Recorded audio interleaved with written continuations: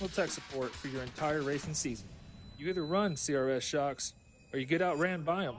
Call us today, 254-933-CRS1.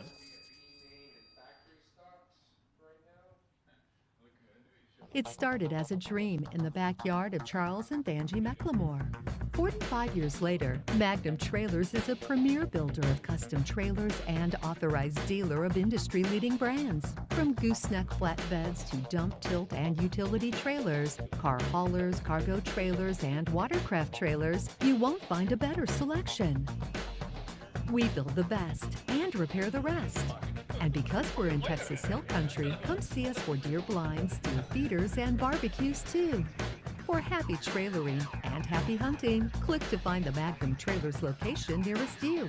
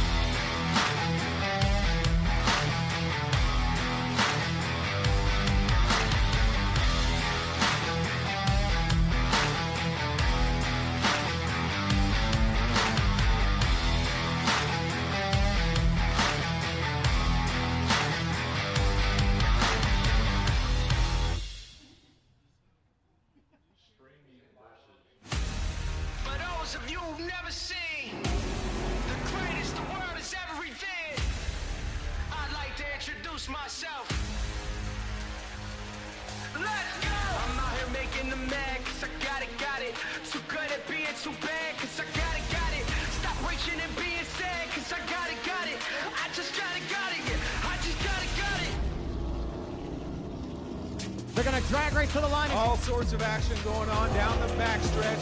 Climbing out of the car, your feature winner. Tom Pastor puts the drive at the bottom of the racetrack. They make contact coming to the checkers and the From an old school racer, it's nice to see the racetracks. Faulkner ball trying to move to the top of the track. And how about James Shirley on the restart?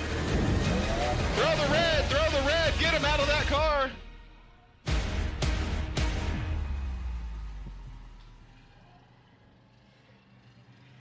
Good evening, race fans.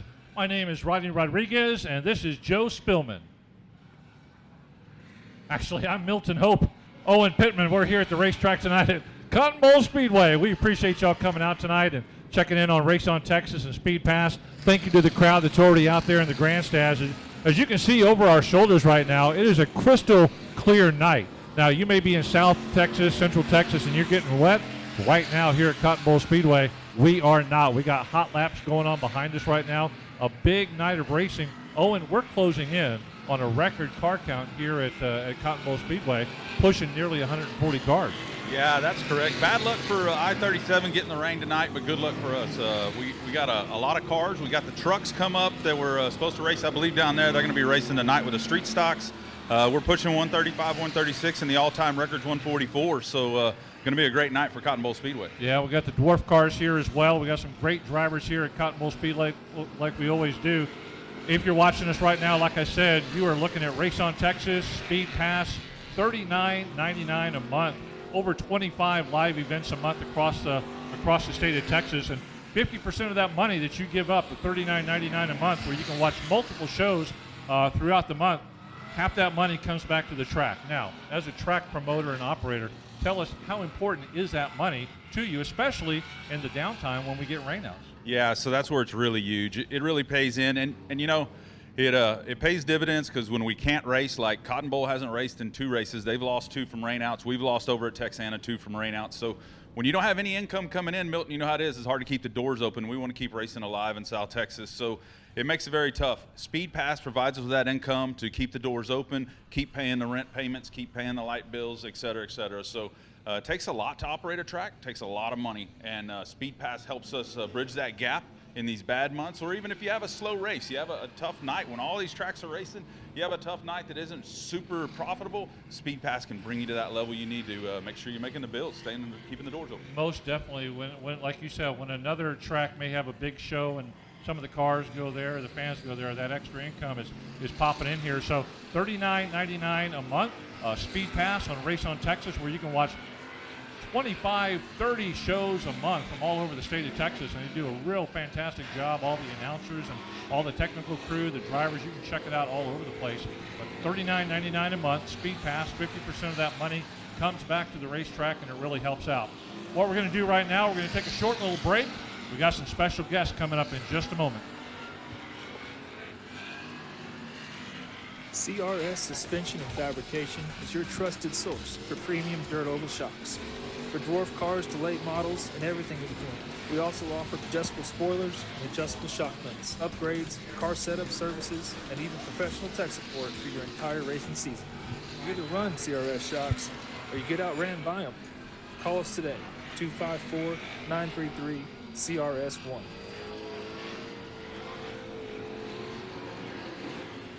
It started as a dream in the backyard of Charles and Angie McLemore. 45 years later, Magnum Trailers is a premier builder of custom trailers and authorized dealer of industry-leading brands. From gooseneck flatbeds to dump, tilt, and utility trailers, car haulers, cargo trailers, and watercraft trailers, you won't find a better selection. We build the best and repair the rest. And because we're in Texas Hill Country, come see us for deer blinds, deer feeders, and barbecues too. For happy trailering and happy hunting, click to find the Magnum Trailers location nearest you. Oh man, race fans, looking back to Cotton Bowl Speedway here, Race on Texas, Speed Pass, $39.99 a month. You will not be disappointed by what you get for $39.99 a month, and you can watch races all over Texas. Right now, we are joined by a couple of youngsters that have jumped right in between myself and Owen. They are from Lexington Middle School, the AV Club. Audio-visual, for those that aren't not sure what that means. Well, we've got Silas right here in the hat, and we've got Harmony. Now, we're not holding it against them because they're wearing Dallas Cowboy shirts. We still invited them in here, and these are future TV people, future race car drivers, future commentators, and they've come out here for the first time to the racetrack to kind of figure out what goes on behind the scenes and what it takes to be an announcer. Now, Silas, I'll ask you the first question. What do you think about the track so far, and what has you interested in getting into this type of job? Well, what really interests me is that there's a lot of really nice cars out there, and I think it would be cool to interview the players or the racers and everything. So that's what I think. All right, Harmony, tell me about, do you like racing? Have you been to a race before? It's your first time? I've never been to a race like this, but I've always wanted to get into racing and try to become a racer. The only reason I actually started getting into this is because I have scoliosis and can't really do a lot. So I thought this would be cool to do. Yeah, what's mom and dad think about you wanting to be a race car driver? Well, my dad thinks it's pretty cool. My mom likes it. She thinks it's a good way for me and my stepdad to bond. Awesome. So we got us a race car driver over here. All right. And Silas, what do you think? What kind of expectation do you have about a racetrack? Do you know anything about racing and what to expect? Well, not really. I've never actually been to a race. This is my first time. And when my teacher offered me to do this, I thought this would be a cool time to learn about everything like filming and what people do at the track. Very good. Well, I think we're going to have a good time. We're going to have an awesome time. So, I mean, do you think, is this something you think you could do? Well, a little bit, yeah, but I just think it's more for the fun. More for the fun. Okay. So, as far as our job here tonight, what Owen and I are doing, you think you could do something like this?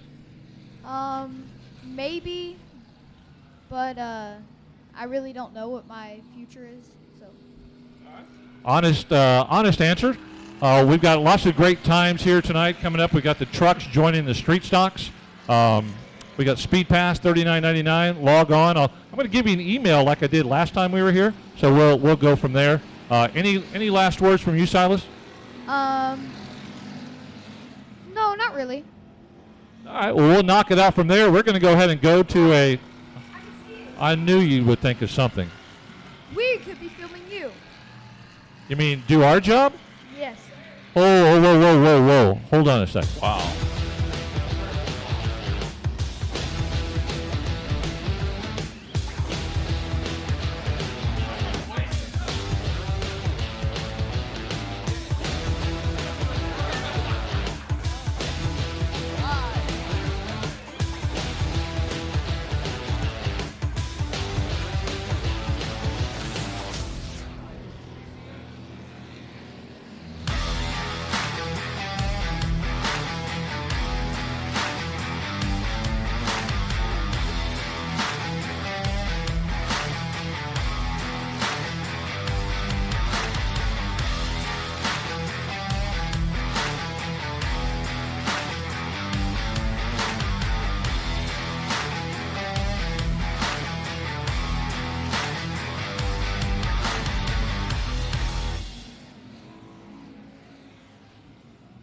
Welcome back to Cotton Bowl Speedway. We have Milton here, and we're going to interview them to see if they want to be announcers. What? Be an announcer? Yes. We're interviewing you. All right. I guess I'll give it a shot. Owen, Milton, I hear y'all have some experience. Can you tell me about that? I have a little bit of experience. I've done this a time or two. Milton's got a lot of experience, though. He does all kinds of events. He's a pretty exciting guy. Milton, can you tell us about that? I've done a little bit of announcing around San Antonio and South Texas. Just a little bit. I mean, I try. Do you? Right. Let's see about that. Yes, I do. I try hard, but sometimes it just, I get nervous. Oh, really? Well, we got nervous too, but we got over it, and we want to see if you're capable for this job. You mean you want me and Owen to try to be announcers? Yes, do you think you could do that? Owen? I think we could handle it, Milton. We'll give it a shot. Okay. All right. This is the end, and let's go to a break. For those of you who've never seen the greatest the world has ever revered, I'd like to introduce myself. Let's go! I'm out here making them mad, cause I got it. Too good at being too bad, cause I got it. Stop reaching and being sad, cause I got it. I just got it. I just got it.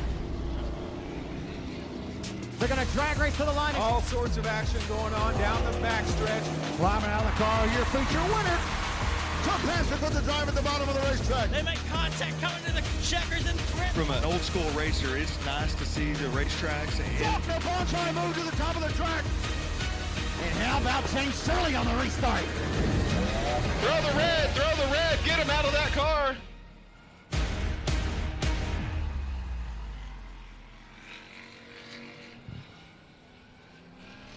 All right, welcome back to Cotton Bowl Speedway, folks. We have y'all live on Speed Pass this evening. I tell you what, we're looking good here, Milton. Lots of cars. The weather held out for us, turning out to be a beautiful evening. Nice and cool out there. The crowd starting to fill in nice. This is going to be a fun night of racing tonight. Yeah, I mean, it was really disappointing to hear about what's going on in South Texas, knocked out a track or two. But, you know, when you have an alternate plan that you can get to within a couple of hours and pull your trailer, pull your car, pull your truck, get back up here and support another track in South Texas, or Central Texas in this case, up here at Cotton Bowl Speedway, man, it is going to be a lot of fun. I was a little worried coming up 35 today. I had a baseball game to announce, and it got a little funky there with the weather. But, man, it is crystal clear out here right now. The fans are kind of settling in and, you know, grabbing their snacks and everything and watching the hot laps go on. But if you can see behind us right here, right now, I mean, it's cloudy, but the sun is still out, and it's just going to be a beautiful night here in Central Texas that you just can't go wrong. And if you're watching right now, Speed Pass, what better bargain is there than $39.99 a month, where you can watch racing from all over Texas. You can watch 2 races at a time. I've seen Rachel Plant put this on Facebook. She's watching back and forth, watching different tracks around South Texas. So for $39.99 a month, that is a great bargain, and the 50% comes back to your home track. So when you sign up for it, make sure you sign up a designated track and make sure it's Cotton Bowl Speedway, because we want that extra money to come back in here to Cotton Bowl in case we have a rain out or there's a big event where maybe we're not pulling in as much money as we normally do. But if you've got Cotton Bowl Speedway listed as your home track, 50% of that money comes back. And you as the operator of Texana, like we talked about that first segment, that's oh so important to help out during some rough times. Yeah, absolutely. It's very important to have that money coming in, and it's year round. It really supports the racetrack, and so you want to see racing. You want to be able to come watch sometimes, and sometimes you can't. You got to sit at the house and watch it from the house. Man, it's a great opportunity, and the coverage is fantastic. I have Speed Pass myself. I watch it on my off weekends when I'm not going to a race somewhere, whether I'm coming up here to Cotton Bowl, whether I'm running Texana or L87, you know, wherever we're at. If we have a weekend free, I'm watching. Last week I watched the 5,000 to win at Boot Hill.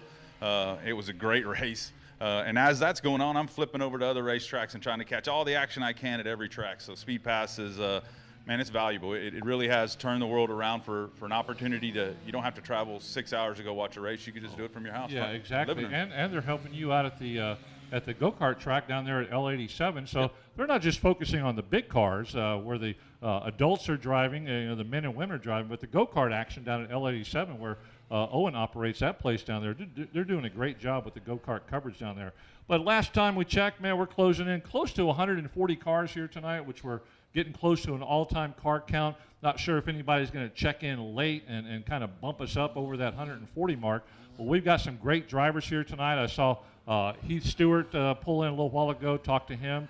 Tim Holmeyer, the trucks are here. I saw Trailer Caulfield. There's just a lot of great drivers here tonight. And like Owen said a minute ago, if you can't or don't want to come out yet, times have changed since last year. Now, personal choice whether you want to come out to crowds yet or not, but you definitely have that opportunity to catch everything on Speed Pass. But we've got a lot of available seating here every Saturday night. We want you to come out. We want you to feel comfortable here at the track. Great food. It's run great. The track is always in a smooth operating mode. So, man, unless there's something that is stopping you, you need to be here live, because the smell, the noise, the yelling, the clapping, that's all important about being involved in racing. Absolutely. The smell, when we pulled in and I opened the door, I thought, I'm at a racetrack. This is where I'm happiest in the world, honestly. So I was just kind of looking through my phone, some of the car counts, and, we're up to 28 factory stock. Woo. So I don't know if they're having a B main with that group or not, but that's a bunch. That's going to be our largest field. What's neat, though, is that's not an overwhelming number to make that number up. That tells you every class is packed full of cars. It's not just one class bringing a huge car count and it kind of inflates the whole overall number. Every class has a nice car count. You know, I've seen Johnny Torres was on there in the limiteds. He's been on fire. Your I-37 promoter, obviously rain comes. Guess what? Load up my car and head to Cotton Bowl Speedway, man. So great drivers tonight. I tell you what, the action's going to be great. I'm super excited to see how this goes. Some of these guys don't spend a lot of time here at Cotton Bowl Speedway. This is their chance to come enjoy. And beautifully done here at Cotton Bowl Speedway. We've got the Dwarf cars here tonight that always put on a great show. And I kind of talk about them like being a little gnat, man. They can do a 360 and keep on going. And they don't throw a lot of yellow flags because they just spin and go. And a very exciting racing. But that factory stock race tonight, that's going to be awesome with 28 cars and tracks looking great. H was out there watering it earlier. So we're definitely looking for a good night of racing. But what we're going to do is take another break real quick. Speed Pass, $39.99. We'll be back in a minute.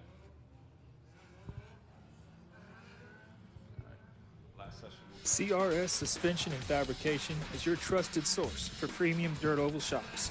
For Dwarf cars to late models and everything in between. We also offer adjustable spoilers and adjustable shock mounts, upgrades, car setup services, and even professional tech support for your entire racing season. You either run CRS shocks or you get outran by them. Call us today, 254-933-CRS1.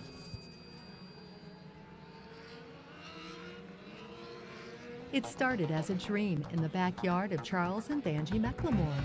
45 years later, Magnum Trailers is a premier builder of custom trailers and authorized dealer of industry-leading brands. From gooseneck flatbeds to dump, tilt, and utility trailers, car haulers, cargo trailers, and watercraft trailers, you won't find a better selection.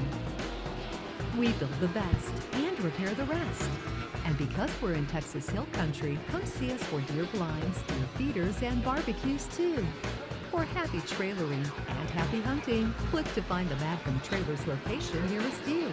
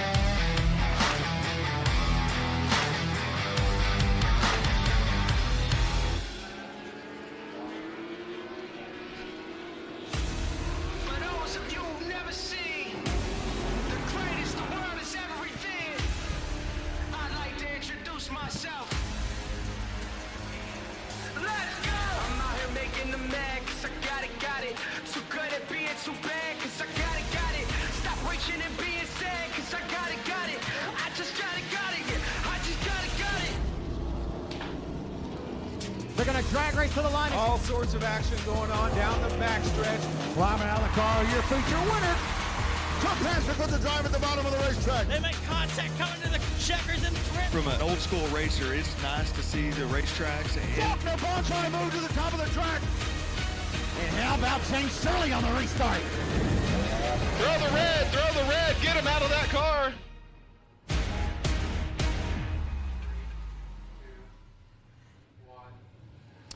Hey, welcome back to Cotton Bowl Speedway. Milton Hope and Owen Pittman filling in for the dynamic duo, Rodney Rodriguez and Joe Spillman. They're off running around doing other things. I saw Joe a minute ago. He had a beverage in his hand. Oh, yeah. Joe got the easy job tonight. What a shock that is. But we are here at Cotton Bowl Speedway. As you can see over our shoulders, hot laps are going on.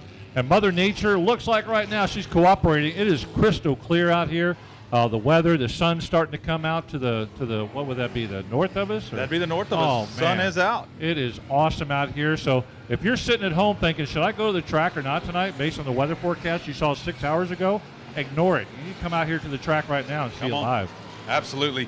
The modifieds, IMCA modified, just made it out on the track, so we're running through hot laps right now. You still got plenty of time to get out and catch the first heat race if you'll get on the road right now. Come on. Yeah, they've got all sorts of excitement tonight, and the trucks are coming up here from I-37 tonight, and they're going to join in with the street stock, so we're looking forward to that. Let's go over a couple of the points. I'll do the top three so far, even though we've had a few rainouts this year and some missed races. Here's what the points look like so far in the street stock. C.J. Gray's got the lead at 116 points, and Todd Roberts McAvoy right behind him at 112. The Gunslinger Factory Stocks, first place, Tim Holmeyer, got a pretty good lead early in the season, 135 points. And Don Painter and Don Cron right behind them. They're tied at 123 each. The Design Welding Sport Compacts, Dylan Kowalik, he's in first place with 111 points, right behind him in second. Jake Hall at 106, and his girlfriend in the T14, third place, Taylor Stewart at 105.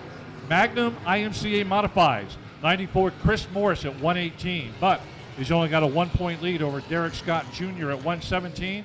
And Hardy Henderson at 104. That's a good one. IMCA Southern Sport Mods, G.W. Egbert at 112, but he's got that slim lead over James Hanish at 110. And then Robert Stewart and Joel Garcia tied at 106 right behind him. And finally, the Browning IMCA Stock Cars, George Egbert III, 118. He leads the way. Marcus Hartcrow at 111. He's in second. And Travis Norman third at 108. So it's early in the season. It's still kind of compacted in the points. We got a lot of time to go. Oh yeah, a lot of racing still to do, and all good name drivers. I mean, you just look at the top three there, and you're like, wow, those guys can go anywhere and win anywhere. So to get that kind of quality, come up here and run every week is awesome. So that's what makes Cotton Bowl so appealing. Whether you're online on Speed Pass or whether you're driving over here and sitting in the stands, you can see some great racing out of top-notch drivers every week. And there's more excitement coming our way too in this factory stock power rankings. This is going to be exciting. It's the first time ever. We got told about it a little while ago by Aaron Brunkett, but the factory stock power rankings are going to come out June the 1st. Now, just kind of a hodgepodge of what we're looking at here. It's going to be based on wins, where you're racing, how many cars are in the car count, just all sorts of things going to go into it. But there's over 500 cars that are involved in this right now. They're going to try to rank this from like 1 to 539 in the factory stocks. Yeah, so I just wouldn't want to be the guy in dead last there, but yeah, they're going to come out June 1st, and they put a lot into this. So it's based on a lot of how you finish, based on how many cars were in the races. So it's really ranked well. It's not just kind of a throw together deal. This isn't a popularity contest. This is actual power ranking. So it's going to be pretty cool. I think. Hey, I'm Owen Pittman here. I'm the promoter at Edna. I'm also a promoter at L87. I promote all over the world. I'm here with Milton Hope here, and he just retired out of golf. How's it going there, Milton? It is great. I am so happy to have this mic behind my mouth again. It's like your mouth behind the mic. Come on, Milton. Let's get it together. Yeah, this is great. I've really missed it. Yeah. Milton, your hair really got nice over this winter now. I tell you what. A little bit. Owen, come on over here. Owen, come on. So, Owen, Milton, we want to thank y'all for being here. I was, obviously supposed to be down at 37 tonight, and with the rain and whatnot, I got to show up, and I'm just going to kind of step back, and as Milton said, I'm going to have a beverage and watch y'all work. So, but thank y'all. You're always willing to jump in here and fill in the blanks, and we appreciate that here at Cotton Bowl Speedway. And don't forget, Speed Pass, $39.99 a month.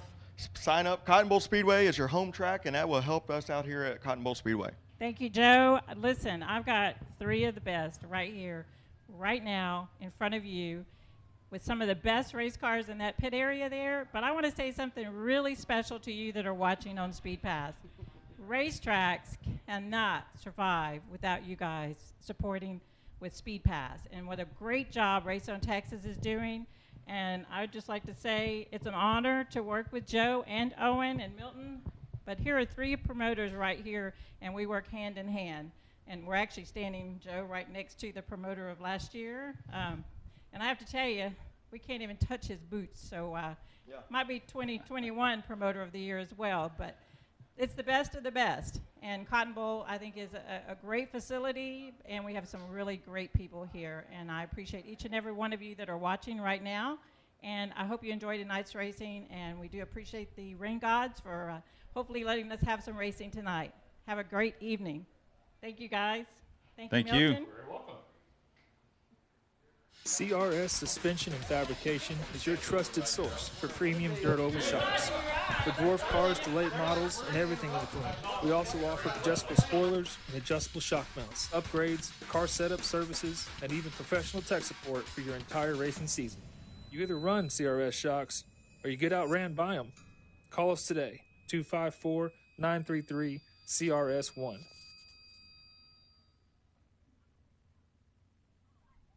It started as a dream in the backyard of Charles and Angie McLemore. 45 years later, Magnum Trailers is a premier builder of custom trailers and authorized dealer of industry-leading brands. From gooseneck flatbeds to dump, tilt, and utility trailers, car haulers, cargo trailers, and watercraft trailers, you won't find a better selection. We build the best and repair the rest. And because we're in Texas Hill Country, come see us for deer blinds, deer feeders, and barbecues too.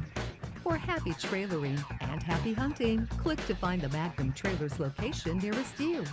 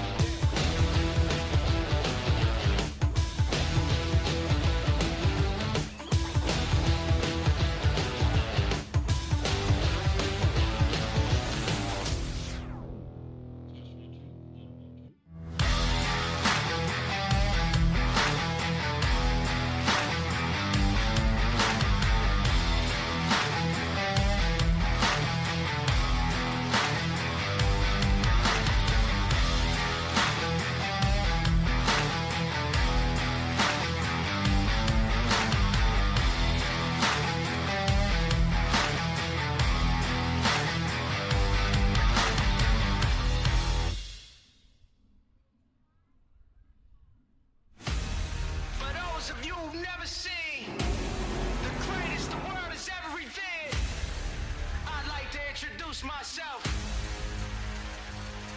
Let's go! I'm out here making them mad, cause I got it. Too good at being too bad, cause I got it. Stop reaching and being sad, cause I got it. I just got it, yeah. I just got it. They're going to drag race to the line. All sorts of action going on down the backstretch. Climbing out of the car, your feature winner. Took Patrick with the drive at the bottom of the racetrack. They make contact coming to the checkers and trip. From an old school racer, it's nice to see the racetracks. Faulkner ball trying to move to the top of the track. And how about James Shirley on the restart? Throw the red, get him out of that car.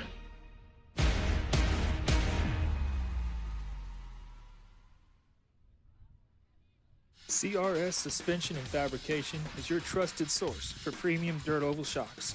For dwarf cars to late models and everything in between.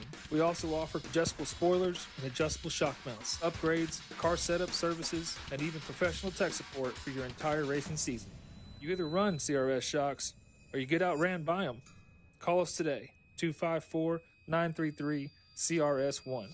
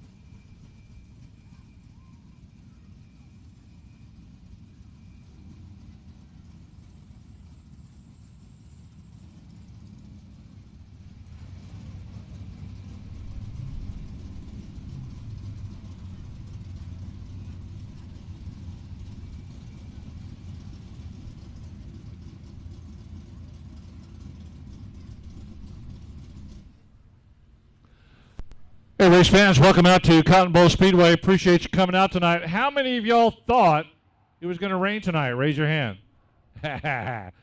Those weather people are paid a lot of money to be wrong. And we thank them for being wrong tonight, man. Mother Nature has blessed us with a beautiful night of racing here in Central Texas.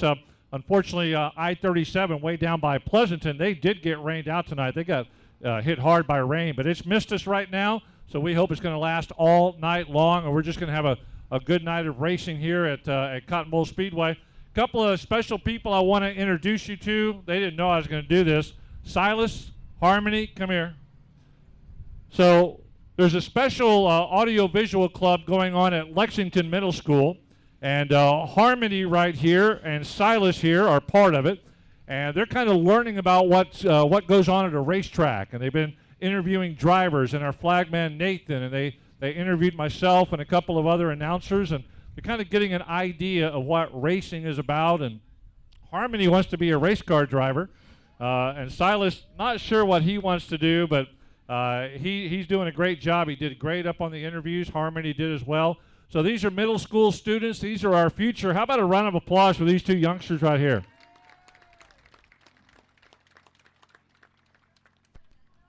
All right. Well, we've got a great night of racing tonight, and because I-37 did get rained out this evening, They were supposed to have the Texas Dirt Truck Series down there. Well, the trucks have come on up here to Cotton Bowl Speedway. They're going to be racing with our street stocks, not adding an extra class. We're throwing them in with the street stocks. So we appreciate the truck drivers and their crews and families for making that haul up to Cotton Bowl Speedway and missing out, unfortunately, at I-37. But thankfully, they've got tracks within a couple hours drive, and they're here tonight. Concession stands, racing action, man. We appreciate y'all coming out tonight. Be sure to tell your family and friends about Cotton Bowl Speedway. Check the schedule, hand copies out, and tell them they need to be here when we are racing. At this time, we'd like for you to please rise to your feet as we prepare to honor our country. First, we'll have our opening prayer.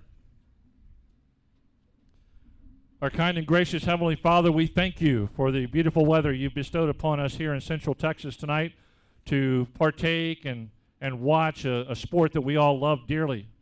We love to be here to watch the drivers participate in the spirit of friendly competition. We ask that as the night goes by tonight in all of our classes, just lay your hand over the track, be with the drivers, protect them as they participate in a hobby and an event that they absolutely love. Be with the crew members as they work on the cars between races.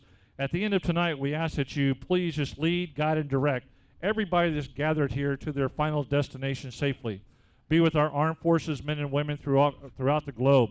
Also be with those that are still suffering with this coronavirus, and be with those that are recuperating from it. And thank you for all the people that have led us through this to get back out to our restaurants and theaters and places that we just love to go.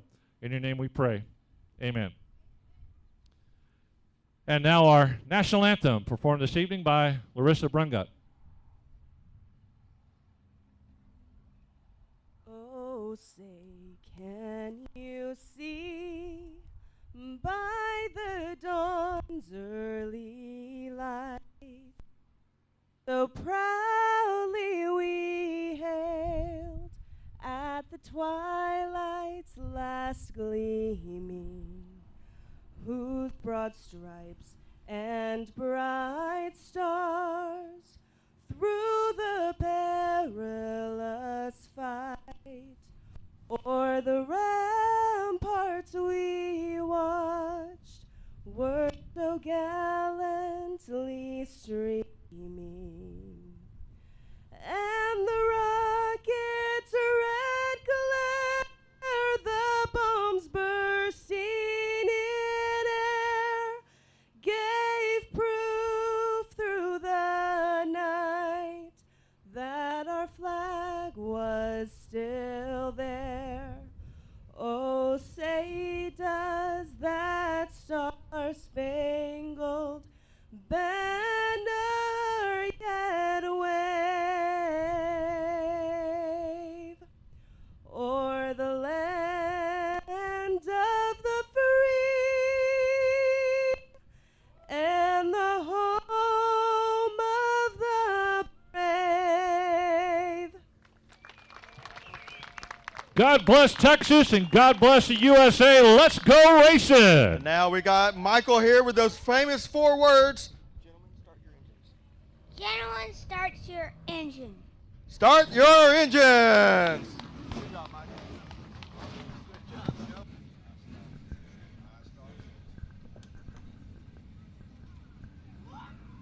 All right. Again, welcome out to Cotton Bowl Speedway, folks. We are happy to have you here. We're looking forward to a great night of racing. We're going to roll these ice stocks with the flags off the track. You can notice the street stocks lined up on the back straightaway. Heat number 1 for our street stocks on the pole. The 19 is going to be Travis Talley. Outside, the 05 of Daniel Gaudette. Inside, row number 2, the number 9, your multi-time track champion, Tommy Gorell. Outside him in the 9C, Carl Bocher. Inside, row 3, the 7S, Tim Sikorsky. Outside him in the 22M tonight, Anthony Gordon. And bringing up the rear, the 25F of Robert Fox. So we got 7 in this first race. 7 in the first race, Milton.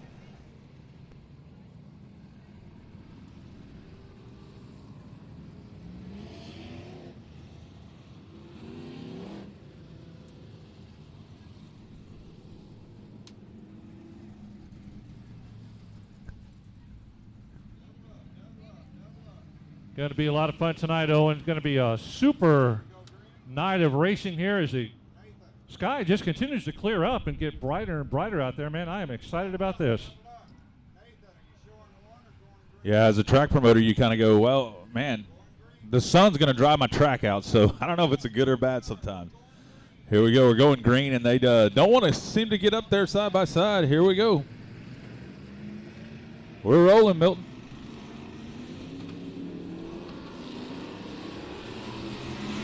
Here we go. Green flag, green light as they get underway, going into turn 1 and 2, trying to set the pace early. Collier pole sitter in the 19 slides up high, allowing Gurrell. We're going to go caution. We're going to go caution.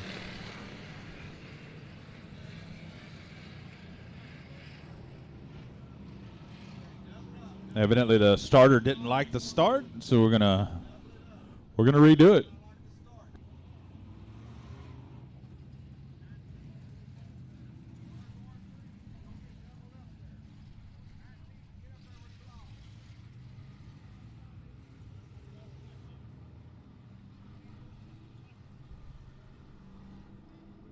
All right, let's give it another try.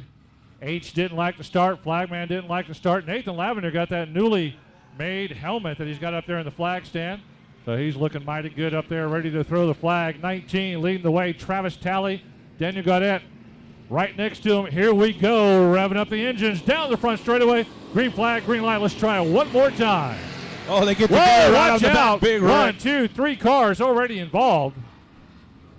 Oh, no. Tommy Gural and Daniel Gaudette coming together right at the start. That's not a good way to get a Saturday night of racing started. Yeah, that's not Gurrell, though. That's not Tommy. That's Bocher in the 9C. There's a couple 9s out there. 9C, Carl Bocher. Got you. Carl Bocher in the 9C. Not a good way to get a Saturday night at the racetrack started. Yeah, it looked like the 19 kind of shot up, trying to get out towards the wall, maybe get a little wider entry into 1. As he did, he clipped the 5, and that started the whole thing. The 5 got in the front stretch wall. 19, Travis Talley sitting on the pole position and kind of got a little wild there, and these guys checked up the 05 and the 9C, and they had nowhere to go but into each other. And that's just a tough way to get the night started. Both of them still sitting still in the infield. Not sure if they're going to be able to continue or not. Here comes the tow truck for the orange 05 of Gaudette.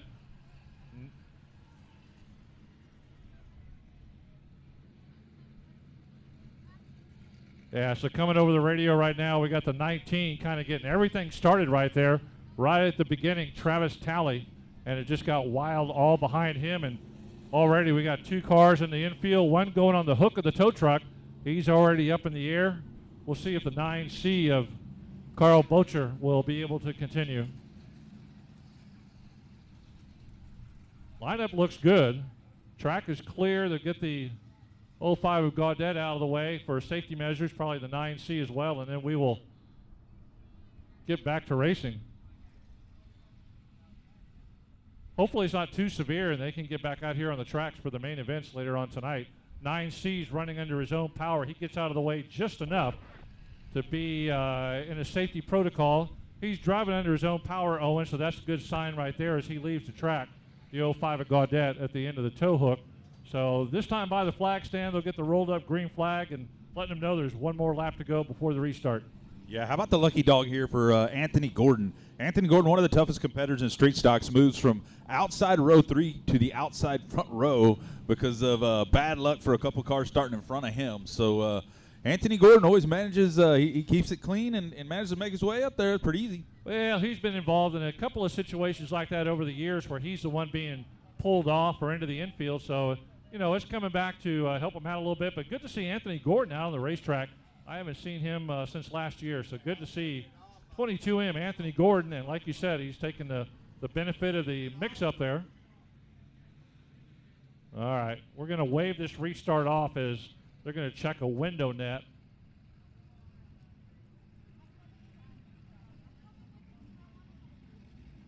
I think it's the 25F they may be looking at, Robert Fox. So we'll take a look, make sure the safety equipment is in place, safety net's up. You see the crew member down there on the infield, just making sure.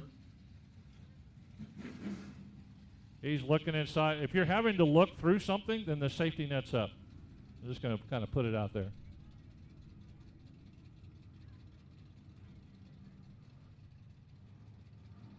So they're talking to him right now, the 25F being looked at right now, and there is a safety net there, but it's not connected. So right now we're trying to figure out if the official down there can connect it to the window and get him out there to race. Otherwise, you're going to have to clear the track.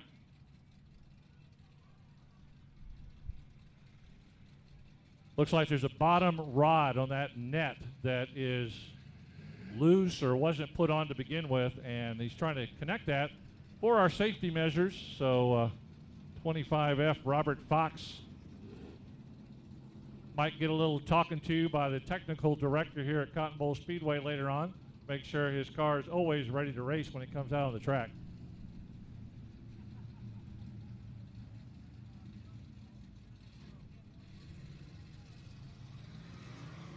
Robert Fox, 25F, he's going to drop to the back of the pack. Thank you, everybody, for being out here at Cotton Bowl Speedway tonight, and thank you, everybody, that's watching on Speed Pass on Race on Texas. Hopefully you're watching us from all over the country and all over the world. I'm going to throw you out an email here later on tonight, and last time we were here, we got emails, Owen, from Japan, Italy, South America, and all over the United States. So we'll throw that out again, see if we can see where everybody's watching from. Right now, green flag, green light.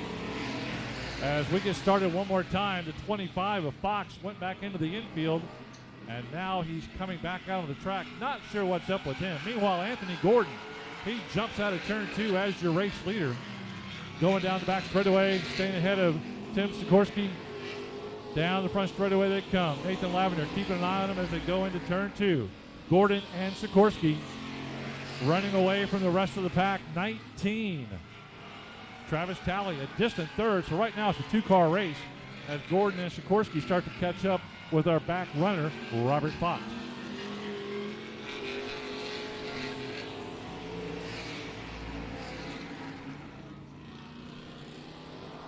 .25 Robert Fox is off the track. He's had problems from the very beginning.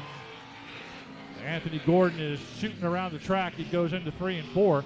Sikorsky trying to close ground a little bit. Can't control his car. Goes a little bit high. And Anthony Gordon widens that lead in our first race of the night in the street stocks.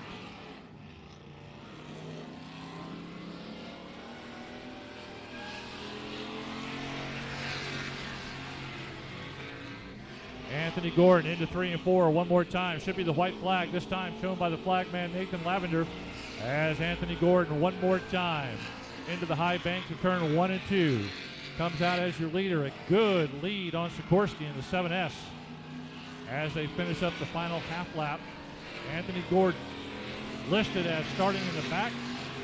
Gets the benefit of an early accident, moves up to the front row, and there's your winner. First race of the night, Street Stocks, Anthony Gordon.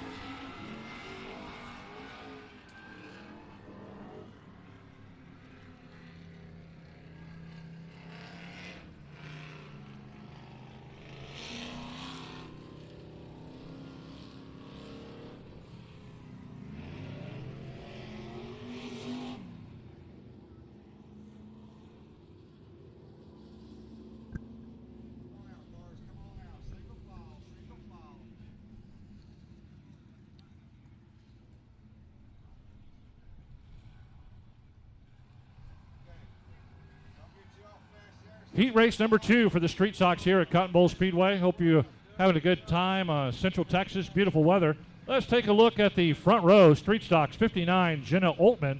On the outside front row, 64L, Shane Lander. Row number 2, inside the 75 is going to be Todd Roberts McAvoy, and outside in the 6M is going to be Mark Gallagher. And the back row, 58, Matt Hodge, and 1B, Brandon Hood. The all-white 1B of Brandon Hood. We got our first truck out there, Milton, the 58. Matthew Hodge in a truck tonight. Yeah, we've got the trucks added to the Street Stocks. Couldn't race at I-37 tonight. So they are here, and jumping in with the Street Stocks is 59, Jenna Oltman and Shane Lander. Bring them around out of turn 4. Here comes a green flag, green light. Let's go racing into turn 1. Gallagher going to roll it down there in a turn one, slides it up high. Definitely got a good car tonight. Obviously, he's already gone, just 2 turns. Keep an eye on Todd Roberts McElroy, though. He's always tough here at Cotton Bowl Speedway. Brandon Hood in the 1B starts towards the rear, but he's starting to work his way up fairly quickly. But you're right, the 6M of Mark Gallagher taking off like a bat out of Hades, man. He's going into turn 1 and 2 hard and strong. I had to say Hades. Yeah, Hades, okay. Hades. I can't say hell, so I said Hades. Todd Roberts McEvoy still sitting in second, and he's got the 1B. Brandon Hood right behind him in third. Yeah, Hood's car real tight. Car won't turn. He gets and tries to get off the turn, and he's got the wheels cranked to the left, and it wants to go to the right. So that car, what you classify that, pushing like a dump truck right there. So he's going to have a real struggle. He's going to have to get that car loosened up as the night goes on. Track should come to him potentially.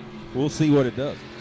Yeah, he really struggled coming out of turn 2 that last time. And like you said, he's turning that wheel hard, and it is going absolutely nowhere. Meanwhile, your front runner, that bright yellow, taking off down the back straightaway, 6M Mark Gallagher one more time. He's looking like the man to beat so far tonight. He's really dominating this second heat race. Todd Roberts McEvoy hanging right there with him, but just cannot make up any ground. Watch the 1B. He is bouncing all over the place. Brandon Hood really bouncing on the low side of turn 3 and 4. I thought he broke something there for a moment. The right front of his car was just all over the place. Yeah, it's good to see the truck. Here comes the truck up to 4th. Going to make the qualifier here to get in. So the 4th place truck trying to run down the 1B. Really wanted to see what these trucks were capable of doing against these street stocks. They run a lot different tire, overall a lot different vehicle, period. Obviously, it's a truck, not a car, so obviously it's way different. How competitive do you think they will be based on your knowledge? Man, I didn't think they would be as competitive as he might be. Right now, I don't think they're going to be capable of winning a show like this. There's some really good cars out there, but if they can pull a top 5 out of there, I'd be impressed. Matt Hodge has always done a great job no matter what kind of vehicle he's gotten inside of. He's in the truck tonight. But right now, the white flag was shown. We're on our final half lap as Mark Gallagher leading him around all the way from the drop of the green flag. Todd Roberts McEvoy trying to close ground to make it close, but here is your race winner, 6M Mark Gallagher. Todd Roberts McEvoy finishing up second.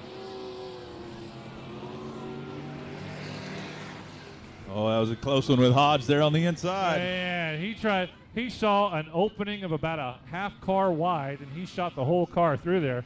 I think Brandon Hood made it grab 3rd place. 19 of these street stocks. We're going to move to heat number 3, Milton. So 19. I don't know that any track in southern Texas has had 19 street stocks this year.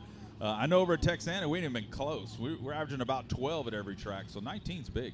No, that is a great showing, especially for here at Cotton Bowl Speedway or any track in South Texas. So it's good to see a good group of cars here tonight. And as your heat number 3 of the street stock come out down the back straightaway, looks like number 1, Dale Caswell, going to lead him out. And going to have 3D Darrell Rhodes next to him. Inside row number 2, the 23 of C.J. Gray. And outside in the 3 is going to be Jackie Ashlock. Trailer Caulfield, he's going to be in truck number 4. He's real proud of this truck, happy to be back in the trucks. He gave cars a good run for a while, but he's in this truck. He really likes it, truck number 4. And Russ Parker, a familiar name in the Texas Dirt Truck Series, he's in truck number 28. The 08 going to be bringing up the rear here is going to be Cody Deinhardt. He'll be scratch on the field here.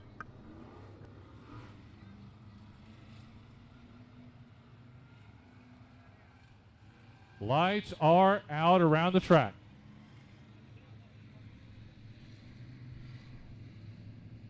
Lights are out around the track. They're bringing them around your pole sitter, Dale Caswell. Looking now to turn 4 for the flagman. Here we go. Green flag, green light. Let's get it underway one more time. Dale Rhodes, big problems right off the start. Did not go there.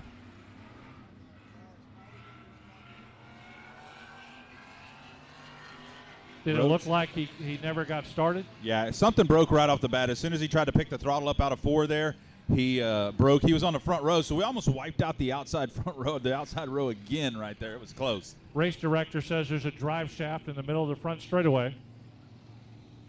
So we've got problems. You can see it right there on your screen. Don't touch it. Kick it. Kick it away. It probably ain't that hot. Not yet, anyway. Oh, he's picking that up. piece might be hot. Bolts. And what a brave man he is. Very good. Well, you hate to see that right at the drop of the green flag. And rarely they have an extra drive shaft. You got to have a hell of a program to drag around an extra drive shaft.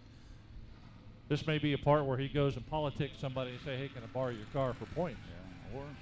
Or maybe somebody will have a drive shaft, but it's always length then. You know, you got to have the right length drive shaft to fit it. Every car's a little different depending on what transmission option you run with your car. So that's tough for Darrell Rhodes. He's one of the top competitors here tonight, so tough for him.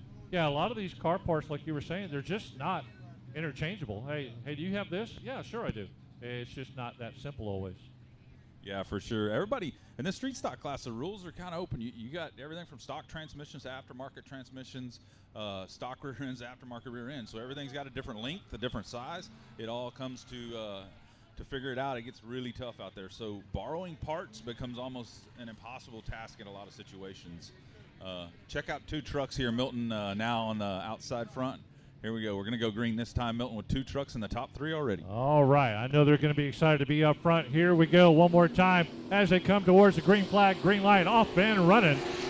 CJ Gray inherits the lead on the restart into turn 1 and 2. Now the trucks are going to try to give chase, and this may give us a pretty good opportunity to see how the trucks will operate and run against some of the top street stocks as Caulfield and Parker try to give chase in turn 3 and 4.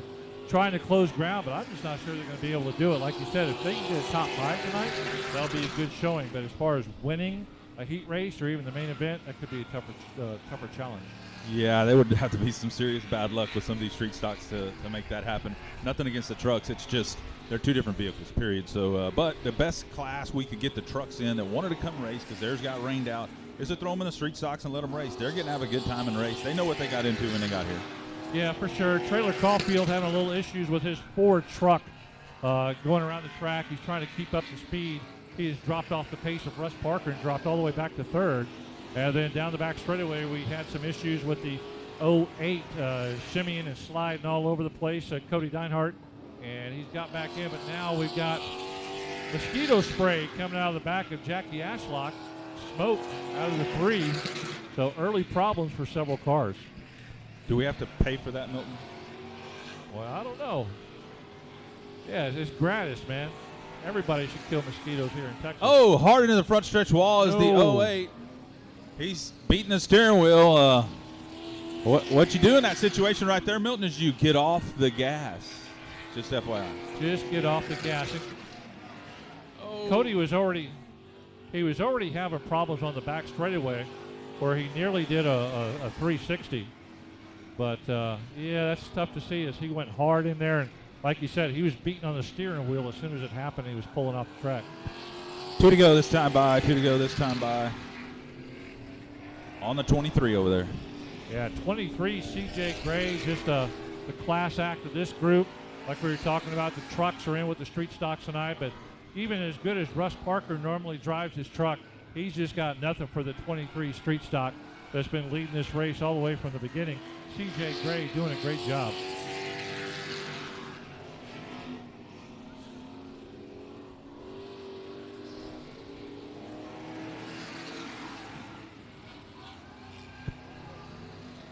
Do we have a car down in the drive-off area? Yeah, so the 08 of Deinhardt got caught in the drive-off area down going into the pits. So they had to run the four-wheeler over there and get him out of the way real quick.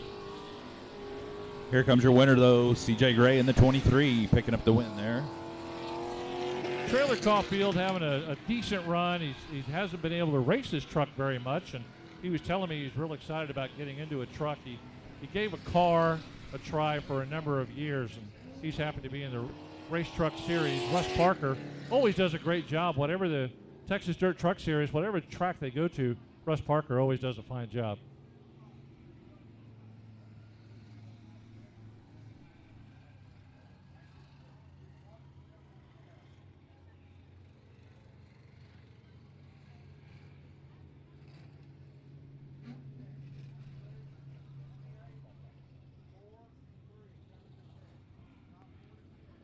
All right, top 4 heading over to the tech area right now. Next up, coming out of the back straightaway, the Gunslinger Factory Stocks. getting ready to roll out down the back straightaway. We're going to roll the top in and keep this track in good running condition, maybe get it in an even better condition than it is right now. Once again, thank you, everybody, for coming out live and sitting in the grandstands at Cotton Bowl Speedway.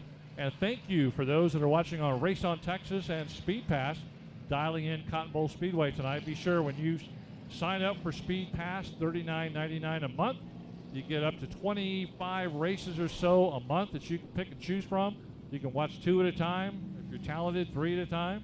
And $39.99, half that money comes back to the racetrack. So make sure you make Cotton Bowl Speedway your home track. Now that money can definitely benefit Mary Ann and the crew here. All right, let's take a look at the front row for this Gunslinger Factory Stock first heat race.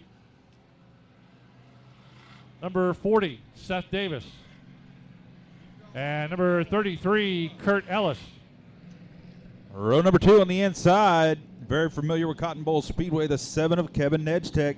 And outside him, out of the Victoria, actually Louise area in the 55, one of my favorite drivers, Monty Chamberlain. Man, I had a chance to talk to him earlier tonight. He's excited to be here. 46, Stephen Thornton, ready to rock and roll. And 02, Shannon Maurer. He was going to be at I-37 tonight. He came on up. And bringing up the rear here in the 4-cell machine, that's Alan Torres. Alan Torres bringing up the rear. And I tell you what, Alan Torres never a slouch any racetrack he goes to. So this is a pretty good group. Keep an eye on Alan Torres from the back. And I can tell you, Maurer in that Mullet 02, first time out in that race car. He has not raced this year, first chance. The lights are out. Here we go. Gunslinger Factory Stock heat race number 1 as they take off down into turn 1 and 2. Kurt Ellis leading this fine group of drivers. Alan Torres having a good run down at South Texas Speedway a couple of weeks ago in that 4-sail car. Look at him go to the outside, down the outside wall, getting past a couple of drivers there. He'll look for an opening. Here they come, first time by. Monty Chamberlain going to lead lap number 1. I tell you what, last Friday night down at South Texas Speedway also, he took a second place out of that deal with a good group of cars. Monty Chamberlain, he's got the car dialed in. He likes to complain that he's an old guy and he ain't no good no more, but I tell you what, he's flat wheeling that race car right now, and he's doing a great job. Monty Chamberlain, your leader. Alan Torres starting to make a move now as he got frisky down the back straightaway, making a little contact with the blue number 40 is Seth Davis. He's moved up 1 spot. You know, if you ever want to have a good write-up of a race event, Monty Chamberlain always recaps his race night on Facebook. He does a great job of whether it's good or bad. He really strokes it and does a great job of recapping the night of race. Monty Chamberlain with the lead. 33, Kurt Ellis in second. And the 02 of Shannon Maurer moving on up. He's in third, chased by Alan Torres. Man, Alan, driver for many, many years, does a great job no matter what wheel he's behind. Yeah, Maurer in that brand new Wild Child chassis in that 02. You can tell he's got the mullet off the back of the 02 there. Maurer, first time out, like I said, has not run the car. Looking pretty good, trying to dig on the bottom here as Torres starts to work his outside. Having a good race. Here comes Torres. Chamberlain, though, just driving away from these guys. Like I said, he's got that thing figured out lately. Watch out with a 33 here. Yeah, Kurt Ellis got a little slow on the downside of turn number 3. And Torres and Maurer had to check up. And Torres able to take advantage of that little wiggle there. And Maurer now stuck behind the 33 of Kurt Ellis. As Alan Torres now got that free wind in front of him. They're going to try to chase down Monty Chamberlain, but that's going to be a tough try right now. Chamberlain is on rails. He is smooth. Yeah, I don't think much of a chance with 2 to go, Milton. Monty's just going to run away with this one and pick up the win here, assuming nothing happens. So got a big lead, and he's using it. Well, this definitely also gives not only Monty, but Alan and Shannon, who've raced a lot against each other, they get a feel for the track, they get a feel for how their cars are operating tonight in this first heat race. Go back and dial it in. Chamberlain going into turn 2. Alan Torres, he's closed it a little bit, but just running out of time. As Monty Chamberlain in turn 3 and 4, he goes into the middle groove there. He's bringing it home. Double checkered flags in the flag stand. Alan Torres crossing in second. Third to Maurer. Ellis fourth. Your top 4, they'll be headed to Tech. Great run by Monty Chamberlain, Alan Torres, Shannon Maurer. Very familiar names in South and Central Texas.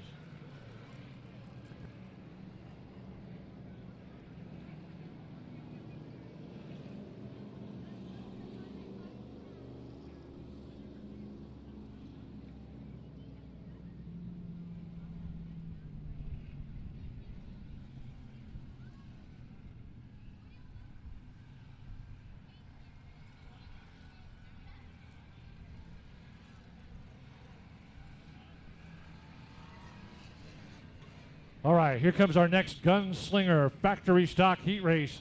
Heat race number 2 in the 24 car, Brady Ricks and 33K Shelby Baker.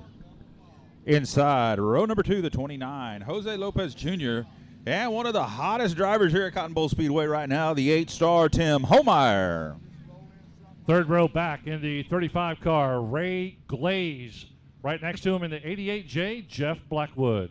Ray Glaze, that's a driver's name right there, Ray That is. Glaze. See if we can put the glaze on this field here. Yeah, bringing up the rear be the 26 of Wyatt Bohannon. Bohannon in the 26.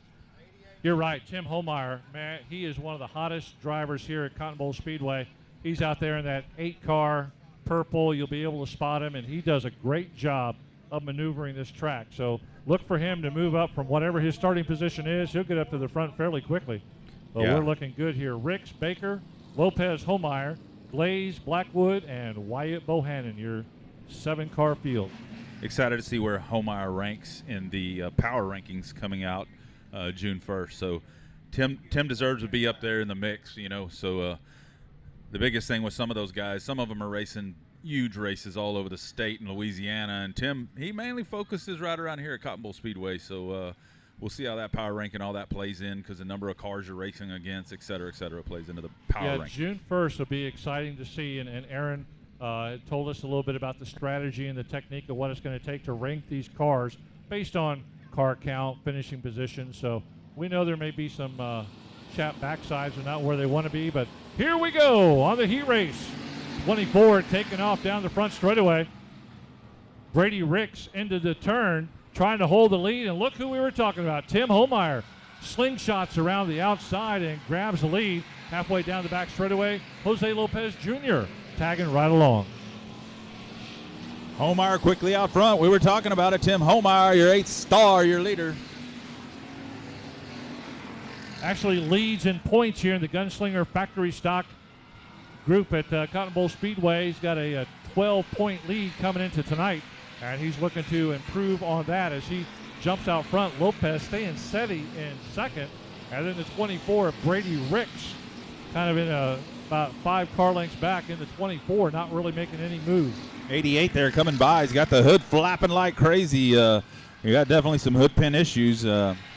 Don't look like it's going to come off. It looks like he just didn't get it on correctly. There's usually a little piece of strip of aluminum across there that you slide the front of that hood under, and obviously it didn't happen. So the 4 hood pins are still in it, but here he comes. He's got that thing talking.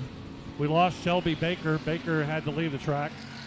So we're down 1 car as the 88. Like you said, you could put a book on that and read it while you're driving. But they're coming around. It's an easy run right now for Tim Homeyer. Right there in front of you, going past the flag stand. Got a huge lead over your second place car, the 29 of Jose Lopez Jr. Man, this picture looks good on Race on Texas tonight. Thanks for everybody that's watching on Speed Pass and Race on Texas. We appreciate y'all chipping in and watching some Central Texas racing tonight as the 26 car tries to get by. Bohannon trying to get by and does. Down the, I thought he had him on the front straightaway. He's going low. 26 Bohannon stays low, trying to get by the 88 of Blackwood. Door to door right now, just kind of watching some of these mid to back pack as Homeyer's just dominating. Easy Saturday night drive for that young man out on the track. Lopez way back there as Homeyer goes into 3. Lopez just halfway down the back straightaway. White flag, 1 lap left here for Tim Homeyer in that 8-star machine.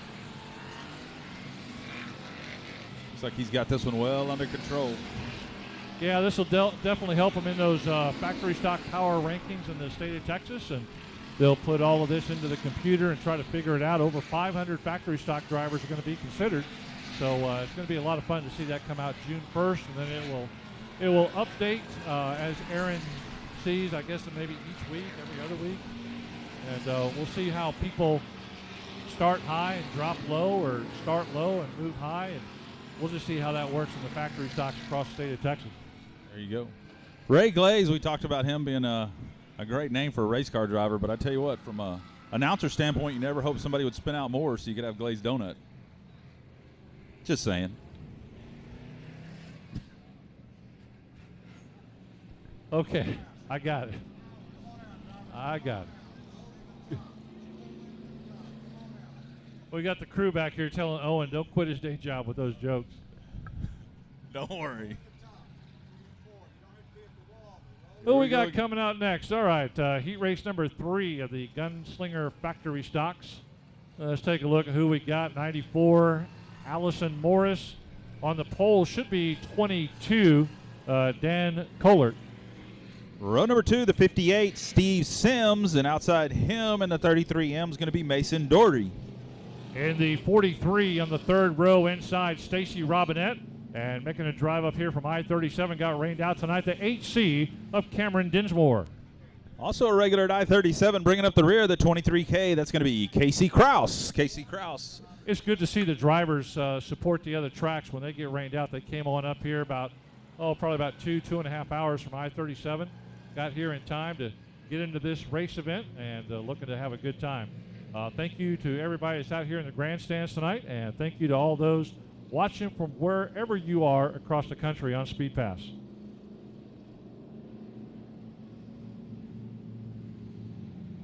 We got still coming up, we got the Sport Compacts, we got the IMCA stock cars. Dwarf Car Racing Series of Texas is here tonight, along with the Magnum IMCA Modifieds and the IMCA Southern Sport Mods. So we got a good class, a good group of cars here tonight as we enjoy racing in Central Texas. It's a cloudy night, but it's warm and humid out there in the grandstands. Steve Sims up on the pole. Allison Morris right next to him on the outside of row 1. Lighten up those engines. Here they come, racing towards the flag stand. Green flag, green light. Let's get this heat race underway. Heat race number 3. Watch the 94 of Allison Morris as she makes an early move on Steve Sims. Sims said, oh, wait, hold on a second. I want that lead back. But that ain't happening. Sims goes from 1st to 3rd just like that in turn 3 and 4. Trying to battle his way back up, 33M Mason Gordy has now overtaken Sims and Morris in the 58 94A. Look at the 33M of Doherty. He's just leaving them in the dust. Yeah, he's got that working well right now. Sims having a little trouble there, so dropped him a pretty good gap back. Expected a couple of these I-37 cars like Kraus to move a little better, but right now kind of just even gap through the field. Not much racing each other here at this point.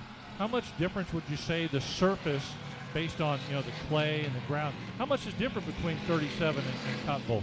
A lot, not only from a surface standpoint, but just size. I mean, Cotton Bowl's so much larger, so much different design than what I-37 is. So it changes a lot. You've got a lot of adjustment to do to come to this track versus that track for sure.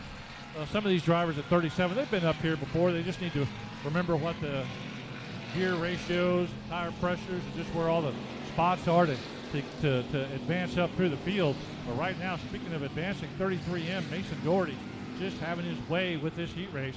Hey, 50-50 tickets are for sale. There she is right there in Section E, holding up those green tickets. If she doesn't come to you, you make sure you get down to her. You can't win if you don't play. 50-50 tickets on sale now. Did you buy some, Milton? I did not. You can't win if you don't play. H hasn't paid me yet. Oh, that's how it works. H hasn't got money from Mary Ann yet. H has to get his allowance, and then he's going to share it with me. I got it. Where's Mary Ann? We got 2 to go here. 2 to go. Doherty just so driving away from money him. for 50-50 tickets. How much of an allowance do you get? About $5 a week, H says. Man. Well, right now it's an easy drive out there for Mason Doherty in the 33M. He's just cruising around the track right now. 94A, Allison Morris got nothing for him, and they are probably looking like how this is going to finish. Steve Sims in the 58.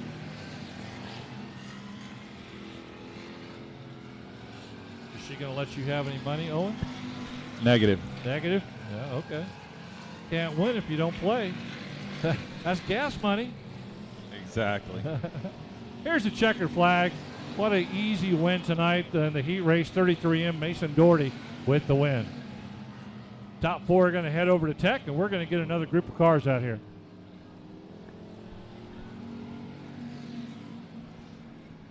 Gunslinger Factory Stocks. Man, they got a whole bunch of cars here tonight. That's good. Good to see that.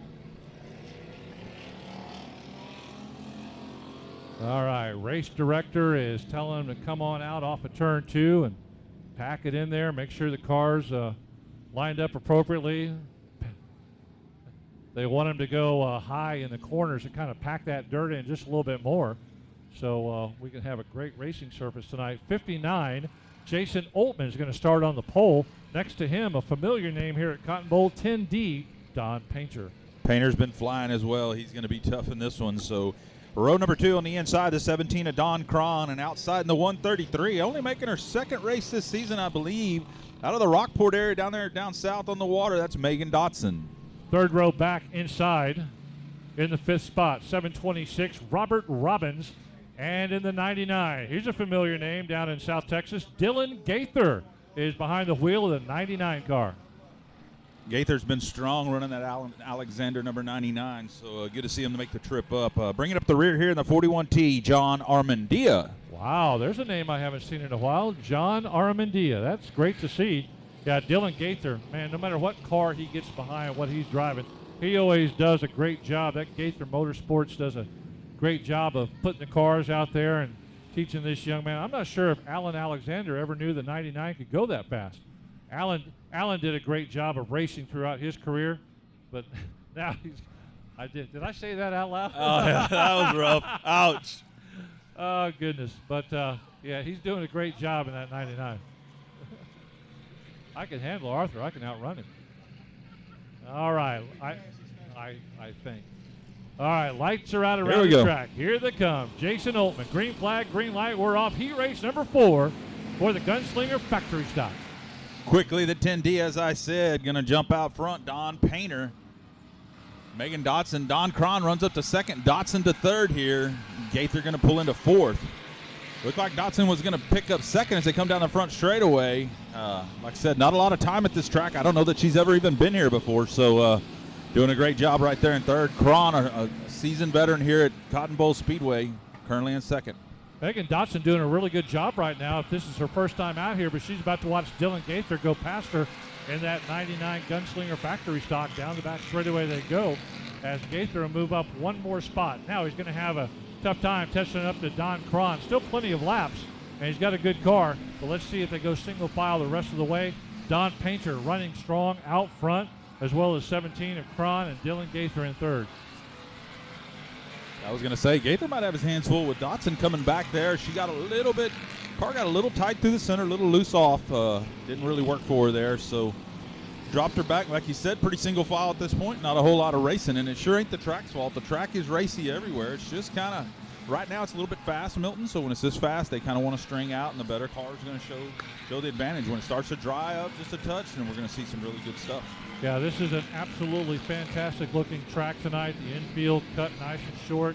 The track looks really, really smooth, and everybody's doing a great job. And then every time the factory stocks came out, technical race director was telling them to pack in the corners to keep this an awesome racing surface for tonight. Right now, though, Don Painter, 10D, absolutely dominating this 4th heat race for the Gunslinger Factory Stocks as he goes by the flag stand. About a 7 or 8 car lead over the 17. Dylan Gaither still holding third in the 99. Robert Robbins in that 726, about one of our only races here as he's trying to run up here and get into that transfer spot. You want to be in the top 4 going to Tech after this heat race. Like I seen a little smoke out of Painter possibly, but the 726 Robbins trying to catch up with Dotson here. Let's keep an eye on them too. Yeah, Painter making it nice and easy through those turns there. Didn't see any smoke that time he went by, but it could pop up there. 17, Don Cron, just in cruise control right now. Dylan Gaither as well, just getting a feel for the car, the track, and they'll figure it out. They always make some really good adjustments as they come back out for the main event, so that's what we'll be looking for out of that 99 car.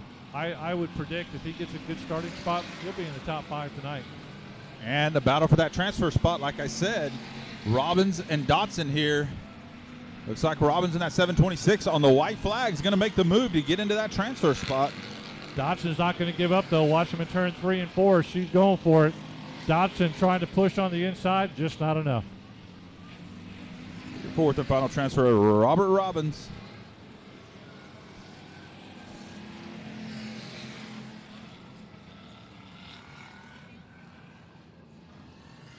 Top 4 are going to head over to Tech, and we're going to head on over to the Design Welding Sport Compact.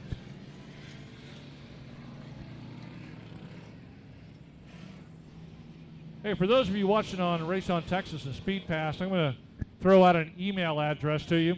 I did this the last time we were here about a month ago. We had some emails sent in from across the country and across the world. If you're in the grandstands and you want to tell us you're here, certainly do that. But the email address, tell me your name and where you're watching from tonight. Email address, racelocation@yahoo.com. Racelocation@yahoo.com. We had Japan here last time. We had Italy. We had Illinois and Idaho and Arizona and Florida. So shoot me an address, racelocation.com, your name and where you're from.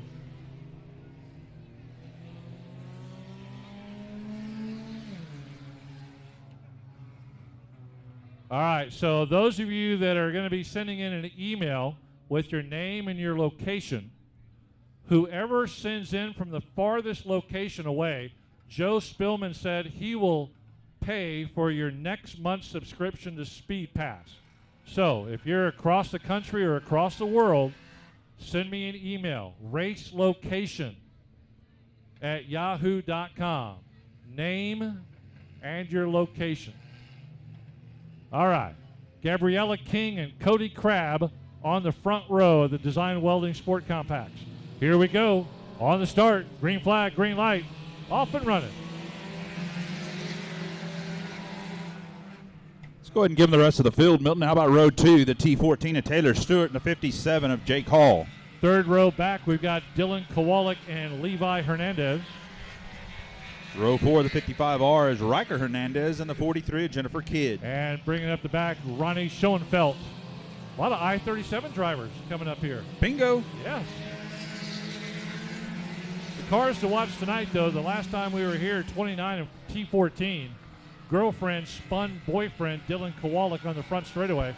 We'll see if that happens again tonight, but that was an exciting race to be part of. That was a lot of fun. Cody Crabb, 00, coming down the front straightaway, leading Dylan Kowalik, trying to close ground and grab that lead. Another great racer's name, Cody Crabb. Cody Crabb. He's digging out there. He's in the dirt. He's in the sand. Here comes Dylan Kowalik trying to sneak up on Crabb. Oh, Crabb almost pinched him off. Sport Compacts getting better and better every week and every year as they really start to put on good shows. Here goes Kowalik, turn 1 on the inside. He's gripping as low as he can. He gets by Cody Crabb just slightly, getting past that left front quarter panel. And Kowalik now with the lead. Kowalik's tough. Always a tough competitor, that young man at 29. He is a great young driver. I've been watching him for a couple of years, of course, down at I-37, and now I'm seeing him up here at Cotton Bowl doing a great job. 00 Crabb just got tagged in the back. Looked like 50. He got pretty loose. Looked like Hernandez got him there in the rear, and Crabb got a little loose, kind of. The Hernandez race team, the Hernandez family has been racing all over South Texas for as long as I can remember. And the boys are now getting back into it, trying to carry on the tradition for the Hernandez family, doing a great job, getting better and better each race and each year. Right now, Dylan Kowalik starting to pull away. Cody Crabb falling back a distant second, and the 55 of Riker Hernandez right behind him in third. Yeah, so both the Hernandez boys have moved up here. Riker Hernandez in that 55 and the 28L of Levi Hernandez. As Riker gets by Crabb, kind of runs him up the track there. But the 55 now to second. Here comes Levi in that 28. Yeah, as they went into that turn, it came out of it. Riker's back right quarter panel got into the left front quarter panel, kind of scooched him out of the way a little bit. And Hernandez moves on up one extra spot as the white flag comes out, this time by. All right, here comes the 28 digging on Crab. We'll see what the 28 can get done here. Looks like he got a good run through 1 and 2 on the white flag and getting to that top 3 here. Tell you who's not having a good run tonight, the T14 of Taylor Stewart. She's really struggling from the last time we were out here. But here comes your race winner, checkered flag, Dylan Kowalik with the win. 55, the Riker Hernandez takes second place. Great job there by Hernandez as he moves up. Levi Hernandez in third. Whoa, look at how good. And Jennifer Kidd. Jennifer Kidd driving the 43. She's had a lot of support from Nathan Ashland and a couple of others. She tried it a couple of years ago. It didn't work out. Now she's trying to get back into it. So good for Jennifer Kidd getting involved. There she is right there at the flag stand. Still has a lot of work to do to get used to driving and get a faster car, but it's good to see her out there.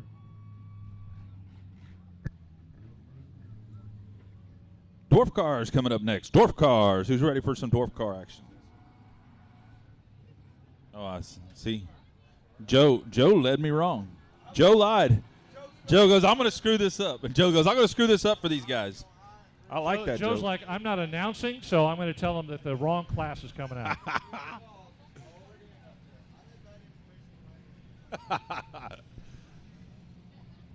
All good. Looks like we're going IMCA stock cars, and Joe should have known that because that's his favorite class.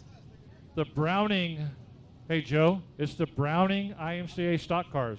You see those out there? A little bigger than dwarf cars. No, they are not. Good golly. We got 2 heat races for the Browning IMCA stock cars as they get out on the track. He may not be announcing tonight, but he's still causing all sorts of trouble. Front row, 81 Ryan Childress and the 01T Tracy Scherner. Row number 2, the 69B of Jeffrey Bornho, and the 114 is Thomas Hall Jr. in the 114. Third row back, number 9, Jason Batt, a familiar name, along with 3X Travis Norman. Yeah, Batt always tough in that 9 car. Good to see him. And bringing up the rear here, the 29, Marcus Harcrow in the 29. Harcrow actually second in points in the Browning IMCA stock cars, so starting towards the back tonight, but he'll probably move on up. Hey, just as a reminder for those of you watching on Speed Pass, Race on Texas, send me an email. We'll gather these up during intermission. racelocation@yahoo.com. racelocation@yahoo.com. Send me your name and where you're watching from across the globe.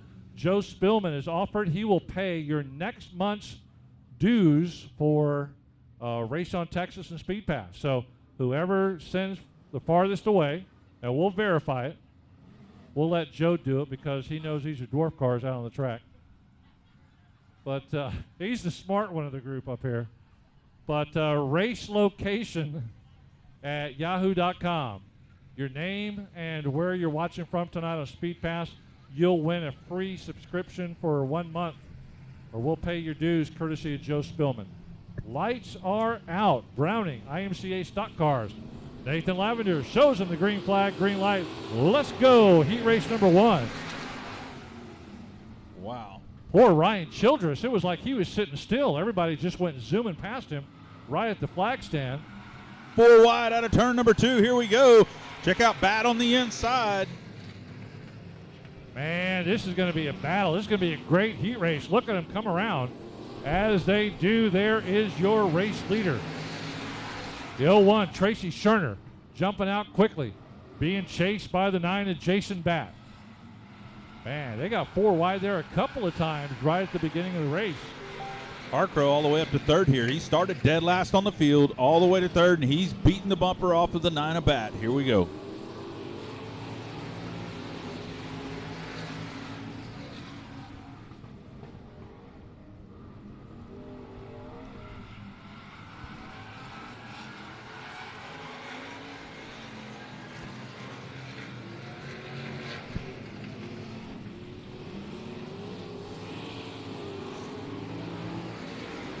Here comes Jason Batt on the inside.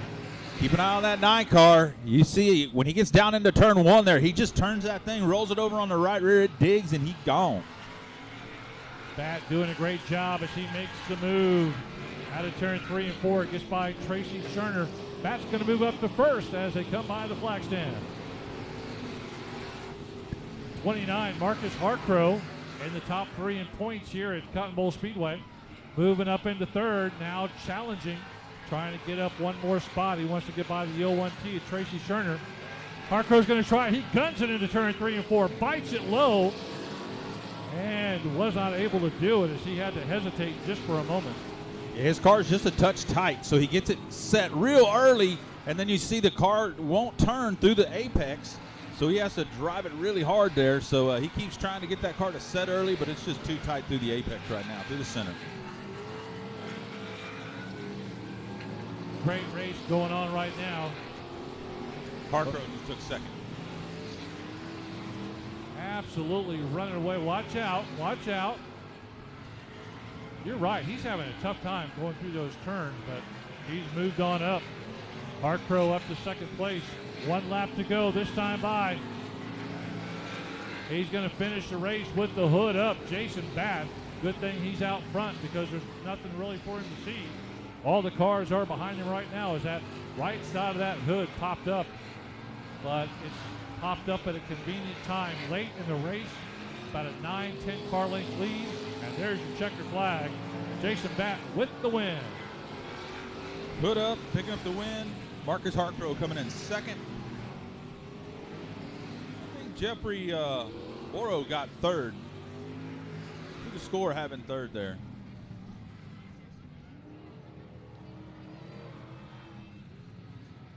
'69 got it at the line. Great run by that driver. I guess I'm getting a lot of emails. I feel my telephone shaking in my hand, and send that email to racelocation@yahoo.com. Tell me where you're watching from and what your name is. We'll not only announce it, we're gonna do a shout out for everybody that sends an email, so you'll hear your name on the stream or in the grandstands. But Joe Spillman is going to pay next month's dues for Race on Texas and Speed Pass. That's a $39.99 value. I saw Joe, he held up 2 $20 bills. That's all he's got. So, that's all you need. You have to split that allowance from Mary Ann.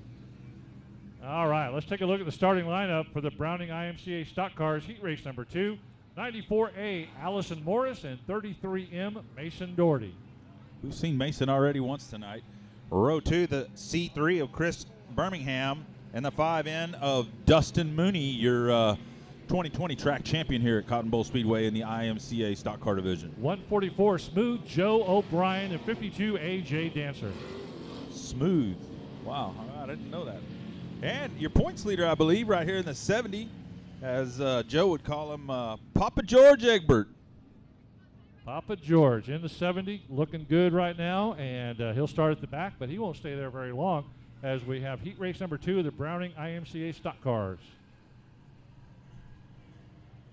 Joe O'Brien, feature race winner at Heart of Texas last night, Friday night up in Waco, and looking to maybe do a double dance here tonight and get another win in the main event.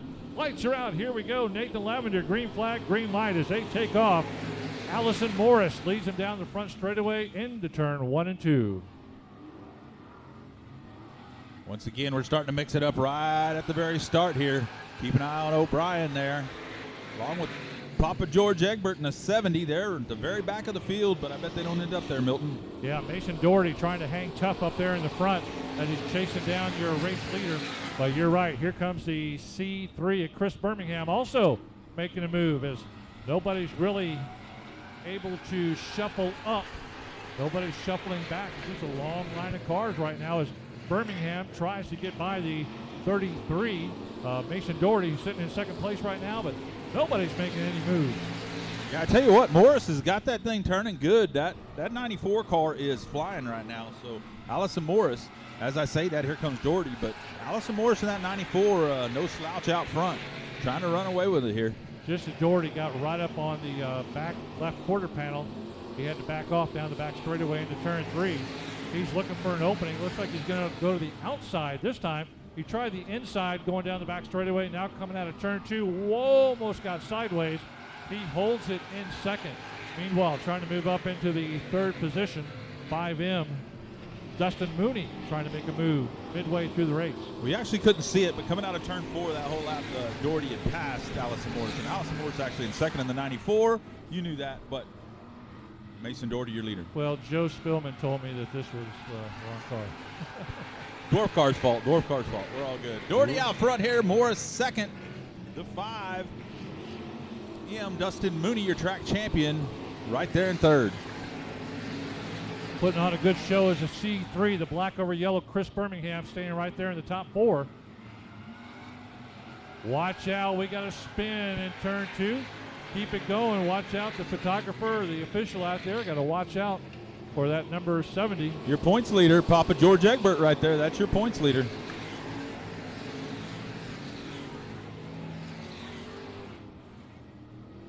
Doherty continues to lead right there in second. Morris and Mooney starting to dig here, trying to get by, and keep an eye on the 114. Smooth Joe O'Brien. Should be one lap to go this time by as Nathan Lavender shows him the white flag. Down the front straightaway they go. Doherty. Once he got by Morris, it's been an easy drive. Morris in second. 5M Dustin Mooney sitting in third. Half lap for everybody to make one additional move. Keep an eye in turn 3 and 4, trying to get under Birmingham. Watch him at the flag stand. Here they come. Doherty, Williams, 14, able to get that win. 144. O'Brien able to move up one extra spot as he slid up into one of the top 4 positions.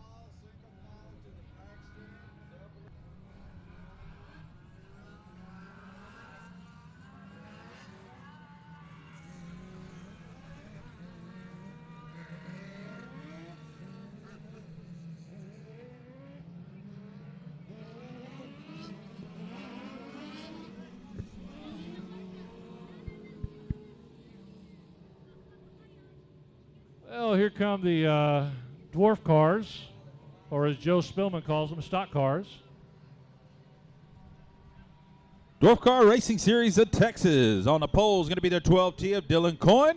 Outside the 555, Brian Benedict. Row 2, the 3T of Casey Smith. I tell you what, Casey Smith is hard to beat here at Cotton Bowl Speedway. And outside, in the 81S, going to be Dylan Spreen. Inside row 3, Braden Becker in the 117T, and the 07 of Jack Burkhart III, and bringing up the rear, the 1K of Keegan Moore. Keegan Moore bringing up the rear.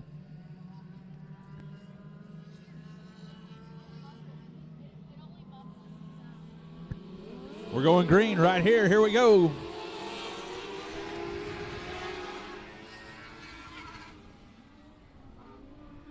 Everybody kind of digs on the bottom there. Top 3 still where they are. Here comes Casey Smith on the inside, and that 3 up to second. Your leader, the 12T, Dylan Coyne. Dylan Coyne's always fast everywhere he goes, but Casey Smith hard on the hunt here, followed by Spreen, your top 3.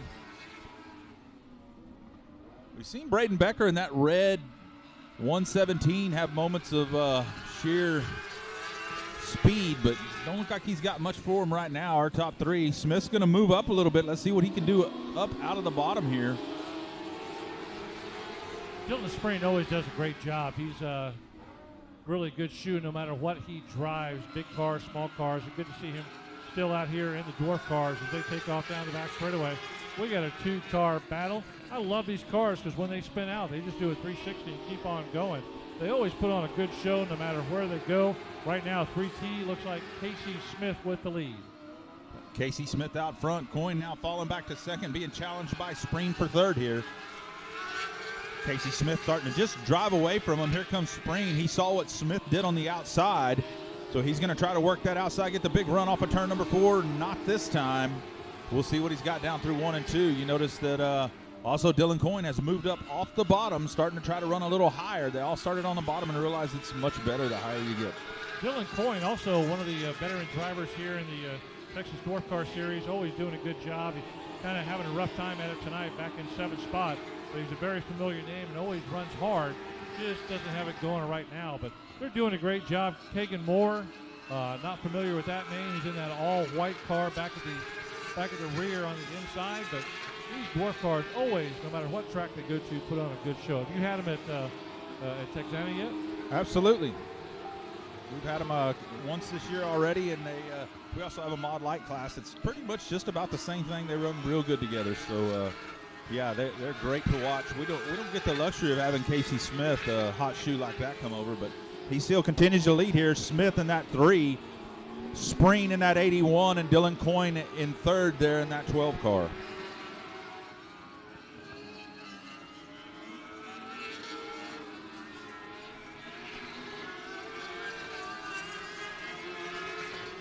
There we go, checker flag. Here is the win. That's a great run.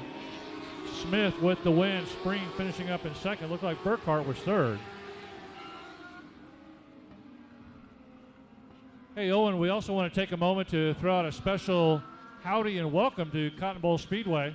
We got a former race car driver from Longhorn Speedway, and he lives in Creedmoor, Texas right now, talking about Steve Klesenek. Steve Klesenek, thank you for being here tonight. Little birdie told me you were here. So raise your hand so people can see you, man. We appreciate you being here at Cotton Bowl Speedway. One of them Longhorn legends. Longhorn legend for sure.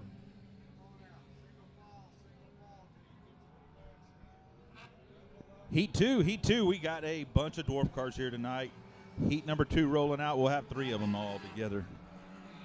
Number 6, Jacob Jasso on the front row. 117, Billy White right next to him. Inside row 2 in the 23H, Brandon Hicks. Outside, we have another Brandon Cloud in the 54. Row number 3, inside, Austin Garrett. Next to him, 22C, Coy Moore. And bringing up the rear here in the 64, going to be Larry Carwin. Larry Carwin in the 6'4".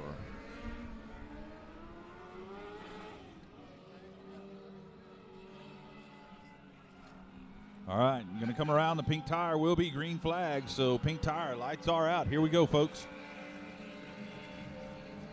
The second of 3 heat races for the Dwarf cars tonight. Absolutely. I haven't seen a lot of these guys, so I can't tell you who I think would be the hot shoe in this one. We're just going to have to see how this works out. Yeah, a lot of unfamiliar names for me in this group here. Jacob Jasso starting on the pole. Billy White next to him.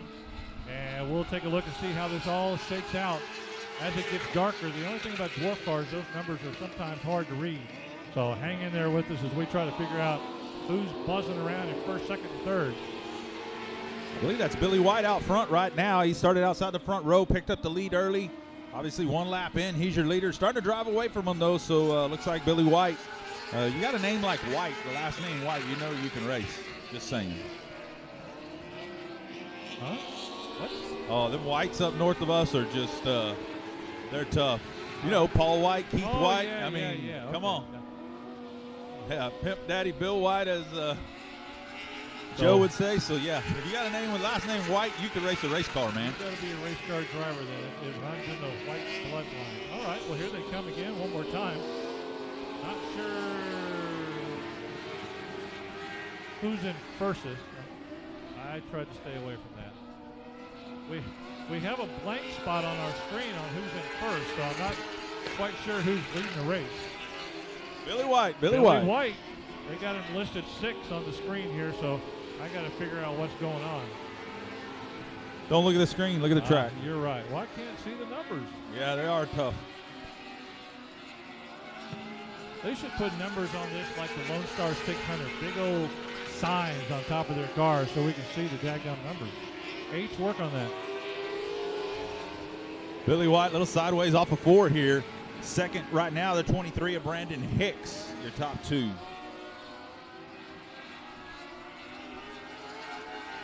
Looks like Garrett's running up in 3rd right now as he's driving the 11 Dwarf car. As laps continue to move along here, Nathan Lavender shows him 2 laps to go this time by. 2 laps to go for the second heat race for the Dwarf cars. Kay Moore in that 22. Kay Moore in the 22 there, trying to dig on fourth as the lap traffic getting in the way. Almost he gets in the back straightaway wall. We got all kinds of problems on the back straightaway. Looks like that's going to be Billy White, your leader, having issues of stopping over in turn number 3.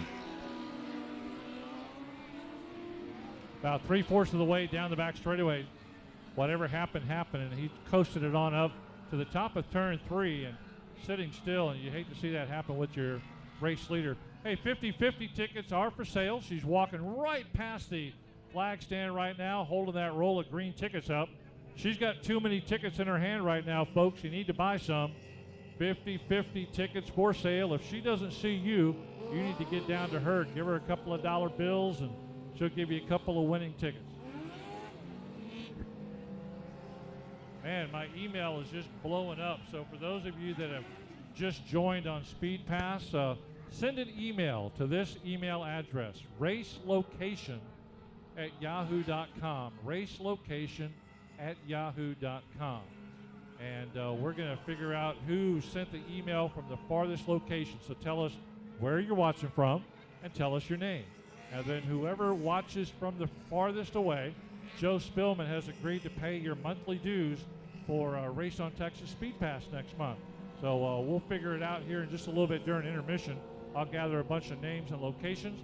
We'll give you a shout out here on the live stream and here in the grandstands, but we'll have fun with it. Hey folks, if we could have you step away from the fence, please. Step back into the grandstands and just kind of stay away from the fence area if you would.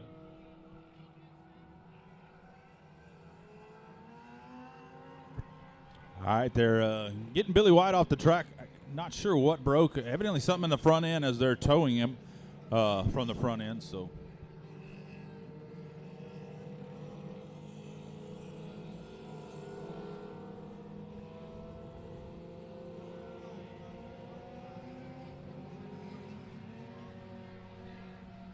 All right, so we're going to double him up behind our leader here.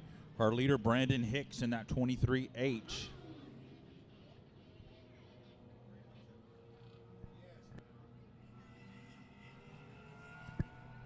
The 11 one at the bottom there, as you saw him trying to dig around the 22, saying, hey, I'm in second now. I get to choose, not you.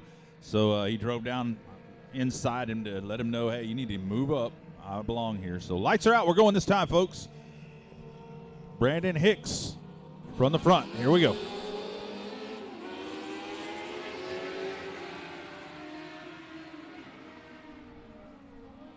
Lights are out. Off they go, running out of turn 2. As the Texas Dwarf Car heat race continues on, they're doing a great job with 1 lap to go, this time by the flag stand. Always putting on a good show no matter what racetrack they go to here in South Texas or Central Texas, and they are running strong.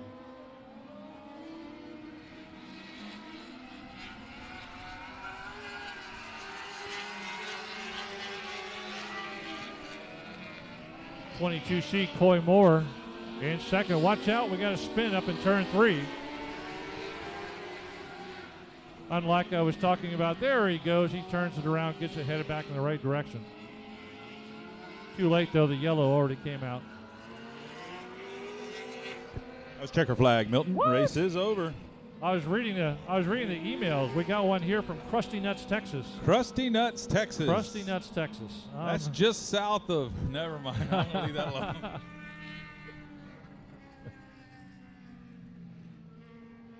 Let me find out. I think it was Krusty Nuts, Arizona last time, and now they've moved to Krusty Nuts, Texas. Let me give them a shout out. Candace, Brandon, Jonas, and Candace are watching from somewhere in Texas. We're not going to say Krusty Nuts anymore. Thank you. All right, you want to give them the lineup, or you want me to? I got it. First row, 25, Dylan Budnick, and 717, G.W. Egbert. Egbert, he drives everything, that guy. So row 2 on the inside, Lyle Bonnet in the 31, and the 121 is Brian Falkenberg. Third row back, Drew Stark driving the 03. And here's the guy that's been dominating the Dwarf Car Series for many years, Ty Paxton. It was almost like he was unbeatable there for a while. He was, and he's really fallen off. We'd like to see him get back to that form to really put on some good shows. But I don't know what the struggle has become, but Ty really hasn't been in the same form he used to be. And bringing up the rear in this one in the Outlaw Embroidery out of Corpus Christi, Texas, number 2 is Jerry Book. I know they had a bounty on him there for a while, and then once somebody finally caught the bounty, he has kind of fallen off. Off we go. Green flag, green light. One more time. Third heat race for the Texas Dwarf Car Series. Last time up, I believe Budnick in that 25 won the feature here, so Budnick's been fast. And I haven't seen that yellow car. Oh, that's Egbert. Egbert's tough in anything. You can put that guy in a shopping cart and he can win. He could probably win in the water truck right now. Oh, you know it. Down around they go. 25, Dylan Budnick trying to hold off the 717 is G.W. Egbert. Like you said, Egbert will drive anything and everything, and he drives them really strong. He's about a car length and a half behind as he's trying to close ground and grab that lead from the 25 of Dylan Budnick. I think Egbert, he's only got so much room in that giant hauler, so he had to go to a smaller car class so he can add another car to that thing. You can only fit so many in there. Let's add some small cars, too. Ty Paxton has moved up to third. We were talking about how he dominated over the past couple of years. He started towards the rear, now moved up to third, making a challenge for second down the front straightaway. Let's watch Paxton as he goes to the low side. He's able to get by Egbert in second. Here comes the 03, kind of drafting right off of him. Drew Stark goes by Egbert as well, so a couple of cars move by. Yeah, Paxton going to make a liar out of me. Although, like I said, I sure was hoping he would be back to the form we've seen him in the past. He hasn't been having some great races, so obviously tonight he's got that thing rolling. I believe he is the fastest car on the track right now. Although Stark in that 03 looks pretty tough as well behind him, so this is going to be a great finish here. Here comes Paxton around the outside of your race leader. Stark in the 03 hanging right there with him. This is going to be an exciting finish if they continue this type of battling around the track. Those three cars are only separated by about 3 car lengths, and they are putting on a show. 25 Budnick, 15 Ty Paxton, 03 Drew Stark as they go into turn 1 and 2. Here comes Stark, going to dive to the bottom. He got that car turned early, but Paxton going to go around, takes the lead. Paxton leads that lap. Budnick to second, Stark in third still. Here we go. We got lap traffic coming up right here. What a great pass by Paxton going into turn 1 and 2 as he was able to go on that move and rush by the 25 of Budnick with 1 lap to go as they come by the flag stand. Paxton looking good. Budnick back to second. 03 Drew Stark, who was really battling there for the middle laps, still a solid third. 25 Budnick goes up along the outside wall, trying to find some grip and speed, but I think he's just running out of time. Checker flags in the flag stand. Ty Paxton back with the win. Dylan Budnick with a real nice second. Follow that with Drew Stark in the 03, and fourth going to go to the 717 G.W. Egbert. Heat 3, our final heat for our dwarf cars tonight. That'll set the lineups for our main events coming off of those results. What do we got next, Milton? We got the Magnum IMCA Modified. Oh, man, that's a good one. We'll wait for the dwarf cars to get off the track. Hey, thank you, everybody that's here live in the grandstands tonight at Cotton Bowl Speedway. Mother Nature, she won down in South Texas, but she lost here at Cotton Bowl. Man, we appreciate y'all coming out and taking a chance on the weather. It's bypassed us, and we've got a great night of racing. And for those of you watching on Speed Pass, thank you as well for watching from wherever you are. Send that email to racelocation@yahoo.com. Tell me your first and last name and where you're watching from. And Joe Spillman says whoever is watching from the furthest away, he'll pay next month's dues for Speed Pass. So how do you know they actually live where you think they live? So if I put I'm from Beijing, China on there, how do you verify that? So Joe Spillman, who just drove to Alaska, is going to drive wherever. Oh, he's headed there next. So Joe will drive to Japan or Italy or whatever. Here we go, racing underway. Magnum IMCA Modifies, Dylan Tyndall and Brandon Welker on the front row. Troy Seidel and the 20T and the 17 is Cody Tidwell. And the third row, 01 Derek Scott, and the 8G G Diddy, Greg Dinsmore. Dinsmore did not make the call. Dinsmore did not make the call. Scheduled to race, didn't make it. I noticed Cameron Dinsmore didn't make it either in the factory stock. No, had a blowout, couldn't make it. Dinsmore's had a blowout on their hauler, and had to turn around and head back home. That's a tough break. As the Dinsmore Racing family always puts in great work and effort and time into these race cars for not only Greg, who's been doing it for many years, but the two young boys, they are really coming up as well. Tidwell up to second here. Got that thing rolling, but I tell you what, Dylan Tyndall in that 86, he is flying way out front. Tyndall, he's been getting better and better. That he had sold that Longhorn chassis. I'm not sure what he's driving now, but he's got this thing dialed in. Yeah, Tyndall running away with it. Cody Tidwell a distant second as he goes into 3 and 4.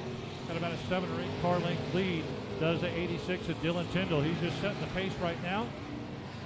And nobody's really making any movement. 44X, Brandon Welker, an equal distance back in third.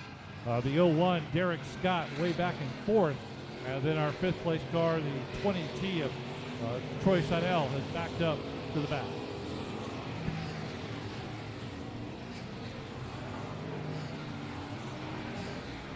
Yeah, they're really spaced out. Not a lot to talk to y'all about right now. It's unusual to see Derek Scott that far back. So, like I said, the track's pretty fast still. Competition pretty equal in this deal. You come off of the Dwarf cars, these guys here seem like they're flying. I don't know if it's just size of vehicle, but these guys are flying. Yeah, no, without a doubt, definitely the size difference, speed difference. It's just a different way to watch the race. And you know, I thought maybe we would get some precipitation earlier tonight, but no, we didn't get nothing. So this is a beautiful night of racing here at Cotton Bowl as the white flag goes out. And it's just an easy Saturday night drive as he goes down the back straightaway. Dylan Tyndall has led, dominated, and crushed this heat race field as Cody Tidwell, 17, going to finish solid second. Still a little bit of a race for third as they battle it out in 3 and 4. Oh, what a move by Derek Scott. Comes to the bottom, going to take away third right at the line. Great move by Derek Scott Jr. to get that one. That was a good race right there. You saw the 44 just slide up just a bit, open the door, and Scott takes advantage.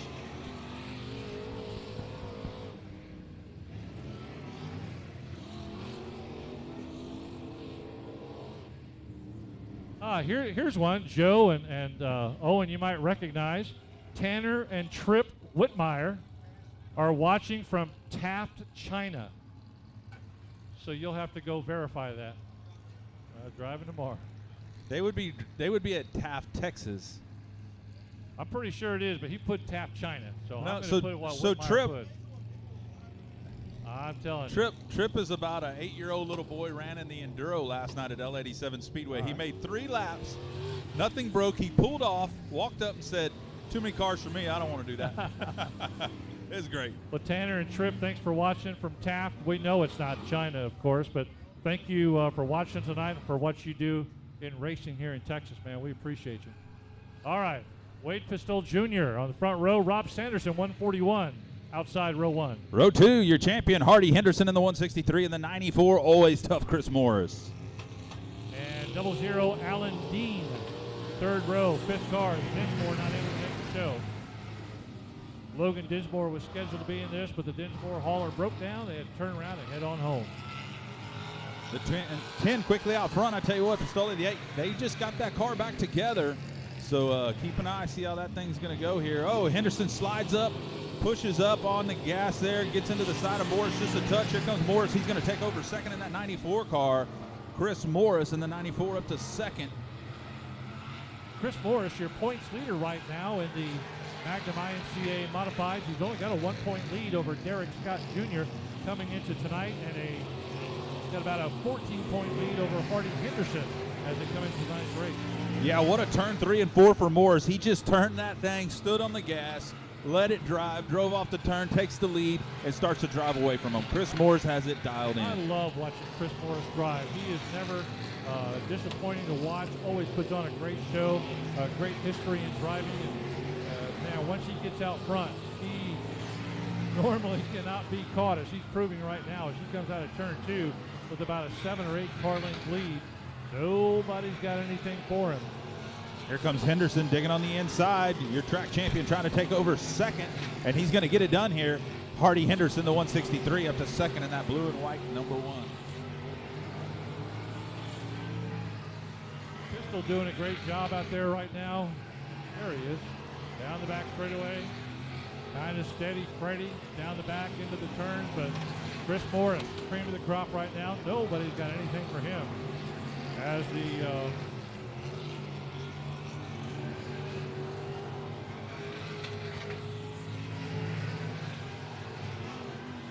Artie Henderson in second place. Looks like a giant one on there, but it's a 163 for him. Nathan Lavender keeping an eye on him from the flag stand, showing him 2 times more to go. White flag will come out next time by for your race leader. It's Chris Morris. Many times he has seen the white flag leading the race. Here it is one more time. Morris, 94. Chris Morris just dominated this deal here. Artie Henderson, like I said, your track champion in this division from 2020. Real nice second, but he at this point, it took him a little longer to get through the field, but nothing for Chris Morris. Chris Morris is going to win the heat race. Here he is, the 94 coming by. Chris Morris with a nice run. 141, Rob Sanderson still trying to kind of dial in that car right now. It's good to see Rob Sanderson out here driving hard, almost like a one-man show with that car. And he does a lot of work on his own. It's good to see him out here doing a good job. Chris Morris, your race winner. Great job.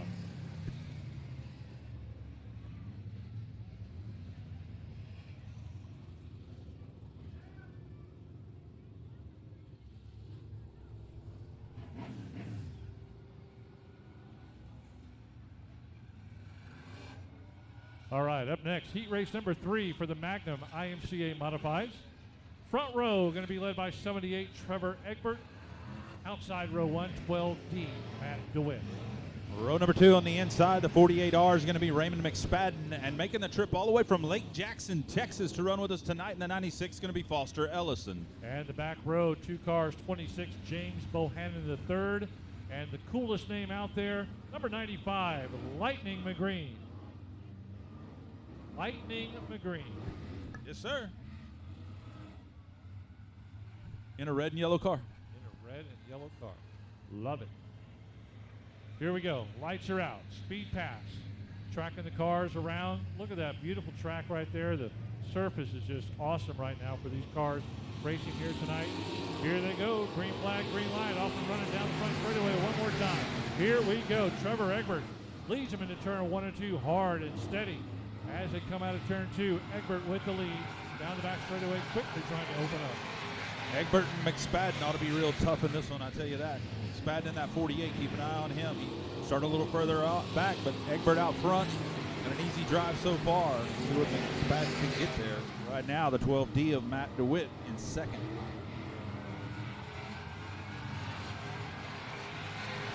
Egbert, steady Freddie out there right now as he's going around nice and clean into the turns, kind of going midway up in the turn, down the back, down the front straightaway, right up against the wall, being chased by the 12D of Matt DeWitt.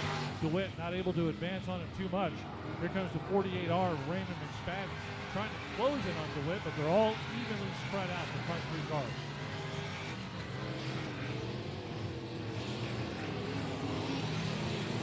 Egbert continues to lead. Right now, they're kind of spaced out, not a whole lot to talk about. Foster Ellison, that 96, having a little race with Bohannon. Ellison just built that car. It's brand new. Doesn't have many laps on it. I'm sure he drove all this way so he can get some seat time and enjoy Cotton Bowl Speedway. He's just learning in that car, so he normally runs over at Texana Raceway with us. But good to see Foster Ellison make the trip. McSpadden trying to close up a little bit on DeWitt here. Let's keep an eye on them second and third. Right now, they've got a pretty good gap. Yeah, that's the only thing we got going right now is Egbert just absolutely running away in that black over orange 78. 48, McSpadden trying to close in on our second place car of Matt DeWitt, and he does up in turn 2. He gets on the inside left quarter panel. Not able to make the move now, but now he's got it set up in turn 3 and 4. He goes inside, coming out of turn 4. New second place car. Look at it. Nice move, Raymond McSpadden. Yeah, DeWitt didn't let him get away, though. Yeah, it looked like DeWitt's car just started to get a little tight on him. It doesn't want to rotate real well from center off, and allow McSpadden to just get it done there and go on by and start to drive away. With the white flag coming this time for your leader in the 78, Trevor Egbert. So Southern Sport Modifieds are going to be coming up next, but right now he's got a clear path to victory lane. Trevor Egbert in the 78. He jumped out quickly from the pole. Nobody ever challenged him as he comes home with the double checkered flag. Flagman Nathan Lavender. Egbert with the win. McSpadden in second. And the 12D, Matt DeWitt, finishing in third.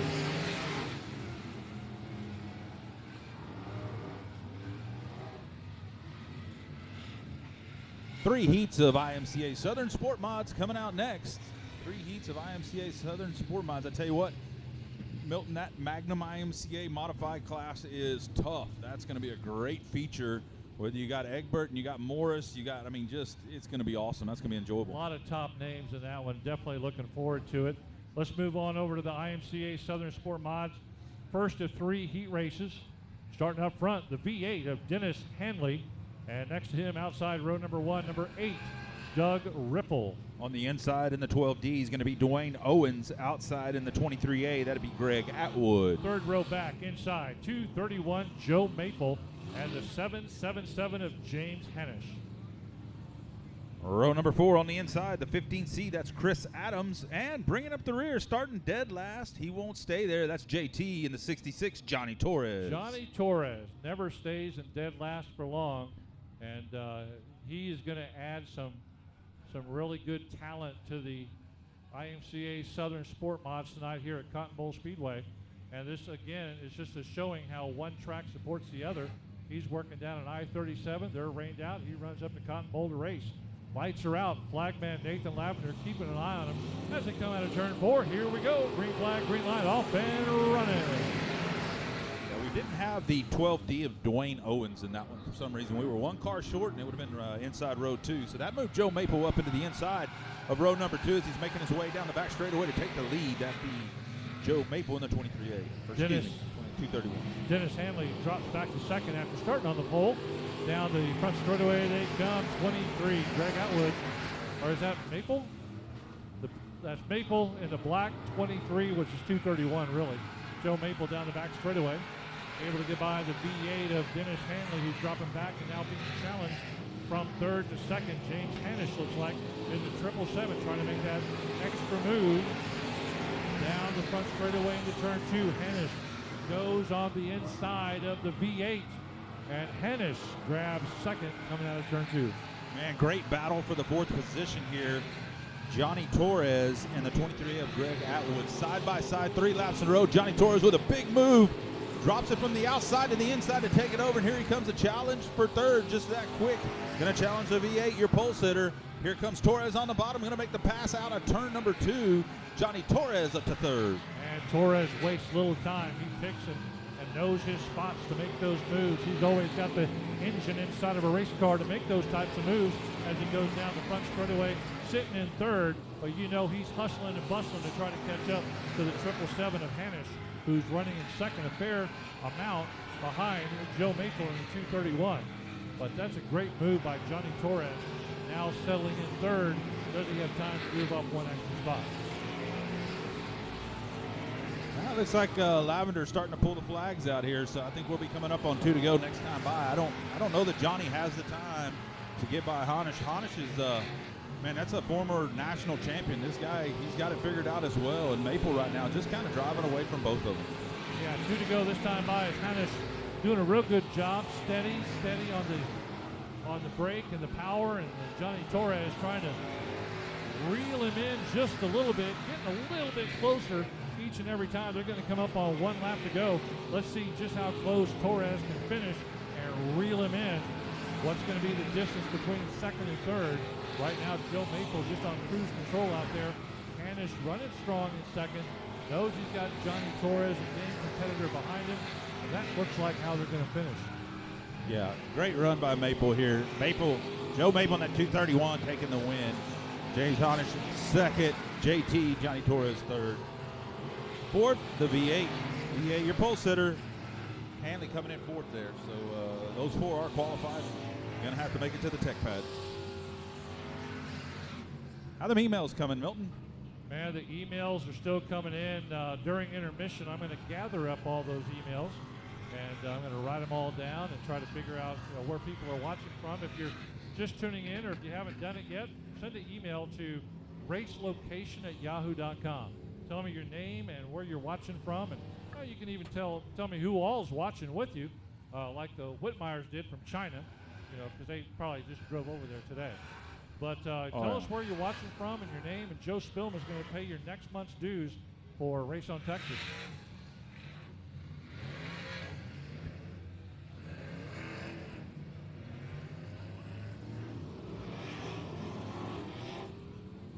Kids, if you got Power Wheels, you need to start working your way to the Power Wheels. We only have a couple races before we'll go to intermission and have our Power Wheel races. So, kids, if you brought a Power Wheel tonight to race, you need to start heading to your Power Wheels. Power Wheels, get ready. 1:15, Andrew Supak on the pole for this IMCA Southern Sport race. 54M, Todd McLemore. Row 2 just went away. Jason Hubert Sr. in the 778 and the 21T is Taylor Florio. Third row back, 32, Robert Stewart, 717, another Egbert, G.W. Egbert. He's in another car. Oh, yeah, the 55, Rusty Head. 55, Rusty Head. Never rusty. He's always fast. Lights are out. Here we go. Look at them. They're already making moves just past the flag stand. They always say you can't win it on the first lap, but these guys sure did try. Yeah, Andrew Supek in that 115. Something wrong with that one. It's not going like it should. Just saying. Supak starting on the pole and all the way to the back now. Like you said, something struggling there as Todd McLemore. He jumps out to the initial lead. Egbert struggling just a little bit. The car don't want to turn for him. As you saw Robert Stewart get by. Here comes Rusty Head on the inside of the 717. Going to challenge him right now, but out front, that 54 McLemore getting it done.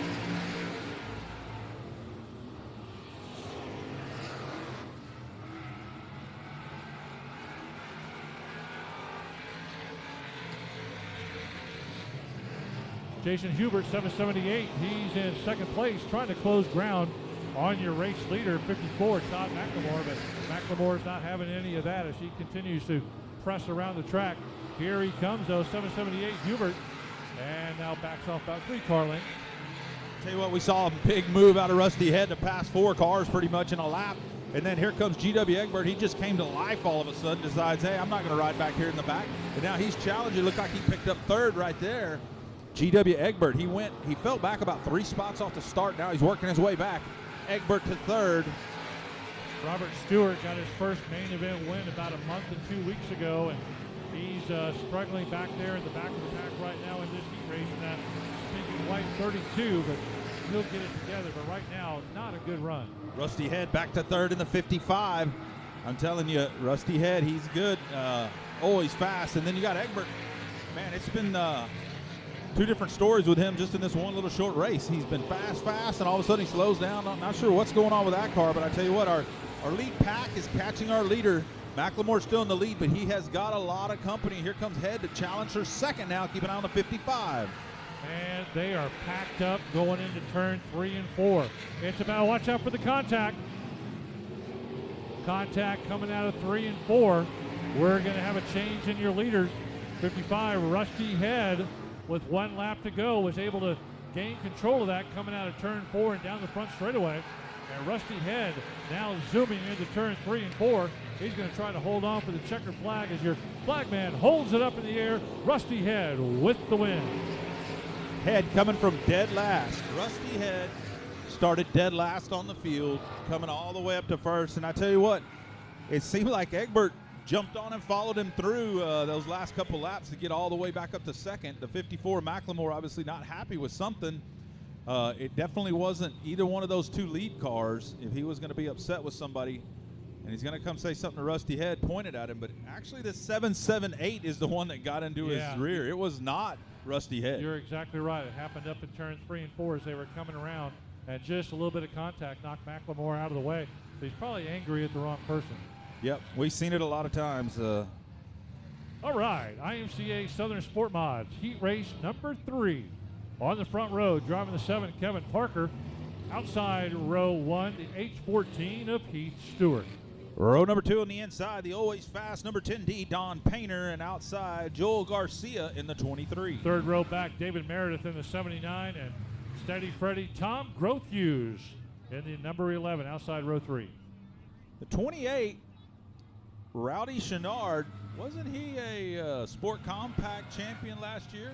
Man, he almost didn't lose a race, I don't believe, last year. He was super fast in Sport Compact, making a huge jump all the way to IMCA Sport Mod. Always saw his names in the final standing, so he's doing, you're right, that's a huge leap. Oh, that's like going from high school to the doctor's office. From a Volkswagen Bug to a Camaro. Well, here we go, green. On the start, off and running goes Kevin Parker in the 7th. Hey, this is your last call for an email. I'm going to gather them up. Race location at yahoo.com. Tell me where you're watching from and your name, and we'll get you a free month of Speed Pass courtesy of Joe Spillman. 10D of Don Painter pulled in the infield, didn't even make a lap here. Heath Stewart in that H14 quickly out front, your leader. Stewart taking advantage of what he has out there. He'll jump out to the front. Always a game competitor. He supports a lot of tracks around South and Central Texas as well. Had a chance to shake his hand earlier. Hadn't seen him since last year, so good to see Heath Stewart out front. Joel Garcia in second. Joel Garcia second. Okay, got it. Parker third. Garcia trying to close in on Stewart. Had him by about a quarter of a car length coming out of turn 2, and then backed off coming down the back straightaway. Heath Stewart, Joel Garcia, Kevin Parker, your top 3. Front 3 cars trying to pull away right now. 28, Rowdy Chenard trying to move up. He's in the 4th position right now, trying to become a player. Move up to 3rd place as the Parker car got loose coming out of 3 and 4. There goes the 79 car on the outside, David Meredith. He makes a move, and he moves into 3rd place. Yeah, Parker Meredith back to 4th. Meredith with a good move there. But how about Chenard, our Sport Compact driver we're just talking about, making that huge jump from the Volkswagen to the Corvette. And I tell you what, he's doing a real nice job of making that car go around there. He's racing that thing hard. Big difference. Sport Compacts, he's driving on front-wheel drive. So now he's racing a rear-wheel drive car that has a ton of motor in it. So doing a great job, that young man. A lot of difference between that Sport Compact and this car right here. Doing a fantastic job, and shows why he was a great driver in Sport Compact, carrying over a lot of that experience. And like you said, a lot more power in this one, but he's handling it real well as they go into turns 3 and 4. A white flag this time by. And Heath Stewart has had no competition in this heat race tonight, staying out front, steady and fresh. Power Wheels, you're up. Power Wheels, you are up. Power Wheels, we need all the Power Wheels, you are up. Come to the checker flag, here you go. Heath Stewart going to be your winner in that 8-14. Followed up with Joel Garcia. David Meredith in 3rd. Rowdy Chenard going to pick up 4th. Rowdy Chenard as Parker almost goes around in that 7K. Chenard 4th. Should wrap up the heat races right now as the Power Wheels get ready to head downstairs from the front straightaway. I felt my phone vibrate. That felt good. But I'm going to go gather some names and locations. I got it in my front pocket. There it goes again. So we're going to do a little bit of intermission. Enjoy the Power Wheels on the front straightaway. I'm going to go gather some names and locations, and we'll start throwing out your name and where you're watching from. Thank you for being here at Cotton Bowl Speedway live tonight, and thank you for watching our Race on Texas on Speed Pass.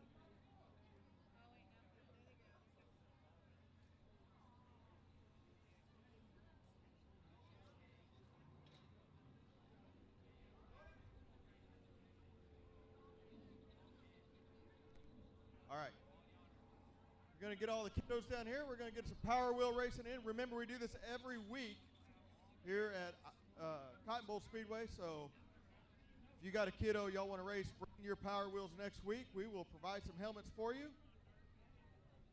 Got a lovely blue Corvette here right away. Side, we got a Gator.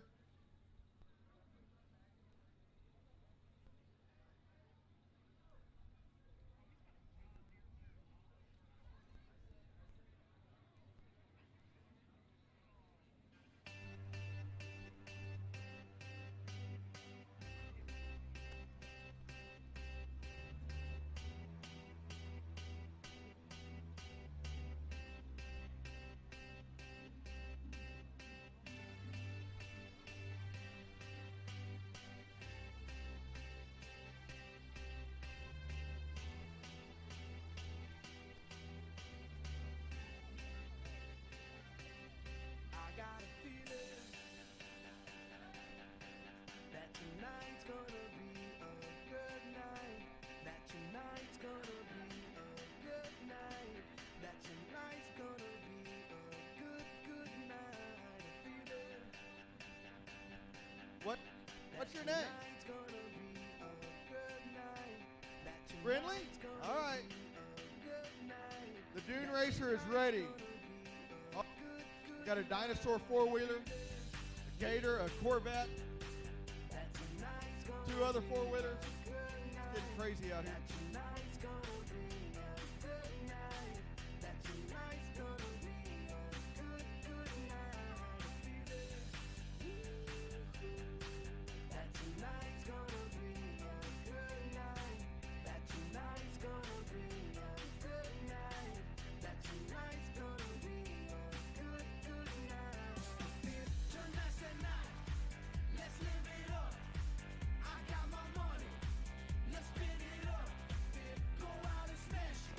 Hey, real quick, I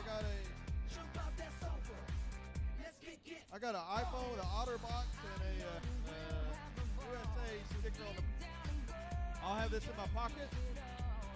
We'll have it up in the booth. So if you lost your iPhone, holla. Look at that. We got it strapped down. We got that hot rod coming on the trailer. Let's paint the town. We'll shut it down. Let's burn the roof. And then we'll do it again. Let's do it. Let's do it. Let's do it. Let's do it. And do it. And do it. Let's live it up and do it. And do it. And do it. Do it. Do it. Let's do it. Let's do it. Let's do it. 'Cause I got a feeling that tonight's gonna be a good night. That tonight's gonna be a good night. That tonight's gonna be a All right. good night. A feeling I need the first that tonight's gonna be 2 boys and 2 girls to marry in right here between 0 and 8 years old. good night. That tonight's gonna be 1 girl. good night. A feeling tonight's the night. Hey, let's live it up. Now 1 more. I got my Here we go. All right. Let's spin it up. Let's spin it up. Go out and smash it. Like oh my god. Like oh my god. Jump out that sofa. Come on. Let's get off. Fill up my cup. Drink. Mazel tov. Look at her dancing. Just take it off. Let's paint the town. We'll shut it down. Let's burn the roof. And then we'll do it again. Let's do it. Let's do it. Let's do it. Let's do it. And do it. And do it. Let's live it up and do it. And do it. And do it. Do it. Do it. Let's do it. Let's do it. Let's do it. Do it. Do it. Do it. Here we come. Here we go. And by the way, you kiddos that get to race tonight, you get to keep these helmets. So these are hold on to.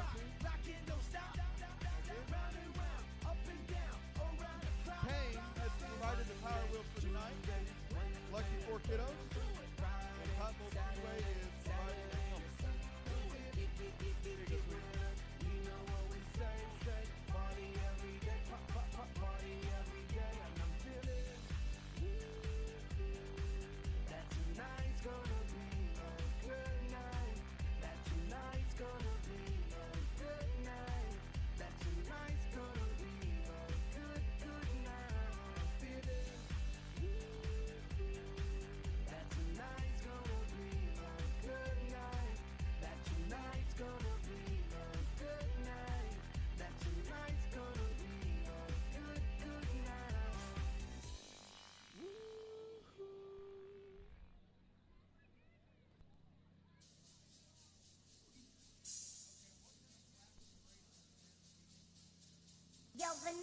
kick it one time, boy.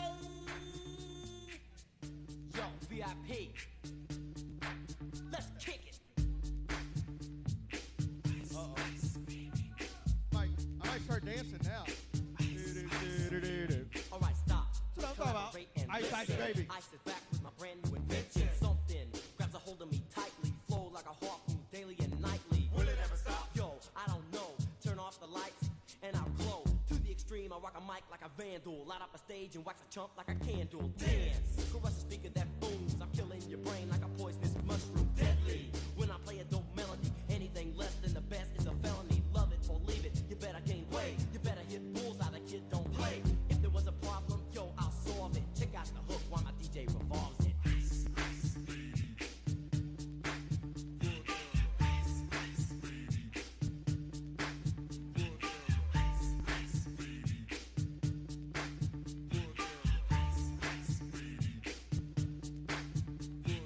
Now that the party is jumping, with the bass kicked in and the Vegas are pumping. Quick to the point, no faking. Cooking MCs like a pound of bacon. Burning them, being quick and nimble. I go crazy when I hear a cymbal and a hi-hat with a souped up tempo. I'm on a roll, it's time to go solo. Rolling, hear my 5.0, put my rag top down so my hair can blow. The girl is on standby, waiting just to say hi. Did you stop? No, I just drove by, kept on.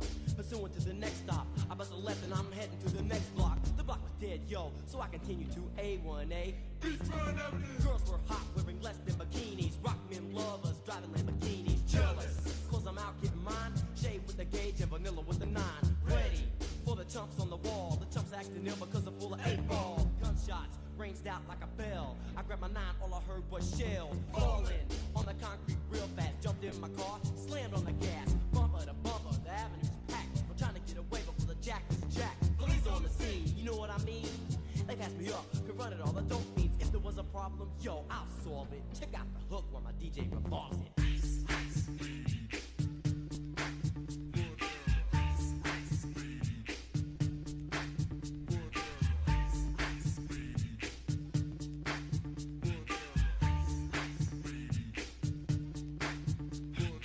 Take heed, cause I'm a lyrical poet. Miami's on the scene, just in case you didn't know it. My town, that created all the bass sound. Enough to shake and kick holes in the ground, cause my style's like a chemical spill. Feasible rhymes you can vision and feel. Conducted in form, this is a hell of a concept. We make it hype, and you want us to print this. Shape plays on a fade, slice like a ninja, cut like a razor blade so fast. Other DJs say, damn. Y'all ready down there, Miss I'd sell it by the gram. Rachel? Keep my composure when it's time to Y'all get ready to loose. go? Magnetized by the mic while I kick my juice. If there was a problem, yo, I'll solve it. Check out the hook while DJ revolves it. Hey, go! No, not those in the back. Uh-oh, we got a ringer up here. Oh, it's a demo derby. It's a demo derby. Yo, man, let's get out of here. Word to your mother.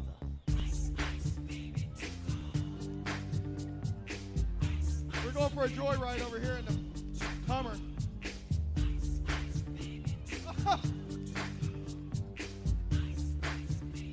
Look out, Graham.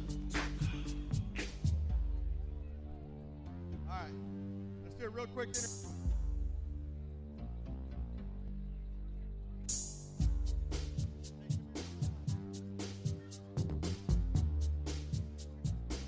Briston, is that right?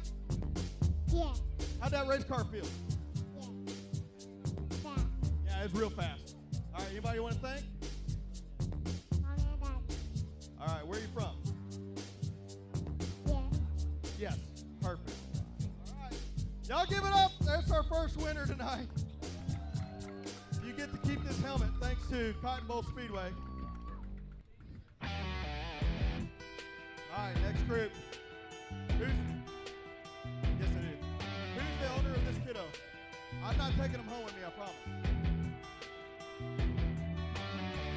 Where's a guy in the steel toes covered in dirt? Just a rock and roll t-shirt, headed to work with a pack of Red Man in his pocket.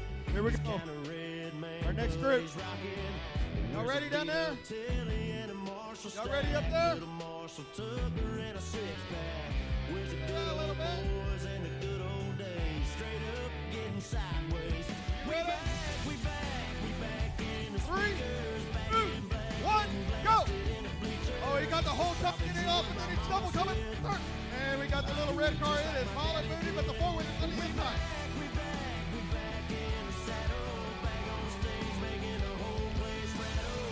Wow.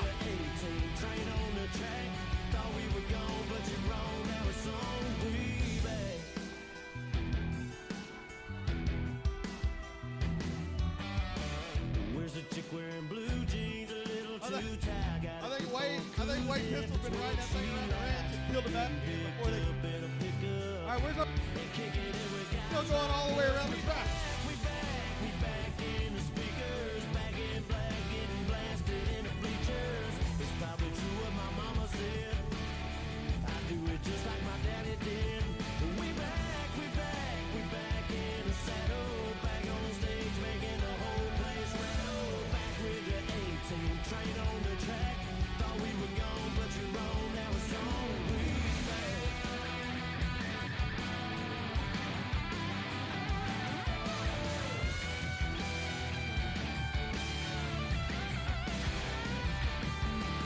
Sun comes up and sun goes down. Yeah. Everything good comes back around.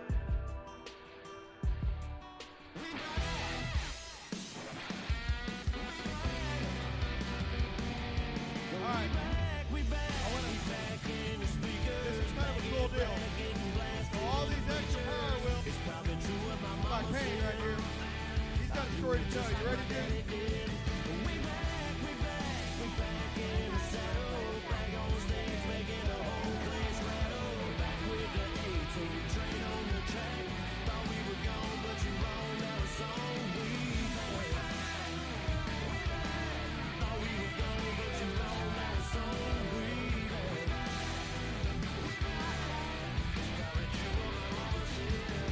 back. We back in the saddle, back on the stage, making the whole wrong. Now it's on. We back.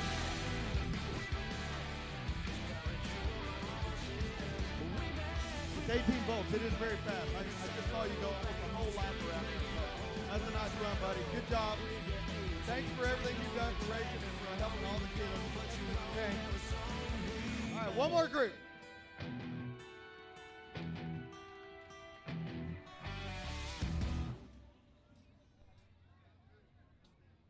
Let's clear it out. Mr. Bat, maybe with 4 fingers. Let's get off the track. Should be mutual. He's got a Rubik's Cube. I know you think that you're on fire, but you're kinda cold. And I need a little more than just the usual. All right, y'all ready? But You ready? know, 3, you 2, know 1, when go! you think you've done enough, can you love me harder? 'Cause you know I need that. Put in work and don't give up. Can you love me harder? 'Cause you know I need that. Take it to the back. Maybe take the time to get the floor right. Maybe you can get it for the whole night. Kids are racing like Teslas and stuff around here. Holy moly. Baby, when it comes to love, it should be mutual. I know you think that you're on fire, but you're kinda cold. Oh, I need a little more than All right, young just lady. the usual.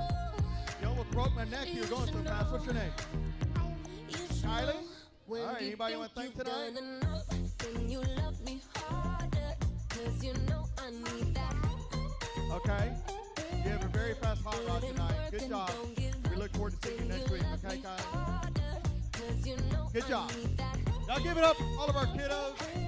Give it up for all those parents that drug these things out here. Don't forget, we do this every week. It's a lot of fun. Get the kids involved. So all you got to do is come here each week, bring your hot rod. We get to do that.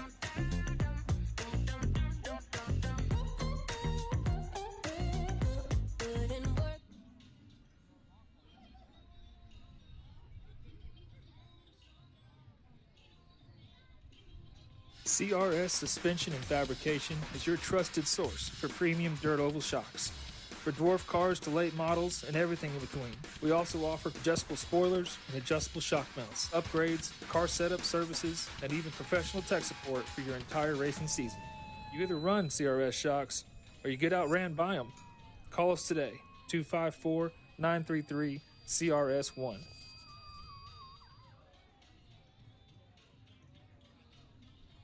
CRS Suspension and Fabrication is your... It started as a dream in the backyard of Charles and Angie McLemore.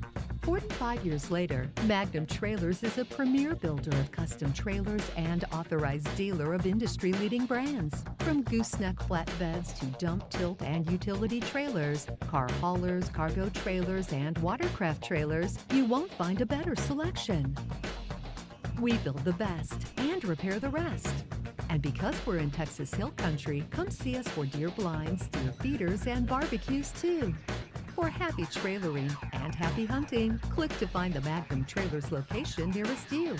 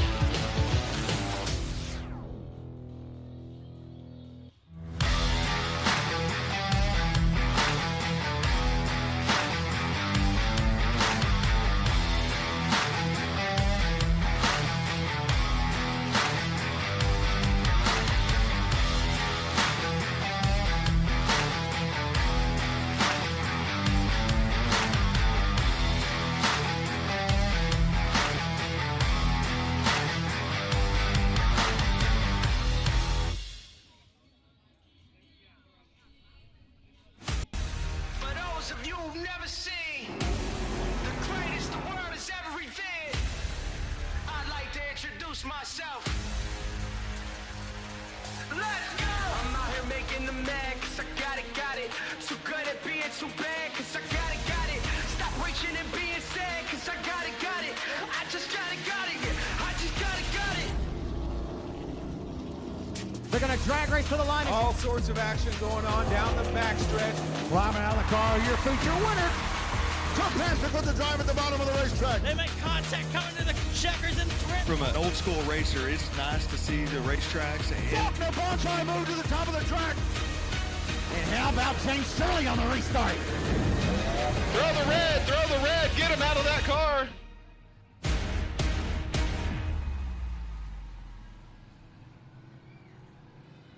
CRS Suspension and Fabrication is your trusted source for premium dirt oval shocks. For dwarf cars to late models and everything in between. We also offer adjustable spoilers and adjustable shock mounts, upgrades, car setup services, and even professional tech support for your entire racing season. You either run CRS shocks or you get outran by them.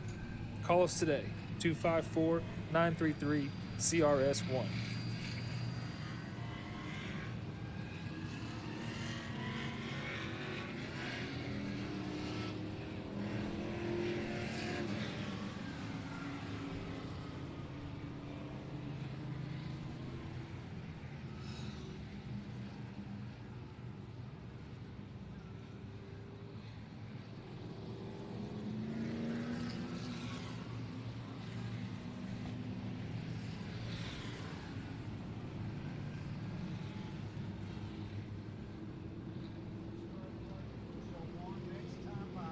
All right, going to show them one next time by. Let's get them a lineup. Milton, what do you think? Well, let's take a look at the street stocks. Feature race. 75 front row, Todd Roberts McAvoy. Next to him, 23, C.J. Gray. Row number 2, the 6M of Mark Gallagher and the 58 of Matthew Hodge. Third row back, 7S, Tim Sikorsky. 1B, Brandon Hood. Row number 4 on the inside, the 28 is going to be Russ Parker. Outside him, the 22M, Anthony Gordon. Fifth row back on the inside, number 9, Tommy Gural, and next to him, 64L, Shane Lander.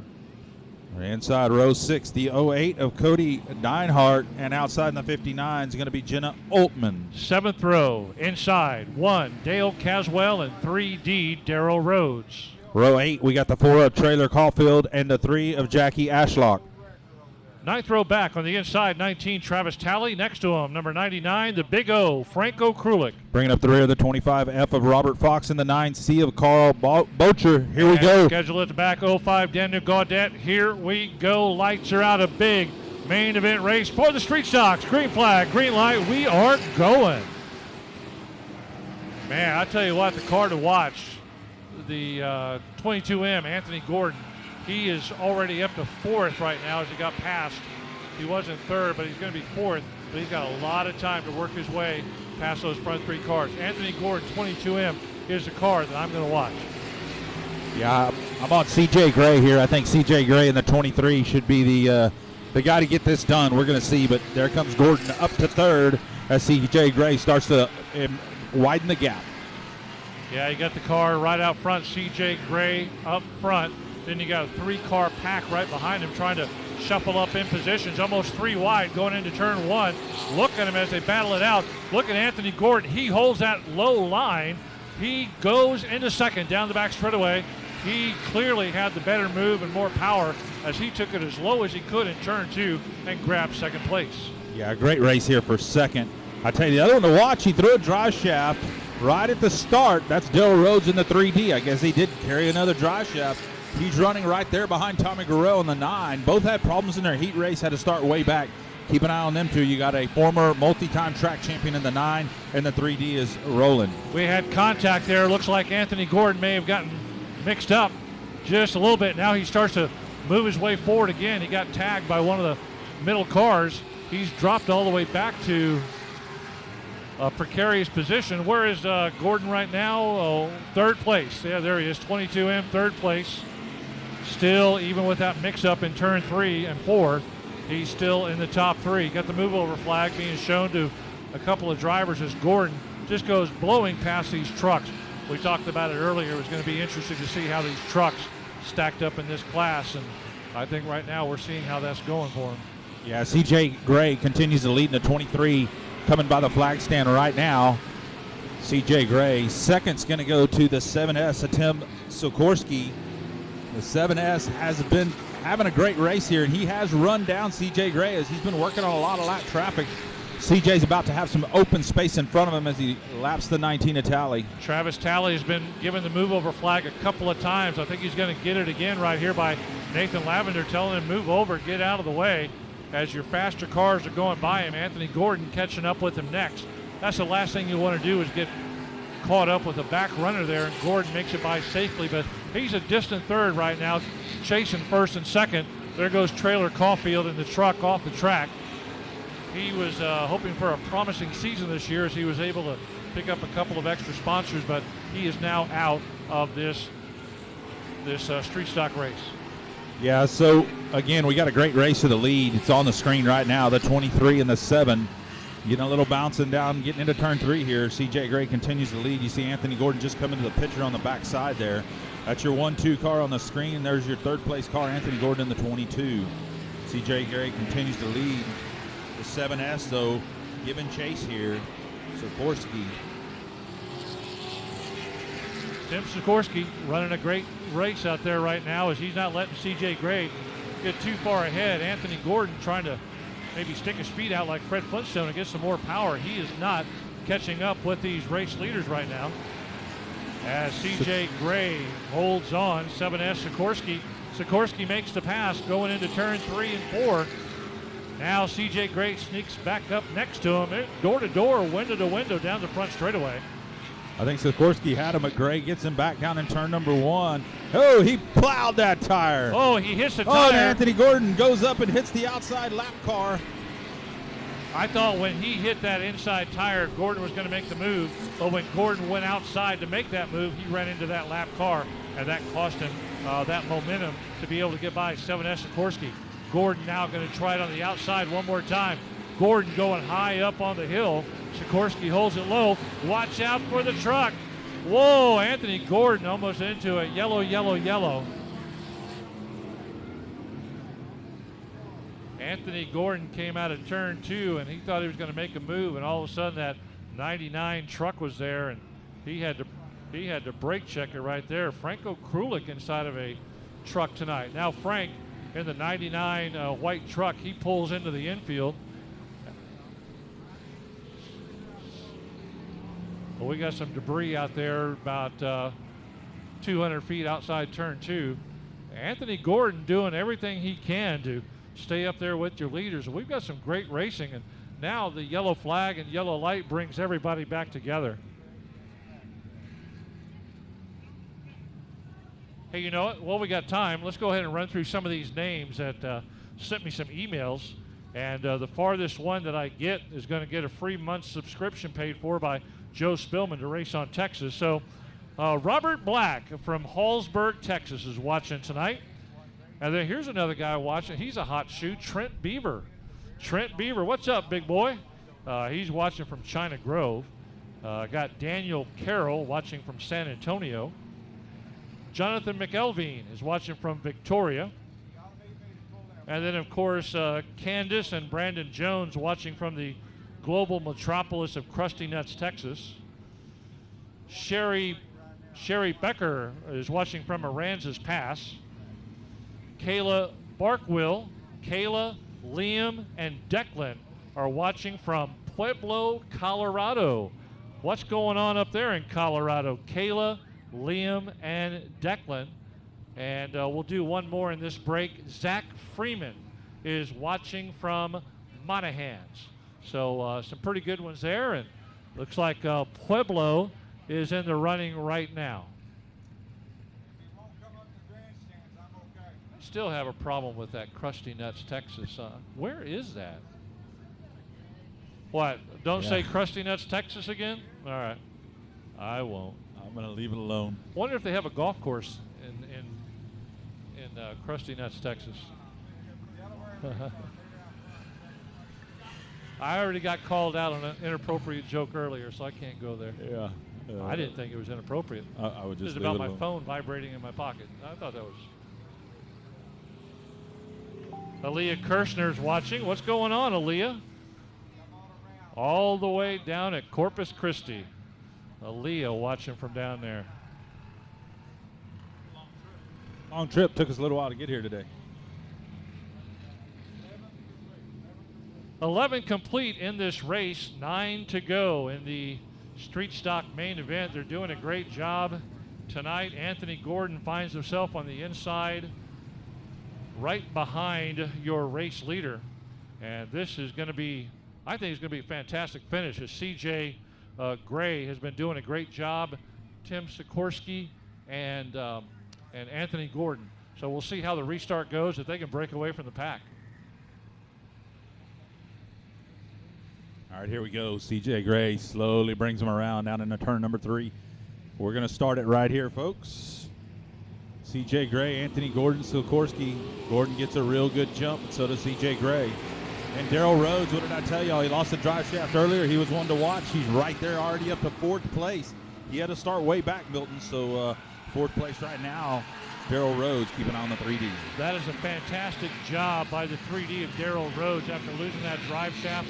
Jumps back in the car, gets back out here, and he's in the top 5 as they come down. CJ Gray, he's got Anthony Gordon looking around the outside. Look at Gordon go up high on the bank. He goes high up. Middle, Gray. Oh, watch out. Contact by Gray and Gordon. And Sikorsky says, thank you. I'm going to move ahead of you. And there goes Sikorsky as he jumps ahead. Now they're going to fight it back. Gordon and CJ Gray. Watch the contact. Your front 2 cars coming together. Watch out.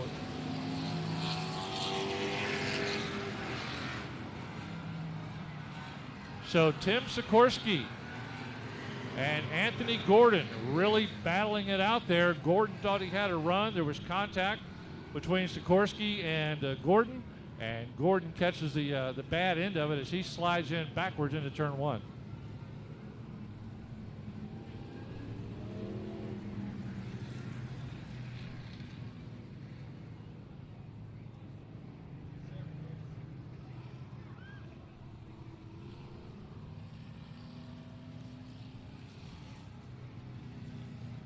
All right, CJ Gray continues to lead. That's going to take Anthony Gordon pretty much out of his pocket. Looks like the official's trying to move something on the left side of that car. they're calling for help, and the tow truck is out at the 22 Gordon car. I know Anthony is not going to be happy about that, as he will be highly upset probably about the contact. But, you know, it's a racing thing out there. Driver's okay. Yeah, driver is okay. 22M Anthony Gordon.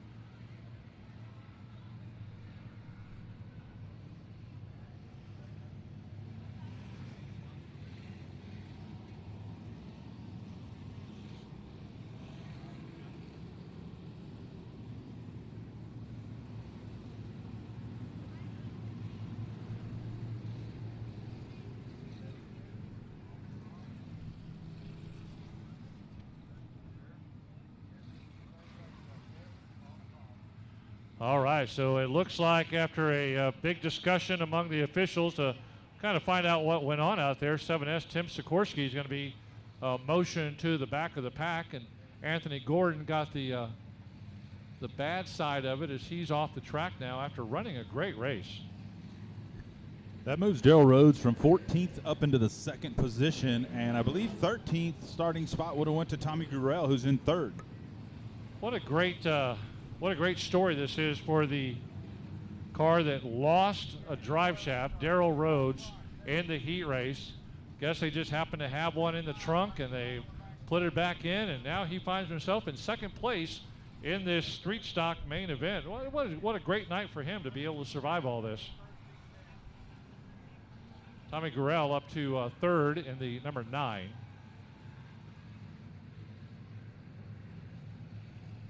Still got some good shoes out there. Todd Roberts McAvoy in the 75 up in the top 5 as well.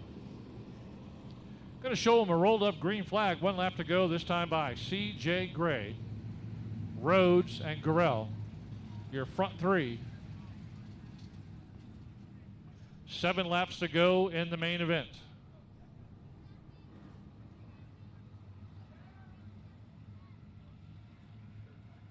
C.J. Gray is your points leader coming into tonight in the street stocks with 116 points. Todd Roberts McAvoy in the 75 second with 112. And the 9 car, Tommy Gurrell, is third at 111 points. So it's a close race in the points as we kick it back into gear. Green, green, green on the restart. Here we go. C.J. Gray taking off into turn 1 and 2. Doing a great job tonight as Daryl Rhodes settles back into second one more time. Gurrell in third in the number 9. 75, Todd Roberts McAvoy in fourth as they come running past the flag stand.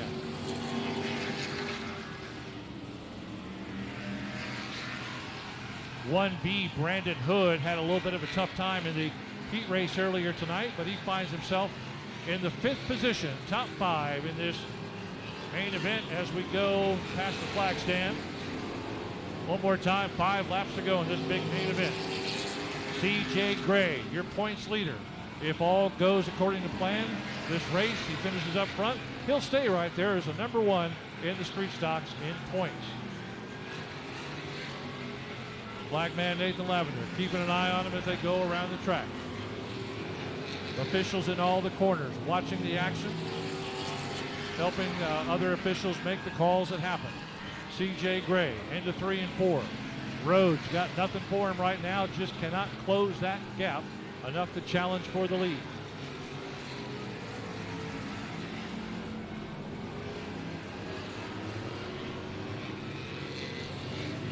A distant third, Gurrell in the number 9.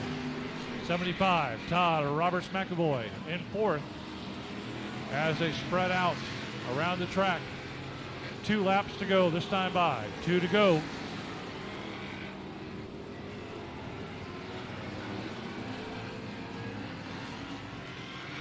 Looks like we got a fire in the 1B. He slowed way down.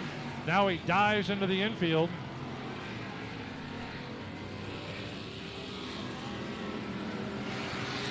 Trying to get that car into the infield. It's not the 1B, but apparently there was a fire that was reported. Trying to get him into the infield and get that put out as the white flag came out that time by. C.J. Gray making his way by lap traffic there. Got to be careful. Here comes a double checkered. He is your winner, C.J. Gray.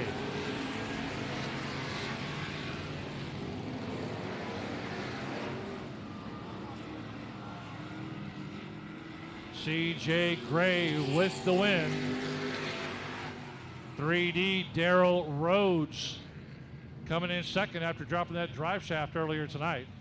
And Tommy Gurrell in the 9 finishes up in third in this street stock main event. So C.J. Gray will hold on to his points lead. And we're going to send Joe Spillman down there for the winner's interview. Winner's interview down on the front straightaway.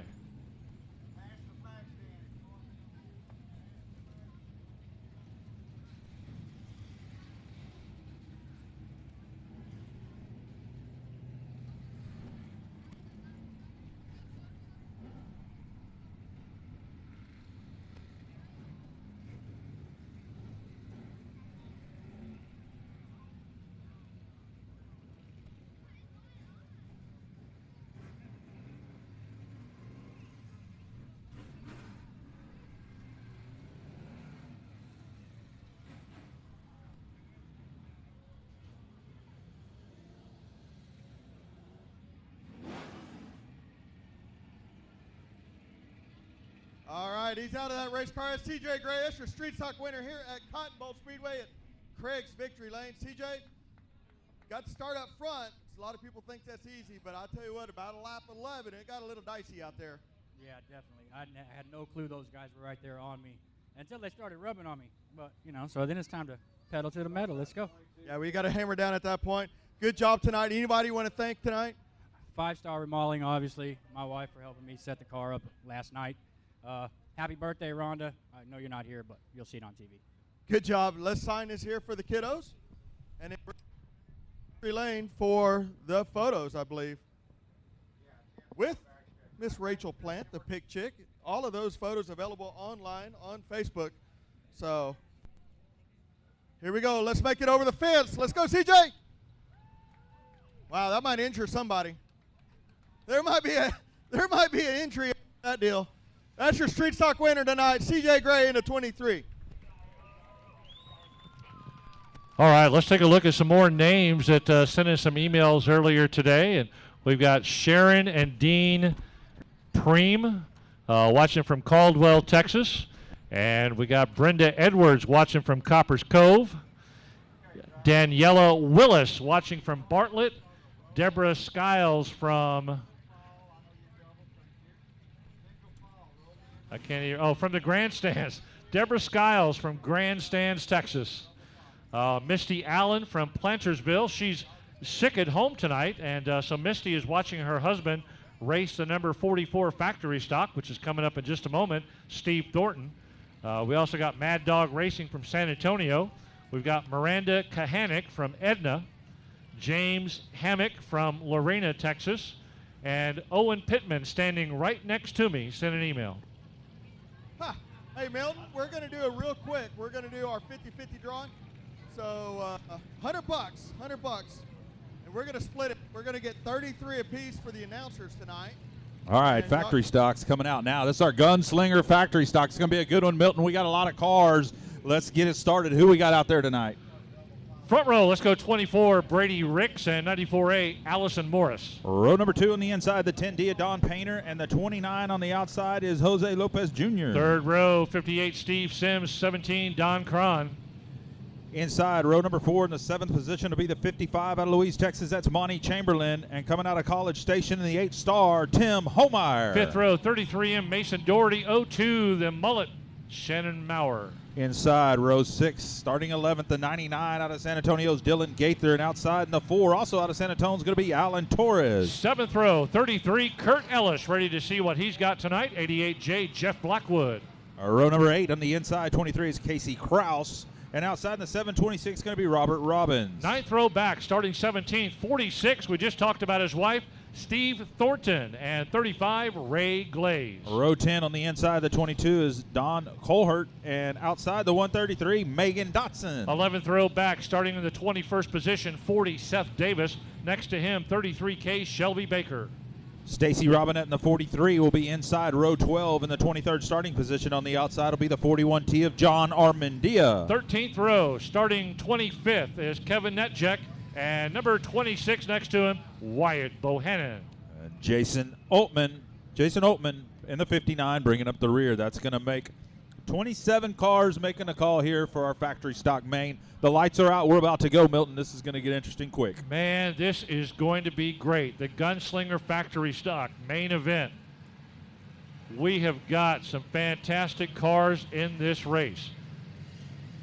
Brady Ricks, Allison Morris on the front.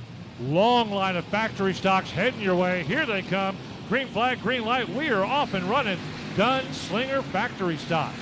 Look at them go into turn 1 and 2. Oh, we got a spin out contact. 1 car, 2 cars, 3 cars.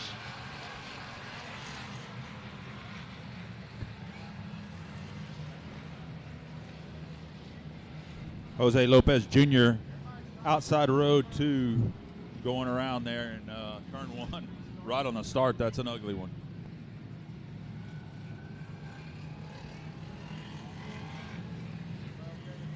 Okay, looks like we're going to made a decision up here in the tower. At least I didn't make it, but I heard it. 29, we're going to send him to the back of the pack for bringing that out. That is Jose Lopez Jr. So a fresh start for everybody except Jose Lopez Jr. He'll go to the back.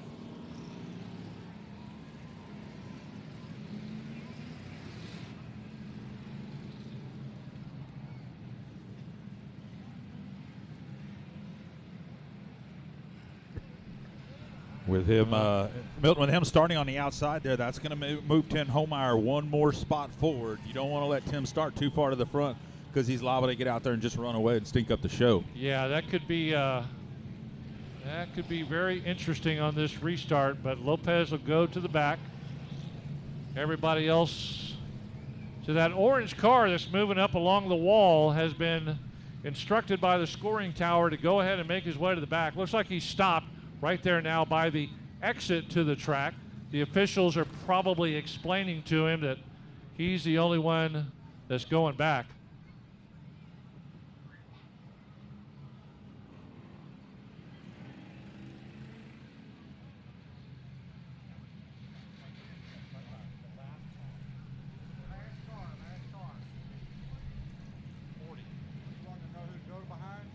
No, he's got a flat tire.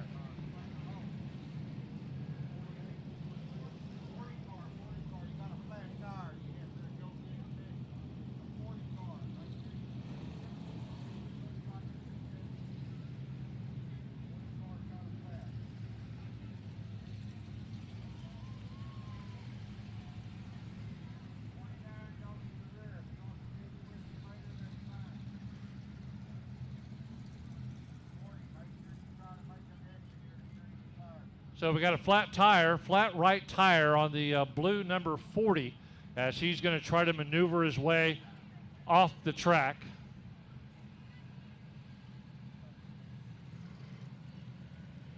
Meanwhile, Lopez is down there trying to figure out what's going on and why he's going to the back, and they're doing a good job explaining it to him. The blue 40 is Seth Davis, had that back right flat tire, so he had to maneuver himself off the track.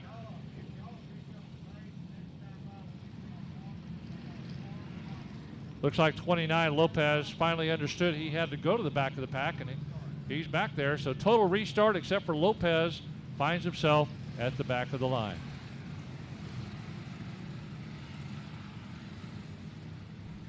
We'll see if the 40 car is able to get that flat tire changed fairly quickly and how many laps they go down before the restart. Looks like we're still got the flashing yellow lights in the corners. One more time, we're going to go by the flag stand, and we will get ready to go.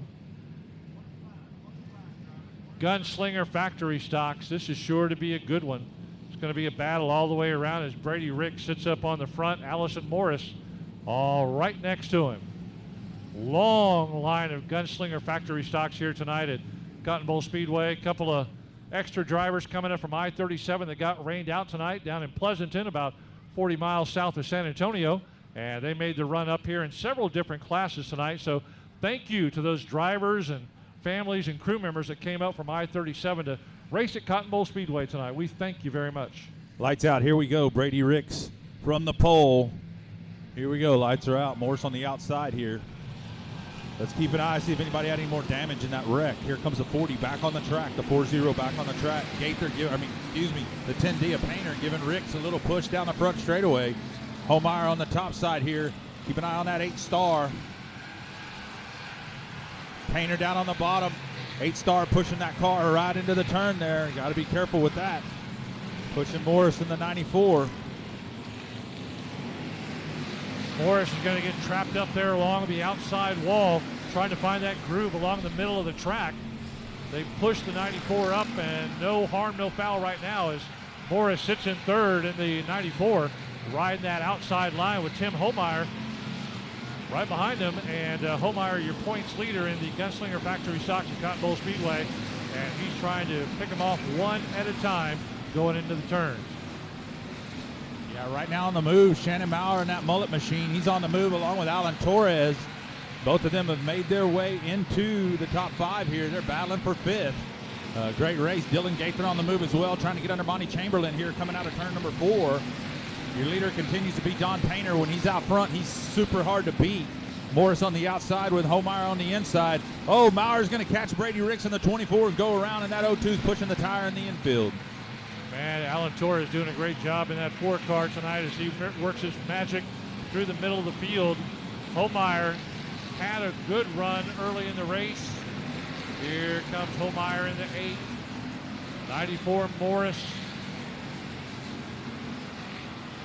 Things starting to spread out now as everybody's getting their feet wet and getting used and adjusted to the track. No mullet magic tonight as the 02 of Maurer was stuck down there in the infield after hitting the tire. Oh, we got a big pile up over in turn 4, including Monty Chamberlain and others. Everybody's got to go high down there as Monty Chamberlain often talks about bringing his car home each race night unscathed and unhurt. But let's see if he's going to be able to say that tonight in his write-up later on.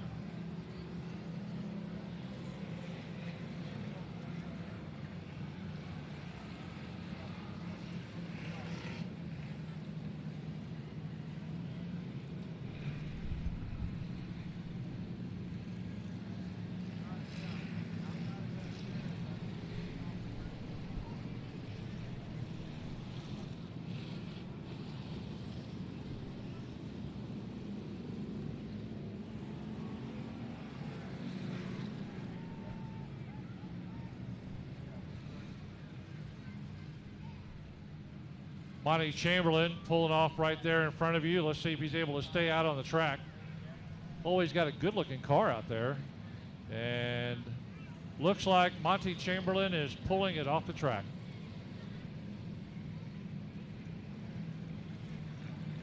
That track exit getting a lot of work out here in these main events tonight. Tim Holmeyer doing a great job working his magic and points leader in the Gunslinger Factory Stocks here at Cotton Bowl Speedway. 94, Allison Morris. 4, Alan Torres in that all-white for-sale car. Also doing some good driving out there. 24, Brady Rick still in the top 5. I knew Owen with this many cars out there and this many good drivers, I thought it might be a little hinky like this with a lot of contact and damage, but so far pretty clean, but got to clean it up a little bit more. Yeah, there's It gets tough because you're battling wheel to wheel, and these cars are so competitive, so even matched. It really, one little mistake, and what's bad is one little mistake by one driver can affect guys 6, 7 cars back, because it causes a train wreck back behind them just because they're so close together, Milton. You don't got a lot of time to make an adjustment. And the thing about this class tonight with the Gunslinger factory stocks, with the cars coming up from different tracks, you've got the best driver at one track coming up and driving against the best driver at this track from another driver at this track. So you've got a lot of good drivers out there just trying to figure things out. And, right now, Alan Torres is doing a good show, and your points leader, Tim Homeyer, he's putting on a good show as well, staying up front and out of harm's way so far. Yeah, so right now, folks, we're trying to get the 33 to the rear. I believe they're trying to get this blue and yellow 30 to 3. But check it out. You got the 33M, you got the 133, you got the 33, and the 33K, all 4 running together. Something's up with the 3-3 situation there, but there's 4 33s in this race. Some of them have 1, some of them have M, some of them have K, some of them don't have nothing but 33. So pretty challenging up here to get the right car to do the right thing. We're going to have a Delaware restart. Just saying. All right, going to show them one at the line with the 10D of Don Painter out front. Tim Homeyer in that 8-star chose to go to the outside here. He'll be second. Allison Morrison, the 94, third.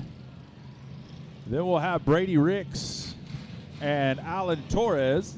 Dylan Gaither right there, and Steve Sims right behind them. So good group here. Don Cron, after having some problems in that 17, got sideways off in the infield down the back straightaway, has recovered pretty well. He's right there in the mix. With this group coming back together now under the yellow, another car to keep an eye on is Dylan Gaither in that Alan Alexander number 99.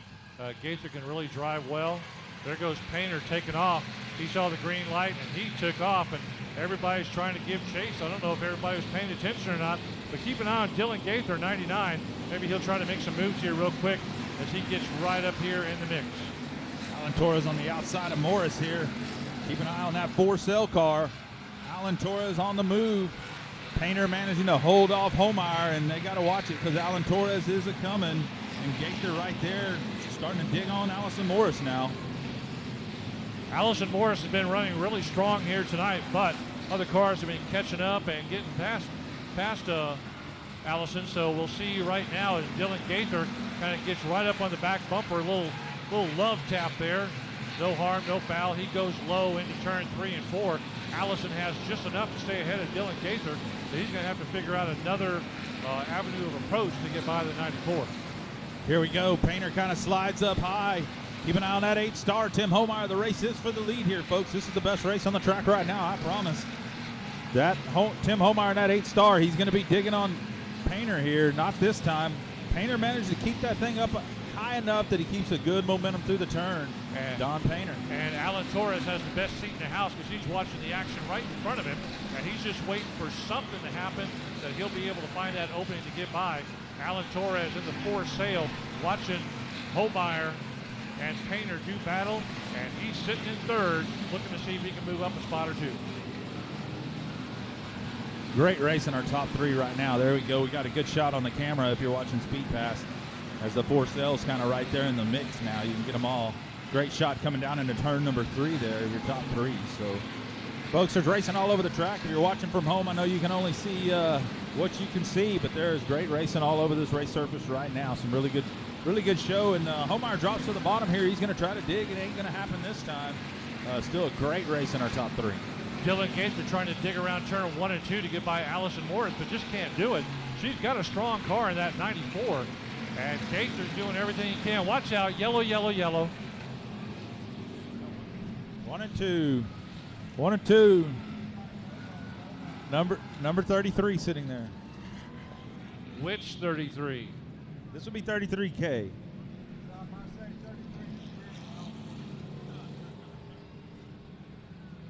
All right, 33K.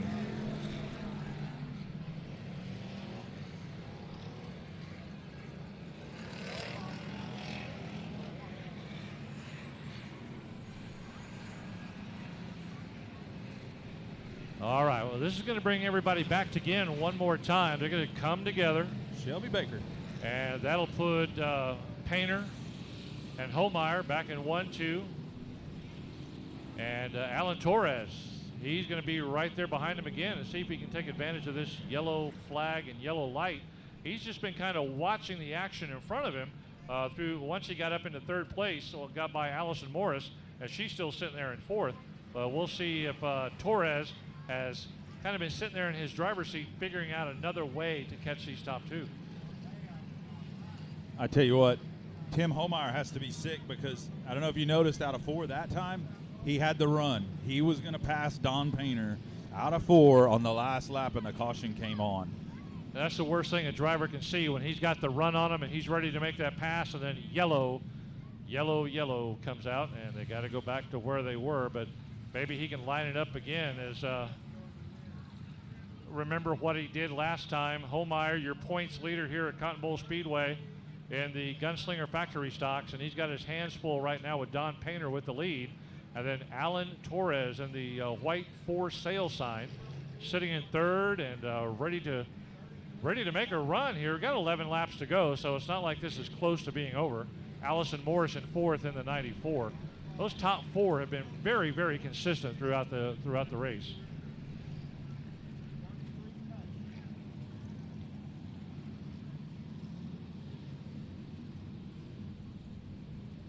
Hey, let me throw out 3 last names here. Deborah Skiles from Hobbs, New Mexico, watching tonight.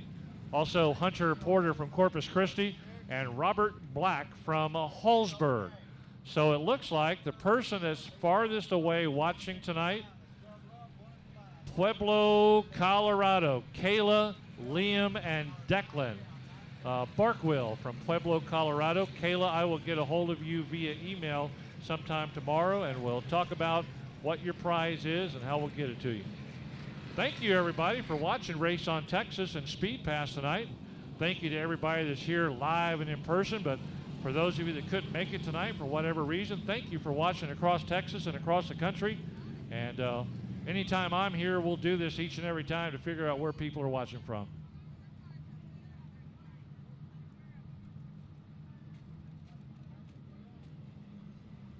All right, here we go. Painter, Holmeyer, Torres.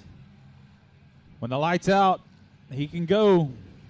He can go anytime he wants. It's on Painter. They're all starting to bunch up. They're waiting. Come on, come on, come on. They got all the way to the pink tire. They can go anytime. Here he goes. Don Painter going to take off there. That's going to hurt Holmeyer, as Torres is going to make a great run here. Holmeyer to third now. Torres to second. Keep an eye on Holmeyer on the high side, though. He's been running great up there. He's got a little better car than Torres at this point. Tim Holmeyer back to second.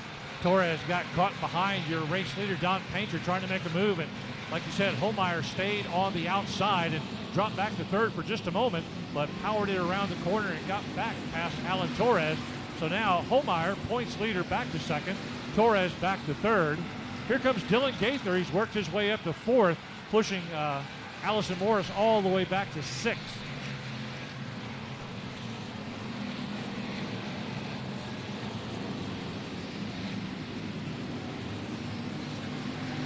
All right, Don Painter hanging on to it. Now Torres starting to work the high line here, see if he can't get something done. You got to go where nobody else is at. You cannot be following in their footprints. Don Cron battling Allison Morris for fifth. Morris coming out of turn 4, going to hold it looks like, down the front straightaway. But Cron and Morris, watch out, contact. Whoa, contact right along the outside wall as Don Cron got into the left side of Allison Morris's car. But even though there was contact, they're still moving forward. Cron will set it up one more time in turn 4, but no can do.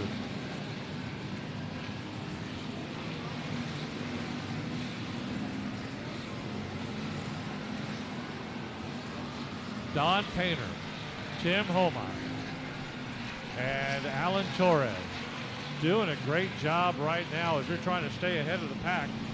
Going to have 6 laps to go that time by the flag stand.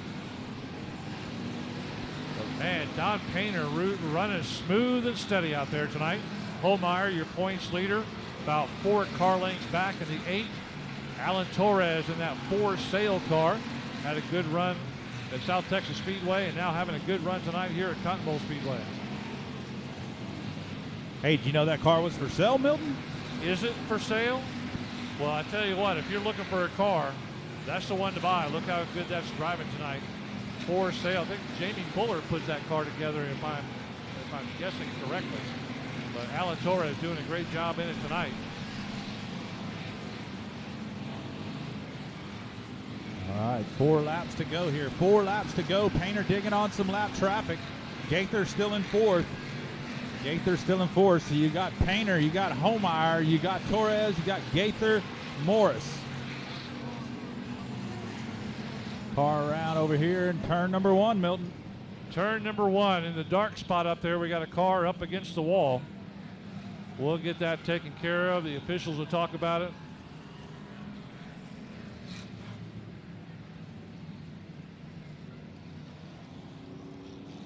Looks like a solo issue going up into the outside wall.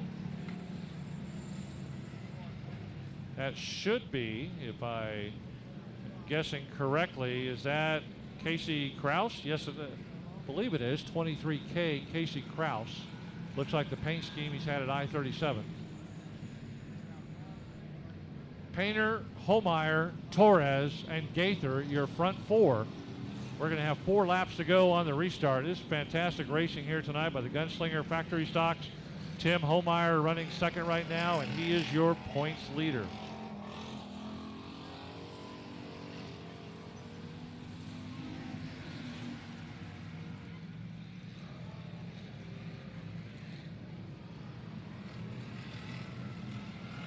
Good deal. So Kayla Barkwill, Liam and Declan watching from Pueblo, Colorado are the winners tonight, and I will get a hold of them by email sometime tomorrow, and we'll figure out how we're going to get that Speed Pass subscription paid for by Super Joe Spillman, who offered to do that tonight.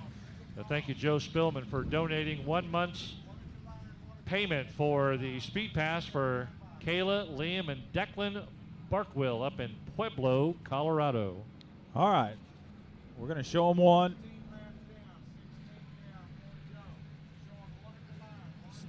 So Joe was in Pueblo last week, so that's probably some relatives of Joe. He's just playing us. He knew he was not going to have to pay for nothing. Was he in a Pueblo, or was he in Pueblo? I think he's playing us. He likes to mess with people. That's all he's doing. Did you see that contraption on how he hauled all that stuff back from where he was? I'd have been more impressed if he would have done that with the airplane. How many tickets did you get? No tickets. That was, I would not have wanted to be near that vehicle as he was driving back. That was from Alaska, right? Japan, yeah, okay. He took the Pacific Ocean Highway. All right, let's get this underway. We got 4 laps to go. Todd Painter, Don Painter with the lead. Here we go. Painter leads down the front straightaway. Tim Homeyer, Alan Torres, Dylan Gaither right behind him. How many times we've seen cautions cost people races? This could cost Don Painter. Here we go.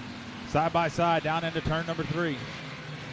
Painter has the preferred line for him at this point, but it looks like he's going to get a little low. Here comes Homeyer on the outside. Homeyer going to take the lead after Painter had a huge lead early or just before that caution. The cautions kill people, man. I tell you what, cautions are the worst. And there comes Painter back to the lead. Man, Don Painter is not going to give up that first spot easily. As Homeyer, an excellent driver in his own, thought he had him right there. Alan Torres actually lined up behind Homeyer and was just kind of drafting on him to pass Don Painter. But no, they could not as Painter stays out front. Watch out, Torres on the back side of Homeyer going down the back straightaway. Torres looking for that extra power and grip to go by Tim Homeyer, but just can't do it. We're running out of laps. Should be 1 lap to go this time by. White flag. This is going to be an exciting finish. Let's watch them in the turns. Homeyer going to go high, Torres following him, but that cost both of them as Painter was able to extend the lead going down into turn number 3. Yeah, Painter just too good there, and it looked like Homeyer's car started to get a little too tight through the center, especially down in 1 and 2. Your winner is going to be Don Painter in the 10D. Don Painter, great run tonight. Tim Homeyer, your points leader, will stay up there in front. And Alan Torres driving the for sale car. He finishes up in 3rd. Great run by those front 3 drivers.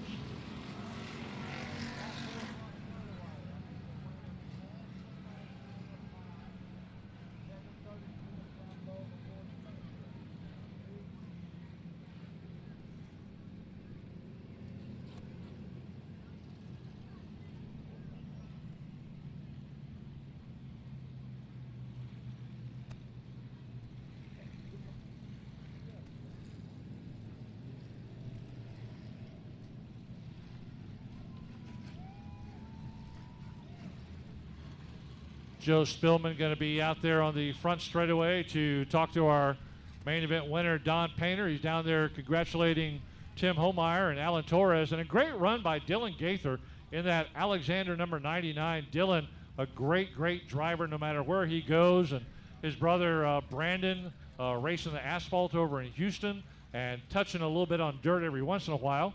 Rachel Plant, picture taker, down there ready to take pictures. There he is, Don Painter, your winner. All right, he's out of the race car. Y'all get up for the 10D of Don Painter, your factory stock winner here at Cotton Bowl Speedway in Craig's Victory Lane. I'll tell you what, Don, I might have had a little if that was going to work or not. It's a long, when you see the 8-star beside you, but you passed him back, that was pretty impressive. Well, this was stumbling on restarts. I got the carburetor loading up or something. Carburetor issues, and you still got it done. So once he got a lap, it would go, he said. But anyways, anybody you want to thank tonight? That was it was good. Browning Auto Parts, Terry's Body Shop, Dark Cars, K-Mo, I guess. K-Mo, Dark Cars, Terry's Body Shop, and of course Browning Auto Parts. We're going to get your signature right here on this Frisbee for the kiddos. And then we're going to go to Craig's Victory Lane for our photos and other interviews. So, yeah, throw it up there to the kiddos and try not to hurt them.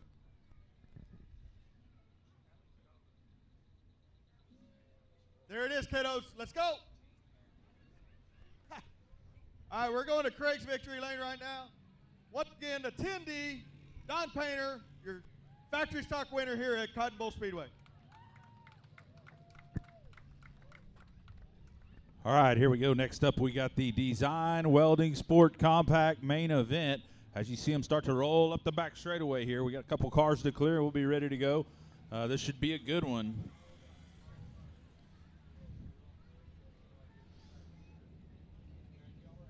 Design Welding Sport Compacts. A lot of I-37 cars making a trip tonight, so this should be good. Be a lot of fun on the front row. 00, Cody Crabb, and the T14 of Taylor Stewart. Inside, row number 2, Jake Hall in the 57 and Jennifer Kidd in the 43. Third row inside, number 8, Ronnie Schoenfeld, and the 03 of Gabriella King.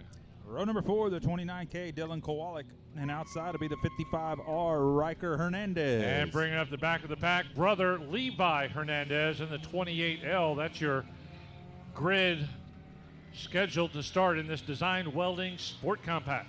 Kind of excited to see the two Hernandez's start towards the rear. In the heat race, they both came to the front. I think they're going to do it again here. I think they're going to run right back up. What they got to worry about is and honestly, Kowalik, those three are the furthest back, and those were the fastest in the heat race. We might see a great race here. 29K, Dylan Kowalik doing a great job the last time we were here. He's going to have to chase down his girlfriend, Taylor Stewart, up in the T14. See if we have an exciting race between the two of them like we had the last time we were here a month ago. But you're right, the Hernandez boys were just doing a fantastic job during the heat races. So let's see if the 29K, 55R, and 28L can start at the back and work their way to the front. Yeah, you got to know Hernandez Riker in that 55R who ran second in the heat to Kowalik's got to be going, man, I got to get ahead of this 29 now and try to get up there first. First one that gets to the front is going to be the one that might be able to catch Crabb. Crabb's going to be fast too. Taylor Stewart in the T14 had a good run with Dylan last month. We'll see. She's starting up front, but everybody's going to have to catch her. Here we go on the start. Green flag, green light, off and running. Sport Compacts as Taylor Stewart leads them down into turn 1 and 2. Big jump by the 14 there to take the lead down through 1 and 2. Here we go. A lot of maneuvering back there at the back of the pack. Everybody trying to find an open spot to get into. Dylan Kowalik is caught on the bottom. We got a spin, and he's okay. The white car just keeps on going as Taylor Stewart leading Cody Crabb going back into turn 1. And like I said, the little contact between your first and second place cars, but Riker Hernandez managed to get out in front of Kowalik now. Let's see if he can stay there as they still got to maneuver traffic here.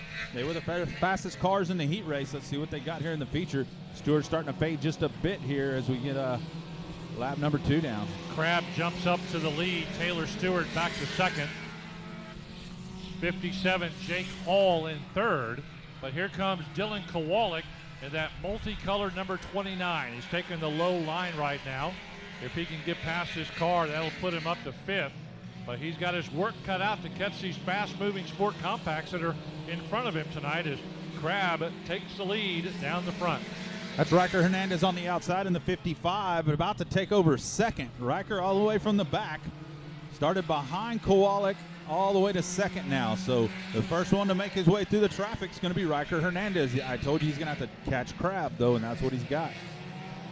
Catch what? Catch Crabb. Just asking. There's shots for that, you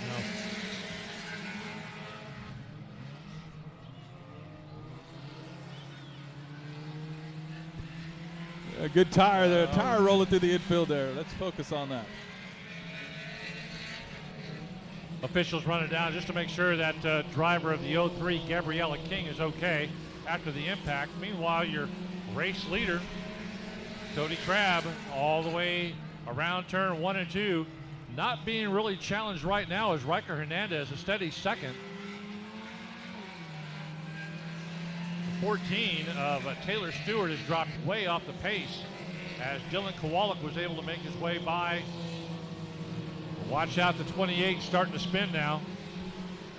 He tried to go around that tire and almost shot him up into Taylor Stewart there. Yeah, the Levi Hernandez getting caught there. Yeah.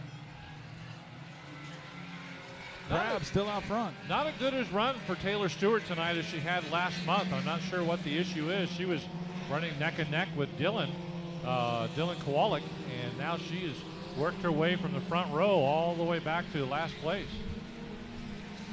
All right, well, they're halfway, and Crabb's out front.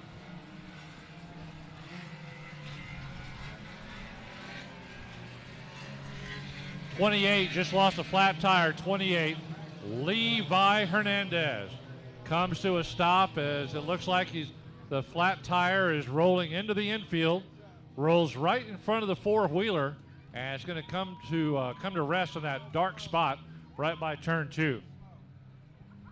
Nothing worse could have happened to the Crabb.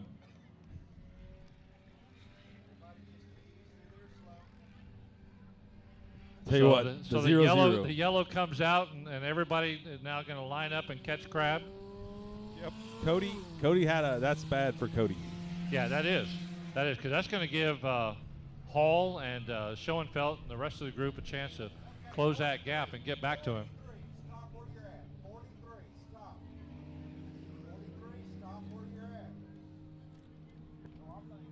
I think they want 43 to stop right where he is. 43 is not paying attention. All right, so Jennifer Kidd. 43, Jennifer Kidd. You want to do the 50-50 ticket? Is that what you're telling me? Yeah, let's do the 50-50. Do it after this race.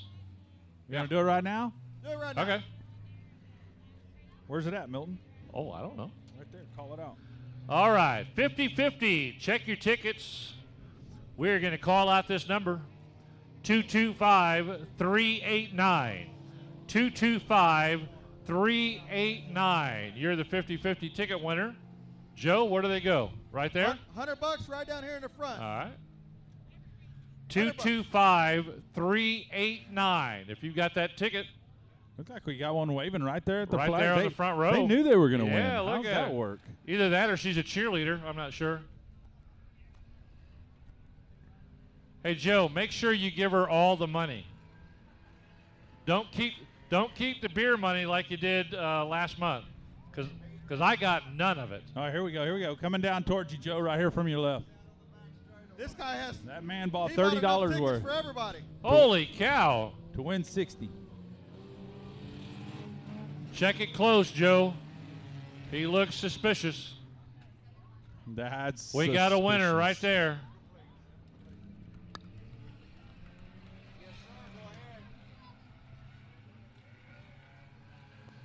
Congratulations to our 50-50 ticket winner. Good extra cash in your pocket. Here we go. He's buying hamburgers for everybody at Buc-ee's tonight. Here we go on the restart. Green, green, green. Let's go. Cody Crabb with the lead. Cody Crabb out front. Riker Hernandez doing all he can, trying to get into second here. Back to where he started. No, he's going to go way high. Not going to work. He's going to drop all the way from second to last. Obviously broke something getting down into one. It's going to end the night for the other Hernandez boy. Jake Hall moving up to second, right behind Crabb as Dylan Kowalik has moved his way up to third in that multicolored 29. There's still a good race here among these top three drivers. All right, now it's up to Kowalik to see if he can catch Crabb. Don't count out Ronnie Schoenfeld. He's in fourth, sneaking up behind Dylan Kowalik. Kowalik behind Hernandez, Jake Hall. Hall behind Crabb. 3 cars bunched together. Still 6 laps to go. Anybody's race. Schoenfeld trying to move up into the mix as well.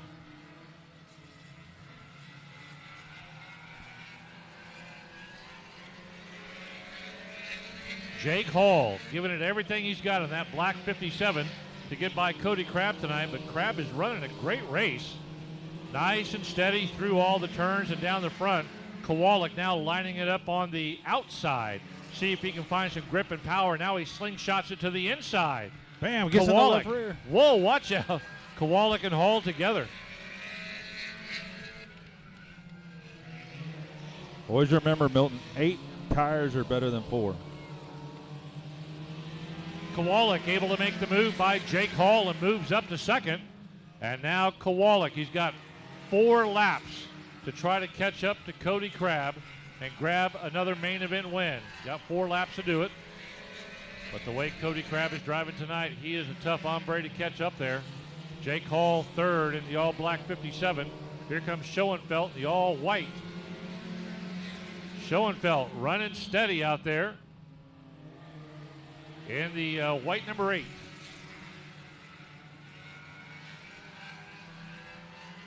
Nobody's making a move. Everybody kind of equally spread out among the top 4. I don't know that anybody's got anything for Cody Crabb here. He's running a good race. Kowalik kind of gains on him out of 4, but it seemed like he could pull him down the back straightaway. So we'll see. That 0-0 might be getting a little tight. The car's starting to tighten up and allowing that 29 to close in. With just a couple laps, we're looking for one of those last lap awesome finishes, Milton. Dylan Kowalik tried to go on the inside there for just a moment. Didn't have the grip or power. He's looking inside again. Oh, could it be? Watch him in turn 1 and 2. Does he have the power to get by? He holds it low, about as low as you can go. Now they're coming up window to window, door to door. Kowalik looking for anything extra he can to get by.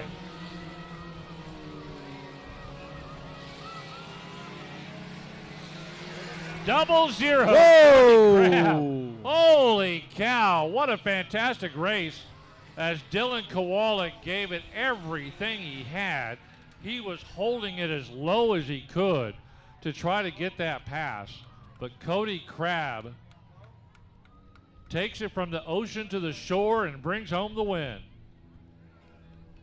That's a good race. Great job by Cody Crabb.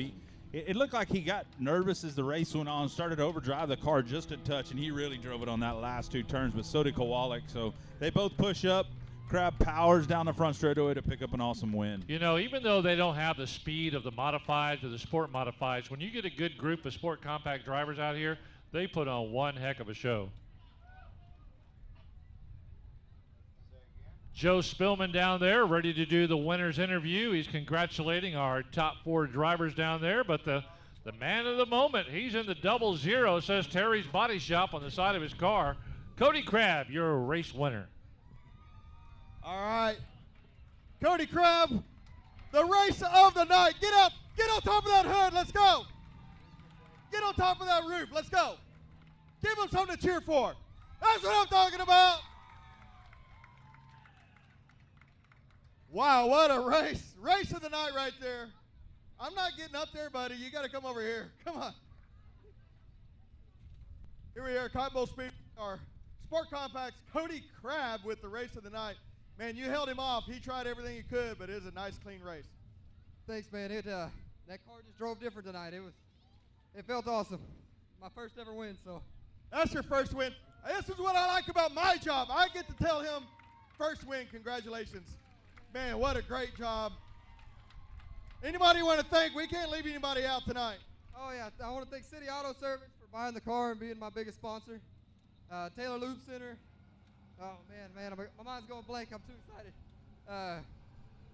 When in doubt, read the card, dude. Read the card. Terry's Body Shop. Randy's Record. There we go.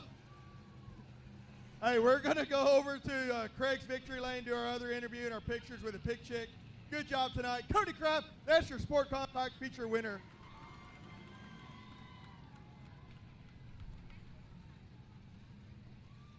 Some great racing right there by the Sport Compacts. Congratulations, Cody Crabb with the feature race win. Dylan Kowalik doing everything he could to figure out how to pass on those last couple of laps, but he just could not do it. Coming up next, the Browning IMCA Stock Cars. This is going to be a good race as well. Browning IMCA Stock Cars, front row, leading them around is going to be 94A Allison Morris as she jumps in the cockpit of another race car. Next to her, the 01T of Tracy Scherner. Inside row number 2, the 33M, Mason Doherty. And outside in the 69B, Jeffrey Boro. Third row inside, the C3 of Chris Birmingham, and the 114 right next to him, Thomas Hall. Starting 7th-year track champion in the 5M is going to be Dustin Mooney, and outside him, the number 9 of Jason Batt. Fifth row, starting in the 9 spot, 144, Joe O'Brien, and number 29 right next to him, Marcus Harcrow. Row number 6 to 81 is going to be Ryan Childress, and the 52, A.J. Dancer. And the last row scheduled inside row number 7, the 3X of Travis Norman, and the number 70 of George Egbert. Papa George Egbert, your points leader.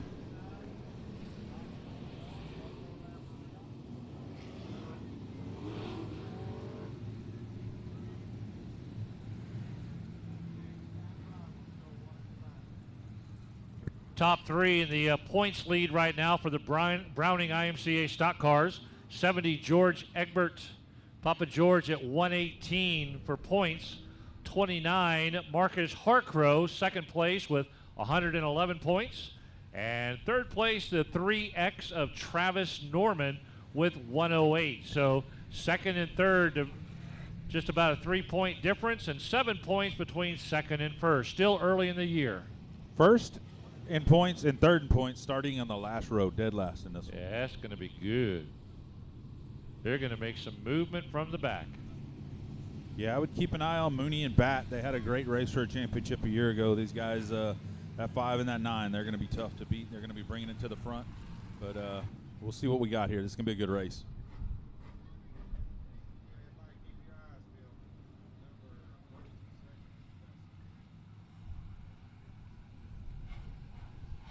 Awesome. We like history.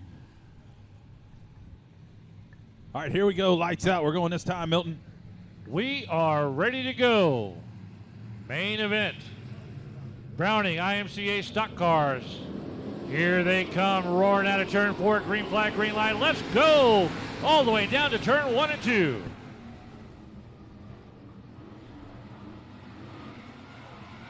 Allison Morris leading them around. A little mix up there in turn 2. Looks like no harm, no foul as everybody keeps heading forward. Everybody's going in the right direction as Allison Morris leads the past the grandstands one more time in the lead. Check it out, though. Jason Batt on the high side, challenging for second. Jason Batt in the 9, all the way to second already. C3, Chris Birmingham, out of the race already as he pulls into the infield. Batt started 8th, currently second. He's bringing it. Keep an eye on that 9 car. Allison Morris looking strong right now in this race as things start to stretch out. The 01T of Tracy Scherner looking mighty powerful up there in the second position. Here comes the 33M of Mason Doherty. He's on the inside, third position going into turn 4. Papa George Egbert on the move as well. Your points leader right here. He's challenging Mooney right there in the 5. So we got a great race. Cars are moving. Oh, Harcrow goes around, stacks them up. Stacks them up there. Everybody's still moving forward as Harcrow in the top 3 in points. So that's going to cost everybody some spots, and the yellow flag comes out. Bottom of 2, one of them's trying to turn around, goes into the infield. Looks like they'll be able to continue into their own power.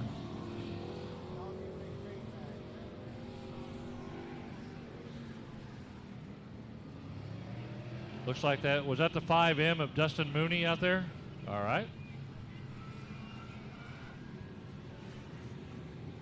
Dustin Mooney bringing out the yellow flag out there in turn 2. Looked like he was under his own power, but yeah, we got some excitement already as Allison Morris, Tracy Scherner, Jason Batten making that early move, working his way up. So this Browning IMCA stock car main event, 20 laps with 17 to go, is going to be really exciting.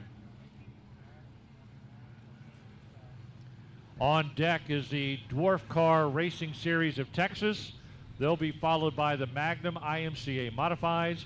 And then to wrap us up tonight here at Cotton Bowl Speedway, the IMCA Southern Sport Modifieds. Thank you, everybody, for being out there in the grandstands tonight. Mother Nature stayed away from us. What a beautiful night of racing. A nice little cool breeze out there as you sit there and watch the racing. And of course, thank you to those that are watching on Race on Texas on Speed Pass. From all across the country, we appreciate you as well.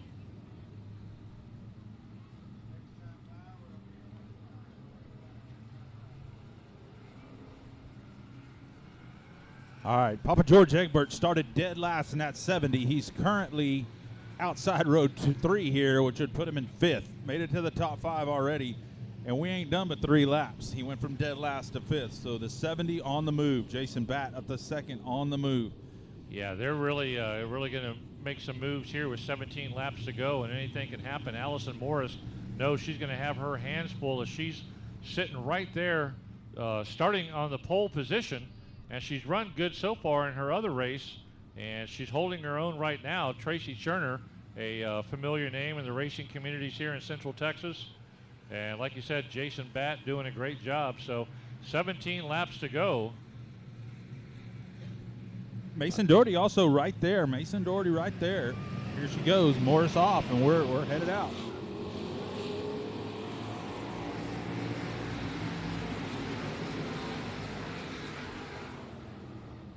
All right. Off and running one more time as Allison Morris kicks it back into gear. She knows she's going to have a lot of work to do to hold on to that prime spot up front. A lot of veteran drivers, a lot of fast drivers going to try to chase her down. But right now, she's looking pretty smooth going down the front into turn 1 and 2. Jason Batt doing a good job hugging that inside line. Stays right with her. Can't advance very far, though. All kinds of problems, all kinds of problems. Got to get a fire extinguisher to the infield there.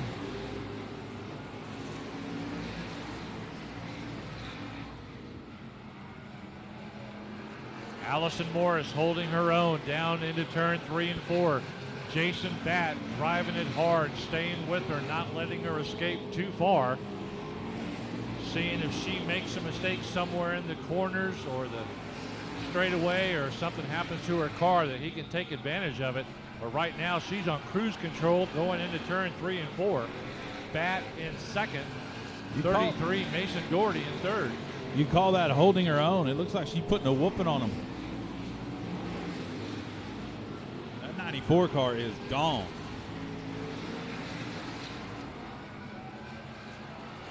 Doherty's starting to dig on Batt here a little bit. Batt's car starting to get a little loose. And Mason Doherty in that 33 starting to wear out his rear end, letting him know, hey, here I am. Yeah, Doherty staying right there with him, doing a great job. Jason Batt looked strong really, really early as he made a gigantic move from his starting spot. But you're right, Doherty staying right there on his back door panel. He's ready to make a move on one little mistake, or maybe he can get a slingshot effect in turn 1 and 2 or 3 and 4. He lines it back up going into 1. He takes the low side. Doherty grinds it into the corner, but he doesn't have the power. Goes too low, and Batt stays in front of him.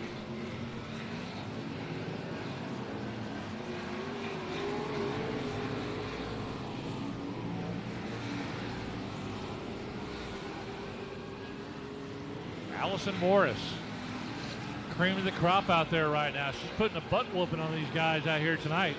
She's opened up about a 10-11 car length lead. Jason Batt's got nothing for her right now, nor does Mason Doherty. So now everybody's racing for second, third, and fourth.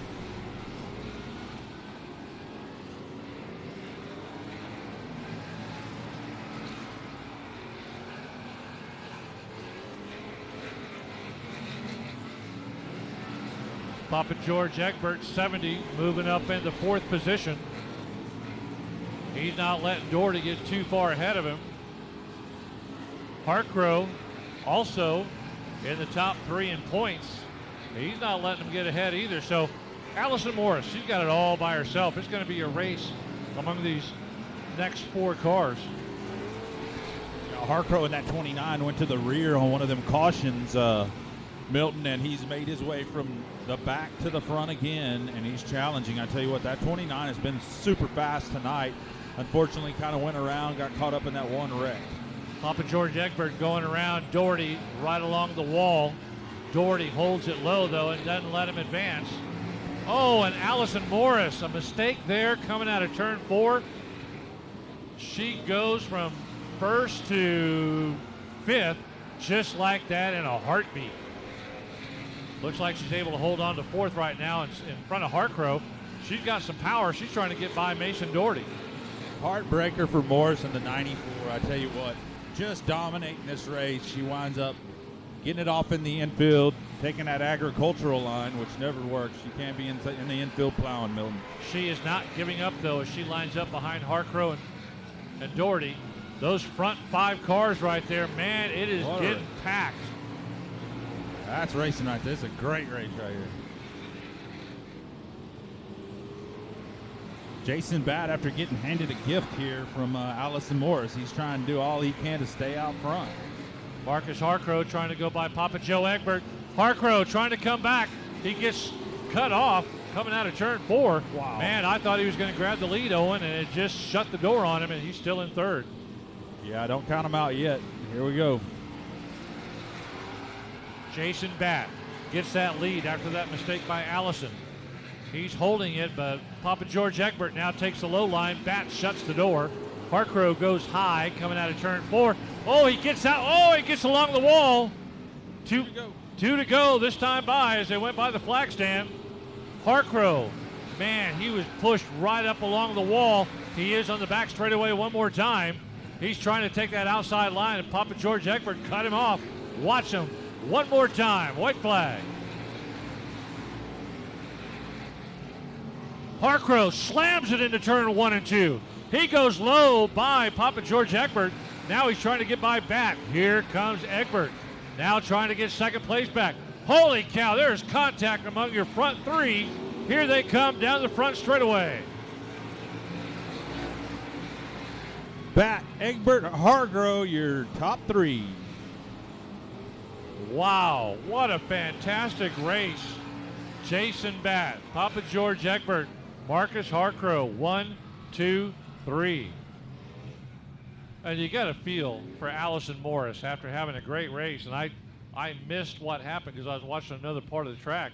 But she was just dominating this race tonight and then ends up where she finishes.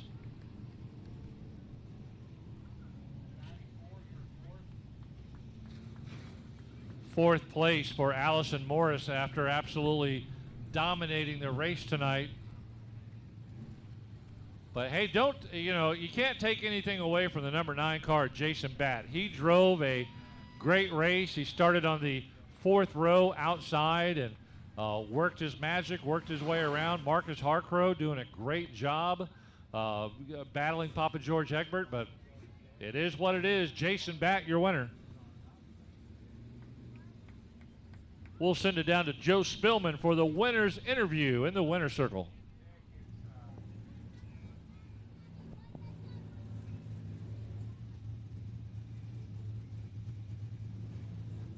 All right, Jason Batt, your iStock winner. Give it a little fist bump, 29.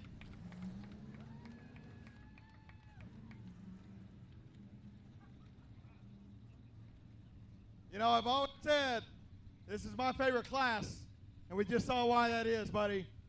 Boy, man, if we could have had a good racetrack, man, That's got to be awesome for George because I know he didn't qualify, so he came from a long way.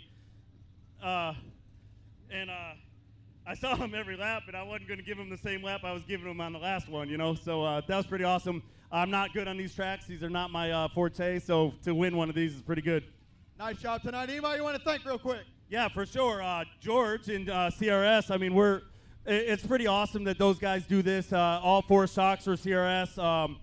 A lot of the setup comes from them, and then they come out and race against us. So, you know, I mean, it's pretty awesome that he's 60-some years old, whooping our butt still, and giving us all the secrets. Good job tonight. That's your stock car winner, Jason Batt in the number 9 here at Craig's Victory Lane.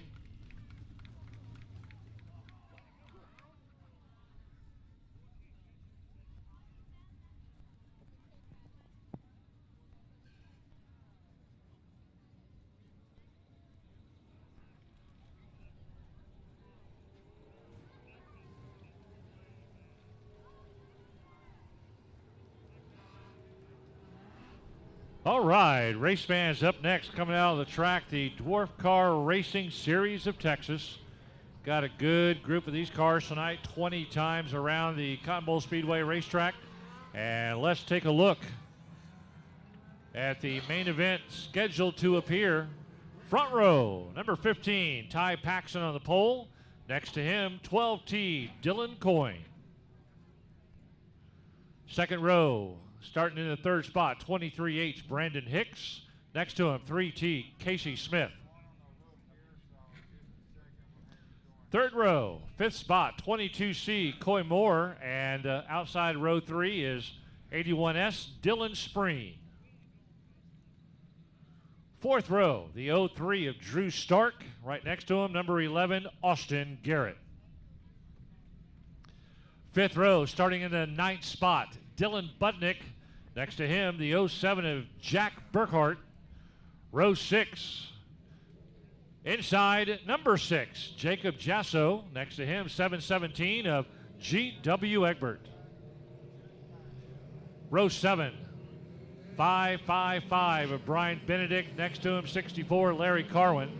Row 8, 31, Lyle Bonnet. 117T, Braden Becker. Row 9, 08, Danielle Long. Number 2, Jerry Book. Row 10, the 1K of Kagan Moore, and 117, Billy White.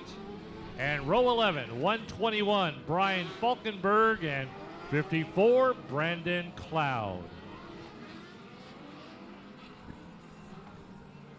22 cars.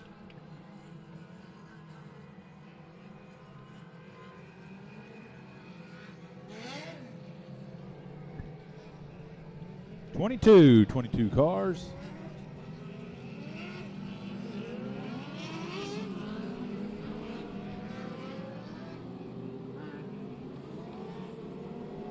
.22 scheduled, 20 on the track.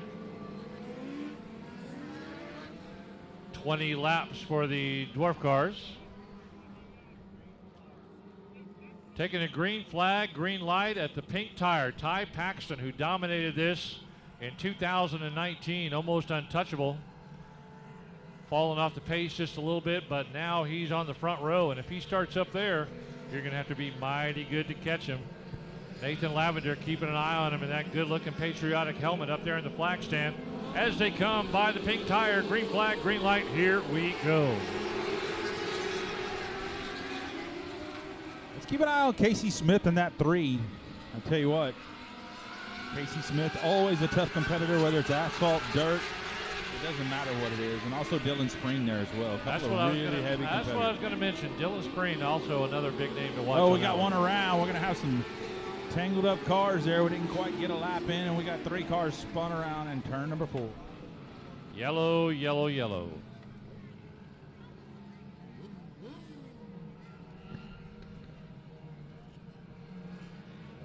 Well, I hope everybody had a good time watching our Race on Texas tonight. We still got 3 races, this one plus 2 more. And thank you for all the emails I got earlier tonight. We've already shut that down, but your winner, Kayla, Liam, and Declan Barkwill, watching from Pueblo, Colorado.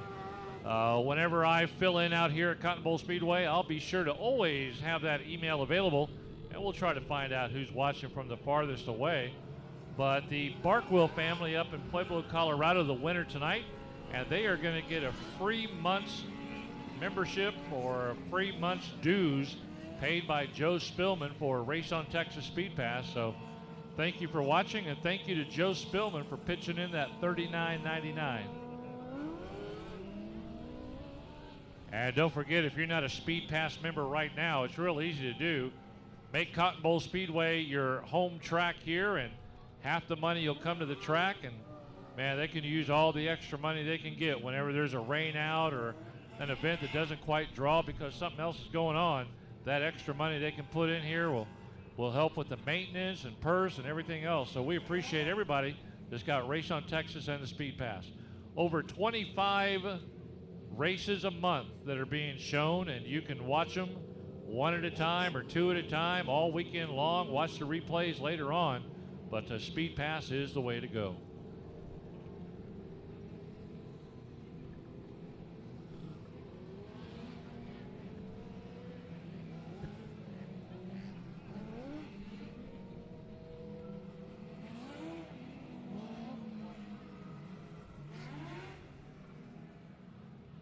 Complete restart here, going to get lined up 2 by 2.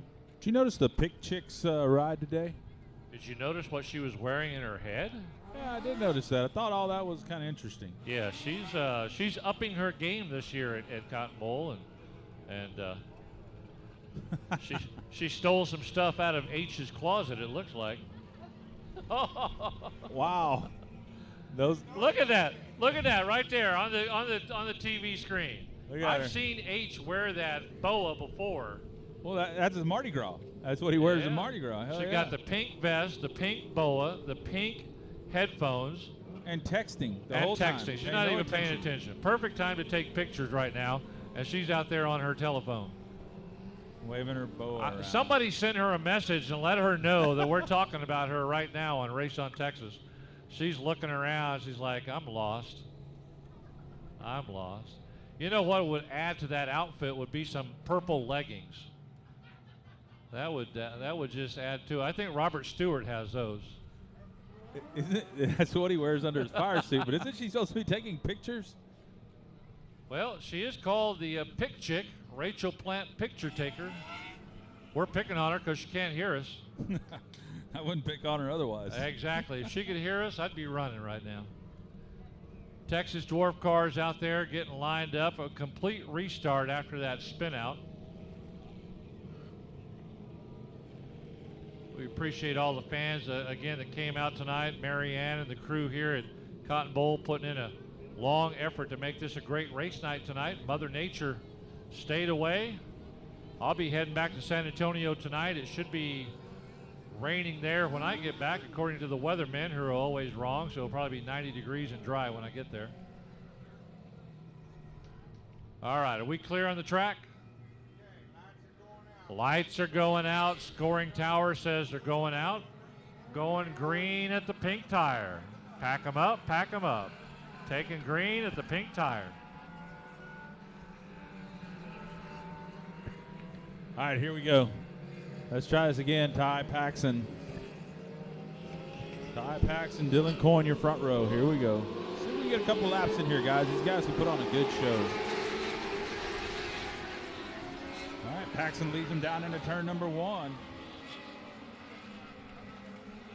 Well, that didn't take long. We got told the yellow's out already on that restart. Normally, these guys are very, very dependable out here. Joe Spillman beer bottle out there on the track. Wow. What is that? That's a big old canister. It's exhaust. That's his nitrous bottle. I believe that's someone's exhaust, Milton. Looks like the exhaust fell off of somebody. Somebody said it was nitrous, but I doubt it. You wouldn't know nitrous if it hit you in the head. Sure I would. But yes, it was an exhaust. Motorcycle engines run an exhaust like that. I would know about nitrous. Makes you feel good. I didn't say helium. Oh, that's right. All right, let's try this again. I knew it was one of them. The lights are out. We're going to go at it again, Milton. Here we go. Ty Paxson says, what do I got to do to lead this race all the way around for 20 laps? He's sitting up on the pole. He leads him around, coming towards that pink tire. That's where we're going to start him at. Green flag, green light. Let's try it one more time. It is a tough start tonight.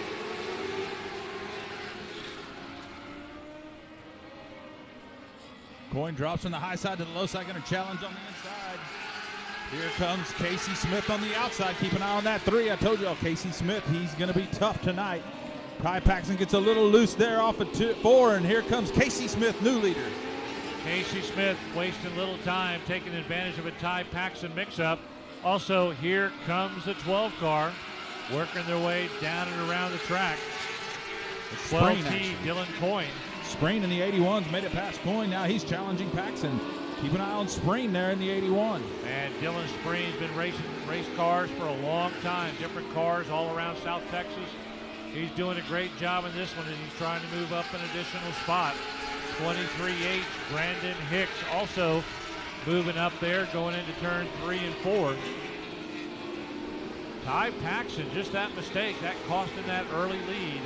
And now he's going to have to play catch-up, and I'm not sure he has it tonight in that 15 Dwarf car.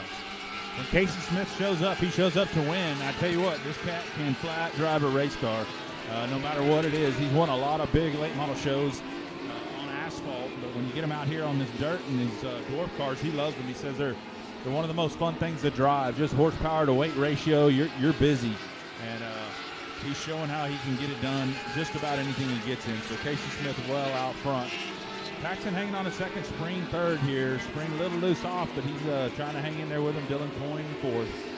Braden Becker in the 117T moving up, it looks like, into the top 5 in that red 117T as he flies past the 23 down the back straightaway.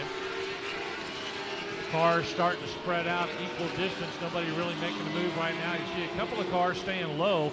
Everybody else going high and down the back straightaway and front straightaway. Not many cars like that 121 are staying low. Everybody's taking that middle groove. Braden Becker in that 117 that you mentioned started in the 16th position. We've made 6 laps, and he's passing for 4th right now. Passing for 4th in the 117.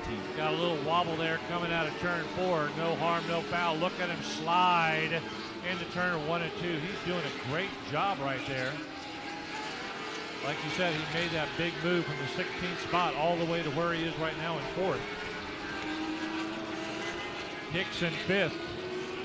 Rounds out your top 5. The one I expect a little more out of tonight, because although I've never seen him in a Dwarf car, was GW Egbert. We've seen GW race every type of car you can imagine and win in them. So I expect him to be pretty tough, but it doesn't seem like the car is working the way he wants it to. He's just not able to move forward at all. So right now, Becker's one of the faster cars on the track. Yellow's out, yellow's out.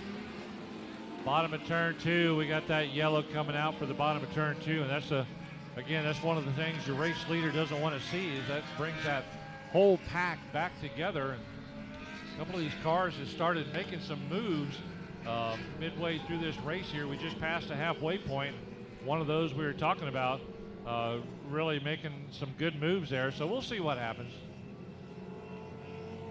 I love this picture that's on the screen right now. It just gives you a great shot of Cotton Bowl Speedway and how everything looks nice and smooth down below. And it just looks great. Thank you, Cotton Bowl, for having a great racing surface here tonight. We appreciate it. Can all you folks sitting in the grandstand see that picture? Well, they got to go down there and look that direction. Oh. I'm announcing to everybody. It gets a little interesting because when we're up here and we got a screen in front of us to talk to, we're talking to that, and it gets a little bit like you almost lose sight that you're talking to the crowd out there at the same time. You know what I mean? You're exactly right, because really the crowd is used to having an announcer to themselves, but now that this live streaming has come around, and we may say something that makes no sense to the people in the grandstands, but the people at home, kind of like what I did with that picture, makes perfect sense to them. So, you know, here we are, 2021 live stream, Race on Texas, doing a great job all over the state, but giving us some great shots and great pictures tonight. Yeah, earlier I was noticing, I was catching myself struggling with that a little bit, and I thought to myself, at some point it's going to be one of us with a mic only tied to Race on Texas sitting here watching the screen talking nothing but that. The other is in a different room talking nothing but the race to the crowd, because it's two different things, totally, it really is. And it's real interesting to try to call a race with two different perspectives as you're different trying to watch the audiences. race. Yeah, and it really is 2 different audiences. So it's getting tougher and tougher with all the technology for guys like us that are old. Taylor Stewart, sit down.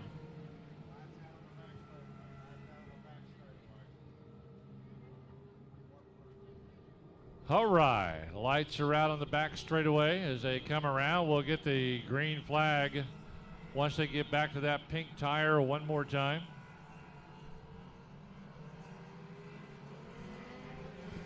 Still got plenty of time. We got 11 laps to go, and anything can happen in this Dwarf Car Racing Series. Nathan Lavender keeps an eye on him. Here we go. Green, green, green on the restart. One more time. Here come the Dwarf Cars.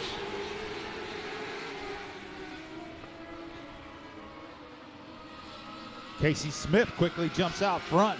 Paxton, as he got in there, it looks like his right rear wheel caught the left front of Springs, and both of them come together just for a moment.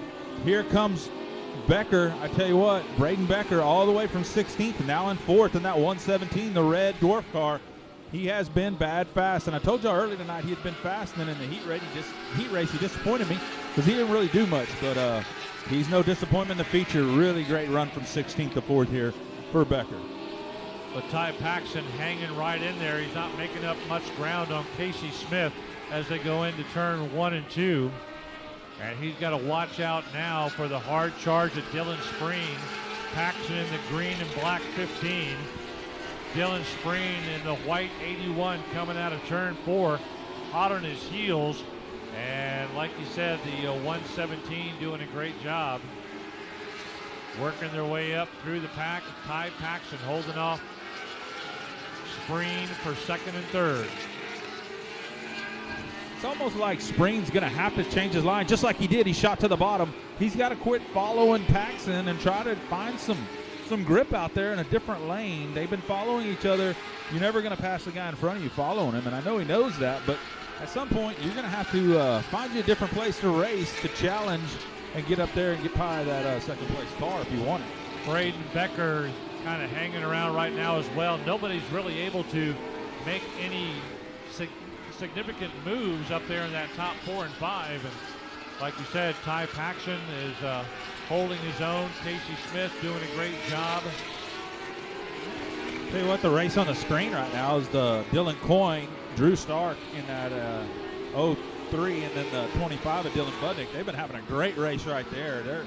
They're a little ways back, but I tell you what, it's still a great race. That's what you want to see, whether you're sitting in the grandstands or sitting at home. Yeah, it's all about some great racing. It's not always the guys and girls up front, but you have some great mid-pack racing that goes on. And sometimes we miss that, but it's going on right now, coming out of the turns, down the front straightaway, and looking good. No change in your race lead. Yeah, that's 5th, 6th, and 7th. It's currently the 12 of Dylan Coyne is 5th. Budnick 6th and Stark 7th. The number 6 car headed in the infield there. Jacob Jasso comes out of turn 4. Jacob Jasso, turn 4.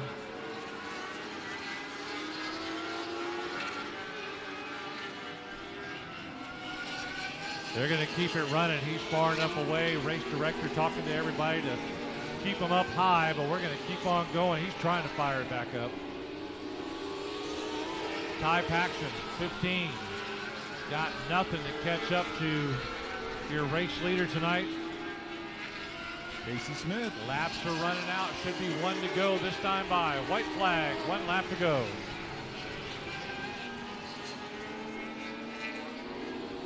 Paxton did everything he could. Stayed right with him. Ran a hard race.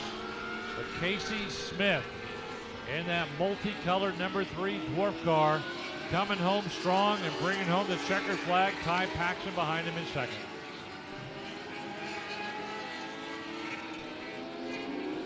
Another good race out of Casey Smith, and actually out of the whole Dwarf car bunch here. Great finish right there with Dylan Coyne, Budnick, and Stark. Overall, Dwarf cars put on a good show. Had a few cautions there. Once we got them rolling, though, they went pretty quick, so that's what we need out of them. They're an entertaining bunch. I got the big Buchanan brothers on the side of that Texas Dwarf car, and what a great race by the 3T of Casey Smith as Joe Spillman to go down there and talk to him, and that Wrangler on the side of that. But what a great race. And Casey Smith, like we said, he's been racing for a long time here in Texas, and every car he's gotten inside of, he's always done a fantastic job. And now he's finding out how much fun it is to race a dwarf car.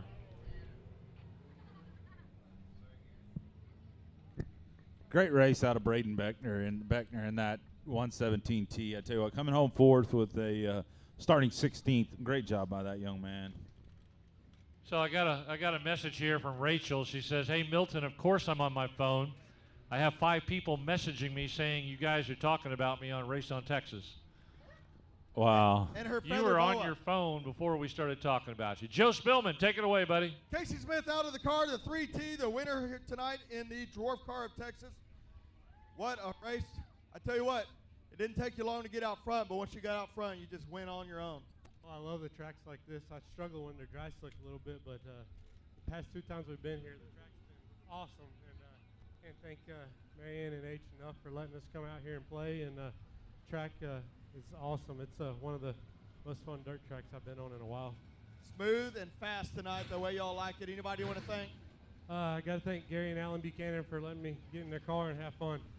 Good job. We're going to go over to Craig's Victory Lane right now, but we're first going to get our signed Frisbee for the kiddos.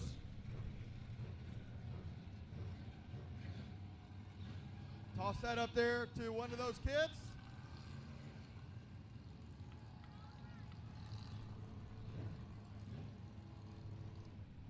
Back up to y'all. What do we got next? Modifieds. IMCA Modifieds.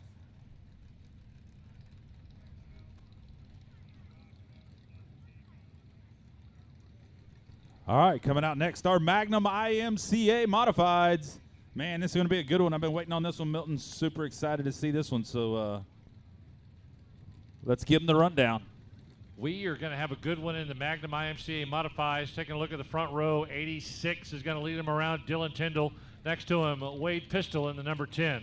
Row 2, the 78, Trevor Egbert, of Heat Race winner. And outside in the 44X, going to be Brandon Welker. Third row, 5th spot, 12D, Matt DeWitt. 17, Cody Tidwell. Inside row number 4, starting in the 7th position, your track champion here at Cotton Bowl Speedway, the 163, Hardy Henderson.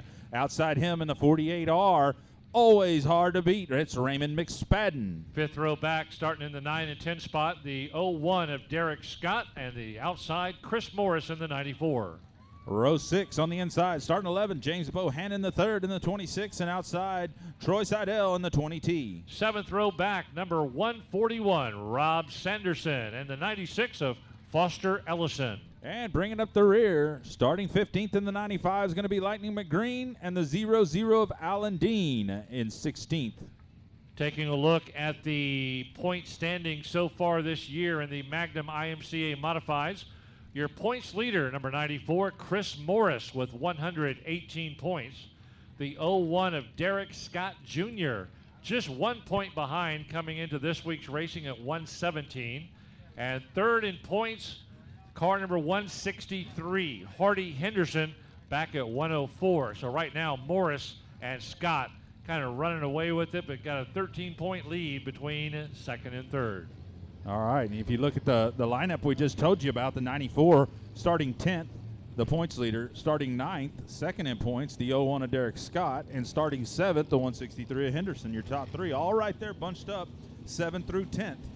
It's going to be fun to watch them try to work their way through the field, and I tell you what, catching Dylan Tyndall, who started on the front row earlier, and he was gone, him and Trevor Egbert might just put on one heck of a show, and, you know, they're going to be tough to beat up there on the front. Chris Morris, never to be counted out, your points leader, and I'm going to say if he's starting on the 5th row in the 10th position, I'm probably going to give him about 6 laps to be in the top 5. I think he's going to be a fast mover tonight.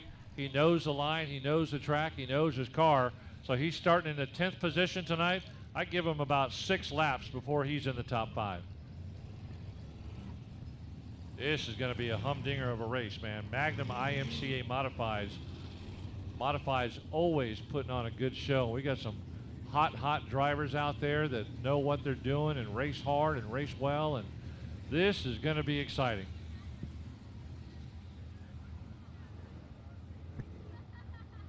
They're going to go around one more time, catch the white flag, or the rolled up green flag, showing them one more time around. Thank you for coming out tonight and supporting Cotton Bowl Speedway. It's been a great night of racing, both here at the track and for those of you on Race on Texas and the Speed Pass. Don't forget, $39.99 a month gets you 25, 30 shows that you can catch. You can re-watch them. You can watch 2 or 3 live at a time. It is a fantastic deal, and half the money comes back to the home track. So pick Cotton Bowl Speedway as your home track, and you'll be making a donation to Cotton Bowl to help them out a little bit when needed.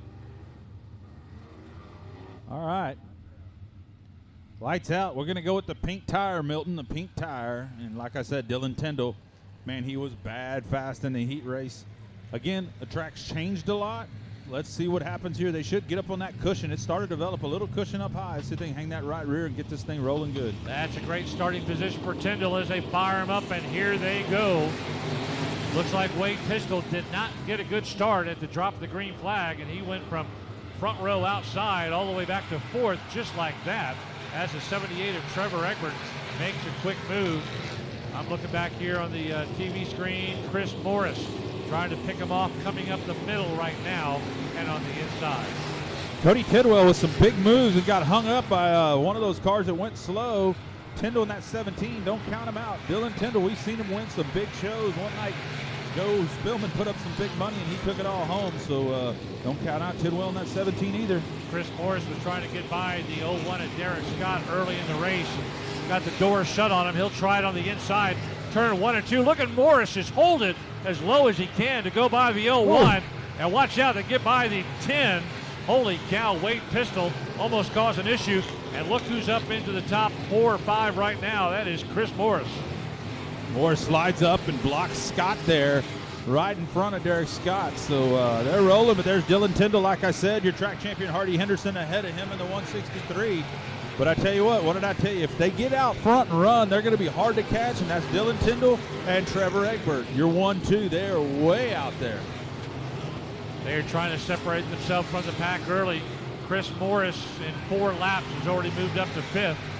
I called that one. I know he can do it. Cody Tidwell right in front of him in the silver 17. Morris shoots it low, looking for some power and grip.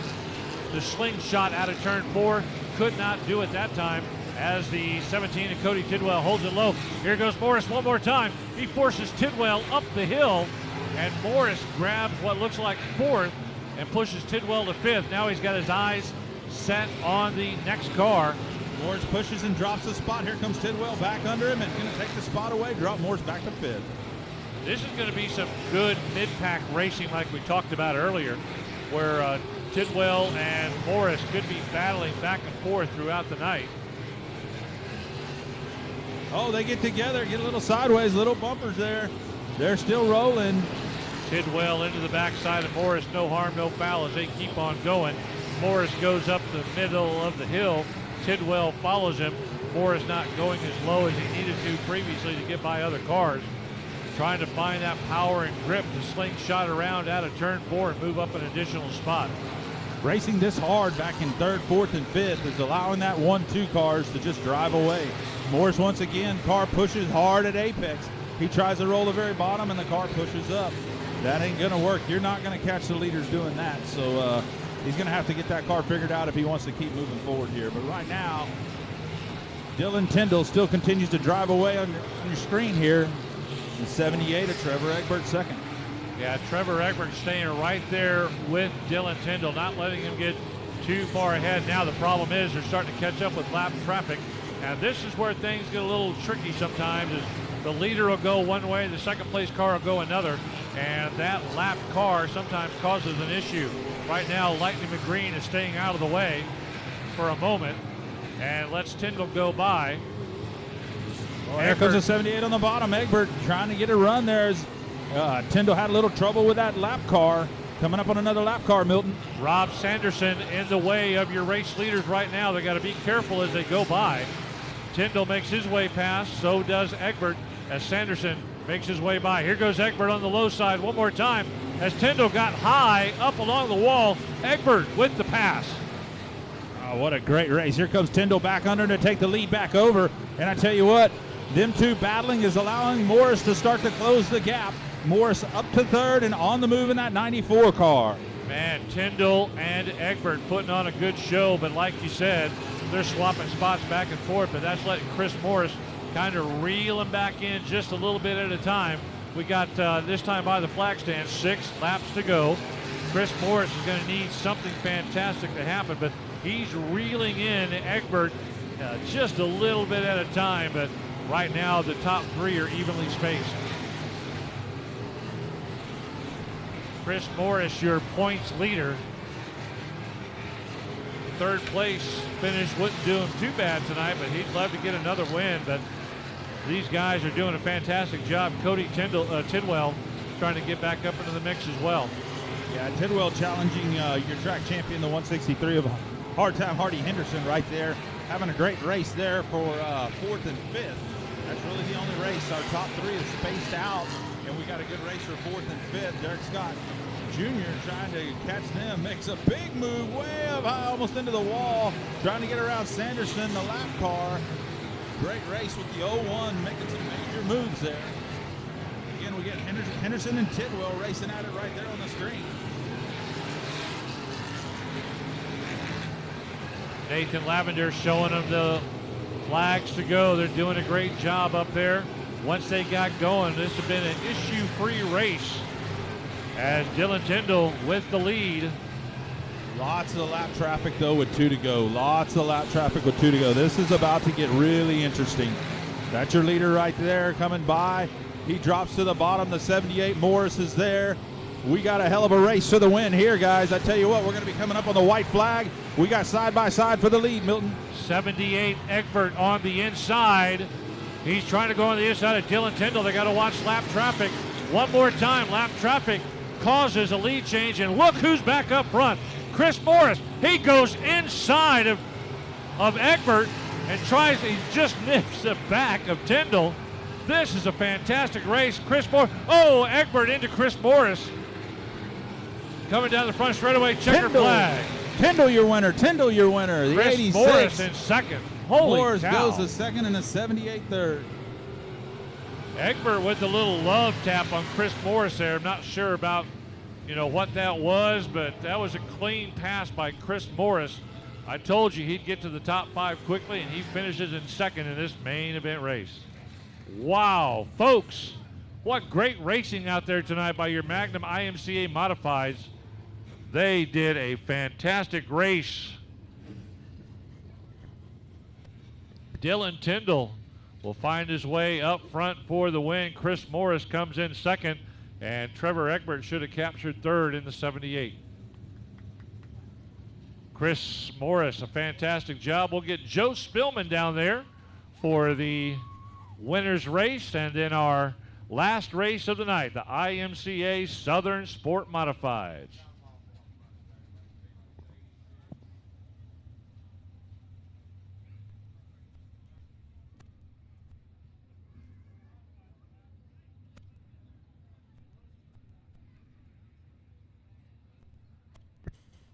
That's what y'all came for right there. How about it? Give them a round of applause. Dylan Tyndall, y'all came to watch that kind of racing, and they put it on for you. Great show out of these guys tonight. Great show. Man, that was worth the admission right there. Joe Spillman, let's talk to our winner. All right, he's going to talk to Trevor real quick, because that's what they do.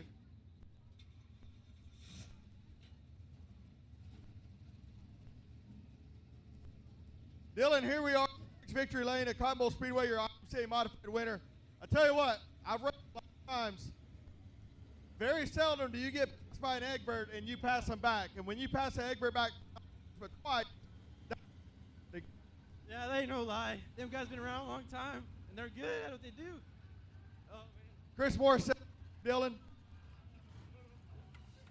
So, anybody want to thank tonight? What an impressive run, first and foremost. Way to get up on that wheel. Oh, thank you.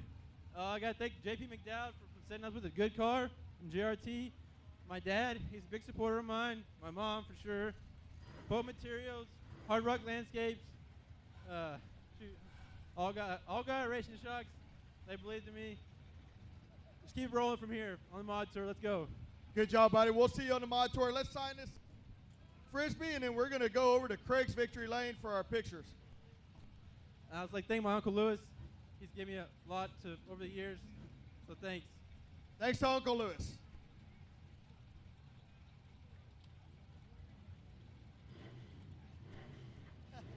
Here we go, kiddos. Where's it at? He can drive a race car, but he cannot throw a frisbee, boys and girls. That one got it.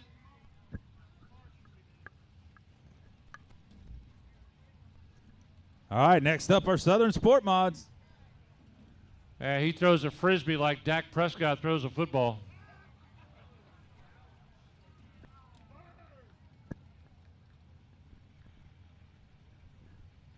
That's Milton Hope, folks. Milton Hope. Go Chiefs. All right, Cotton Bowl Speedway, IMCA Southern Sport Modifieds. Let's take a look at it. Front row. On the pole, V8, Dennis Hanley. Next to him, 54M, Todd McLemore. Row number 2 on the inside is going to be the H14 of Heath Stewart, and outside him, Joe Maple driving the 231. Row 3, 32, Robert Stewart, and 23, Joel Garcia. Row 4, the 777, that's James Hanash, and the 717 of G.W. Egbert. Fifth row, starting in the 9th spot, 79, David Meredith, and number 55 right next to him, Rusty Head. JT starting 11th, Johnny Torres in the 66, and outside him, Greg Atwood in the 23A. 7th row back, 778, Jason Hubbard, and next to him, 7, Kevin Parker. Row 8, you're going to find the 15C of Chris Adams and the 21T of Taylor Florio. Row 9, starting 17th, number 11, Tom Grothhughes, and next to him, number 8, Doug Ripple. Andrew Supak in the 115 and the 10D of Don Painter. And the last row, 12D, Dwayne Owens, and 28, Rowdy Chenard. All right, that's 22 of them, Milton. 22 good ones. Man, this is going to, we can only hope that this race is just as exciting as that last race. And the IMCA Southern Sport Modifieds definitely have the potential to do that. And taking a look at their points lead right now, 717 GW Egbert, points leader coming in tonight with 112 points. 777 James Hanish in second with 110. So 2 points behind. And then tied with 106 points, 32 Robert Stewart and 23 Joel Garcia. So they're still pretty much bunched up together as fourth place tied with Robert Stewart and Joel Garcia, only 6 points behind your race leader, G.W. Egbert, or points leader, G.W. Egbert. Here we go, folks. The V8 from the pole, here we go.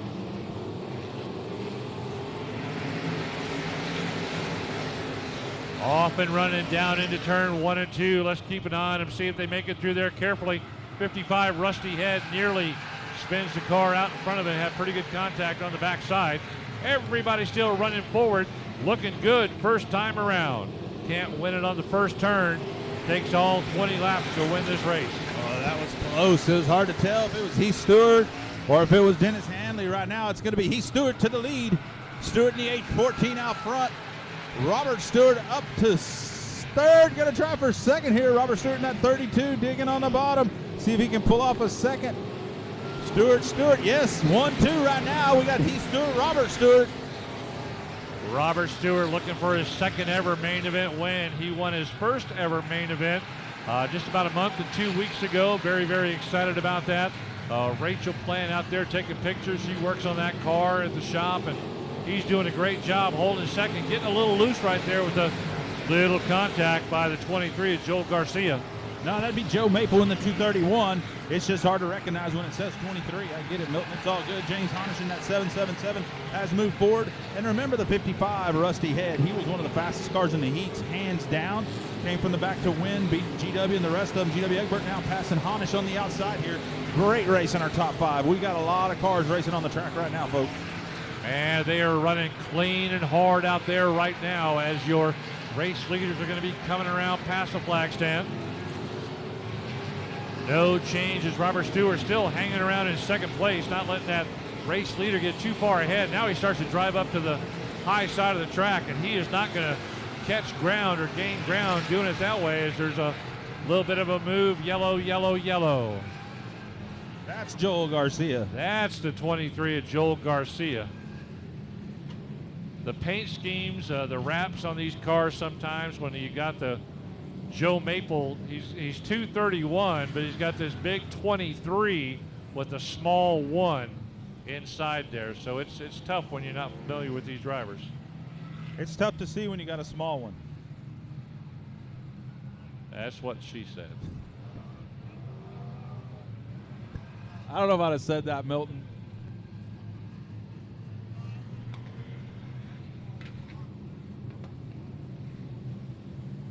Look at that. The 1 is inside the 23, and it's very small, so it's very hard to see. So I get it. The 23, other 23, he's got some flashy numbers that are hard to read themselves. So all these guys get these weird number schemes that you can't even tell what it is. I'm making excuses for Milton, folks, helping him out. He's a little old and blind at this point. I like him. All he can see is golf balls.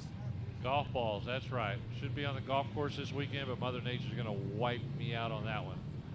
Well, Heath Stewart's running a great job, running a great race in the 14. He's doing great. Robert Stewart not letting him get too far ahead. This is going to bring them all back together. 231, Joe Maple right up there next to Robert Stewart as they get ready to get this underway. 15 laps to go, 5 complete, 15 to go on the restart. Let's see if Heath Stewart can jump back out front like he did and start to dominate this race. Or is he going to pull Joe Maple and Robert Stewart with him? They're coming around, waiting for the pink tire. Here we go, green, green, green on the restart. Interesting approach there by Heath Stewart. He could go whenever he wanted. He chose to wait all the way to the tire, and that's his choice. Here comes G.W. Egbert. That's another one. He's got a giant 1 and 2 small 7s.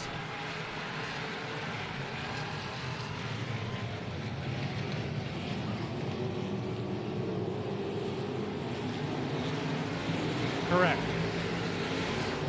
That's the only way. You are correct. Here we go. And they're looking good right now. Nice, clean racing in this main event. They are doing a great job down and around the turns and down the front straightaway, back straightaway. No contact, very clean. Oh, Robert Stewart going way up there on the top side of turn 2. That's going to cost him. Here comes Honish. Honish on the inside of Robert Stewart. That was a bad mistake by Robert Stewart. He's looking pretty loosey-goosey out there right now as he goes high up on 3 and 4, trying to stay there with Honish, fighting for 2nd and 3rd. A lot of flames coming out from under that 32 Robert Stewart car. Loosey-goosey is a very technical term, folks. That means the rear of the car wants to come around and meet the front of the car. Loosey-goosey.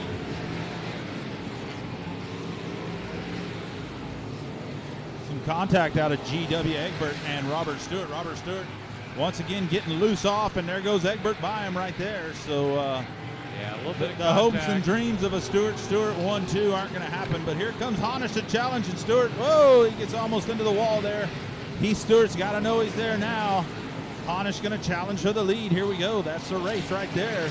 The 14 and the 777. Keep an eye. Here comes Honish on the outside with a big run.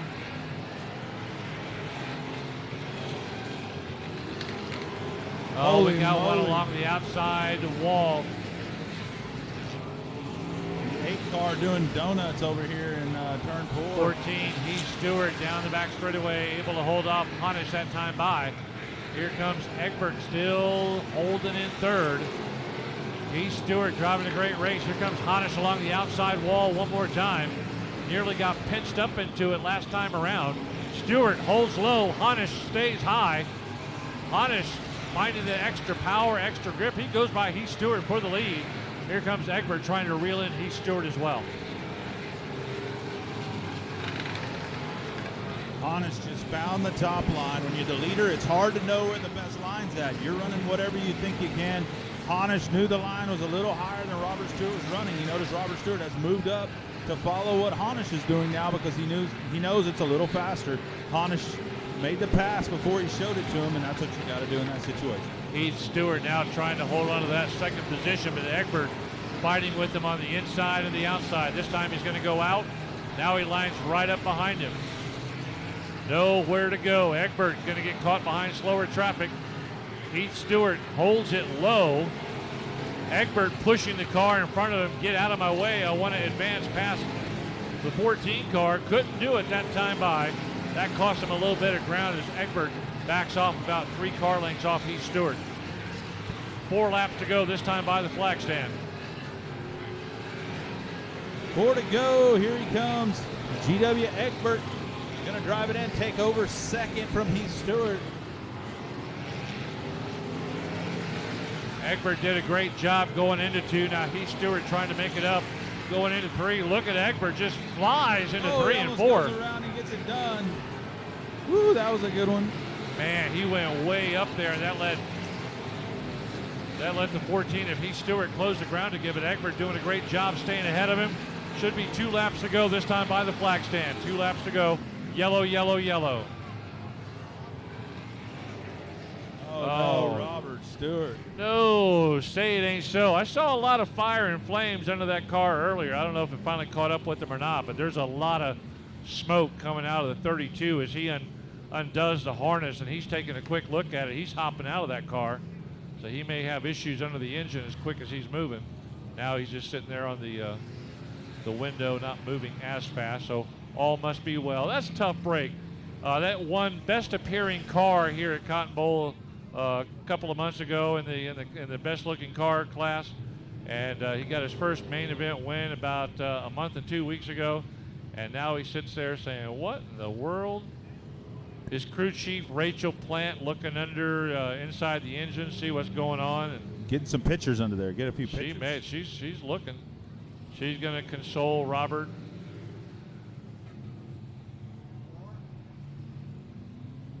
That's a tough break. Good guy, good driver, good car. Just not every night's going to be your night.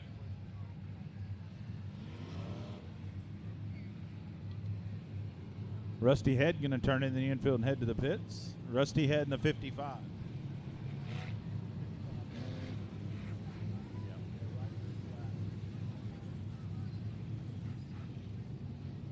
Well, this is going to be an interesting finish because we're down to our final few laps. Egbert's running a great race. Heath Stewart's running a great race. It's going to be another fantastic finish here in this class, the IMCA Southern Sport Modifieds.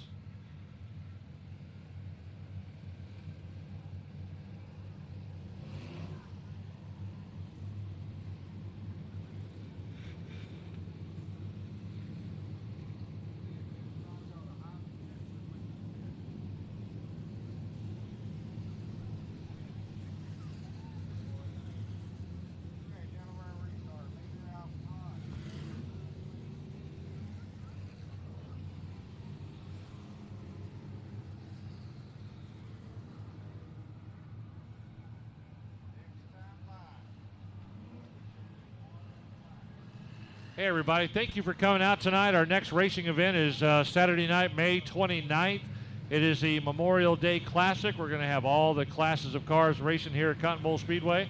Same time, same price, and same exciting racing. Your Memorial Day Classic coming up in 2 weeks. May 29th is our next race here at Cotton Bowl Speedway. Be sure to tell your friends and family to come on out with you.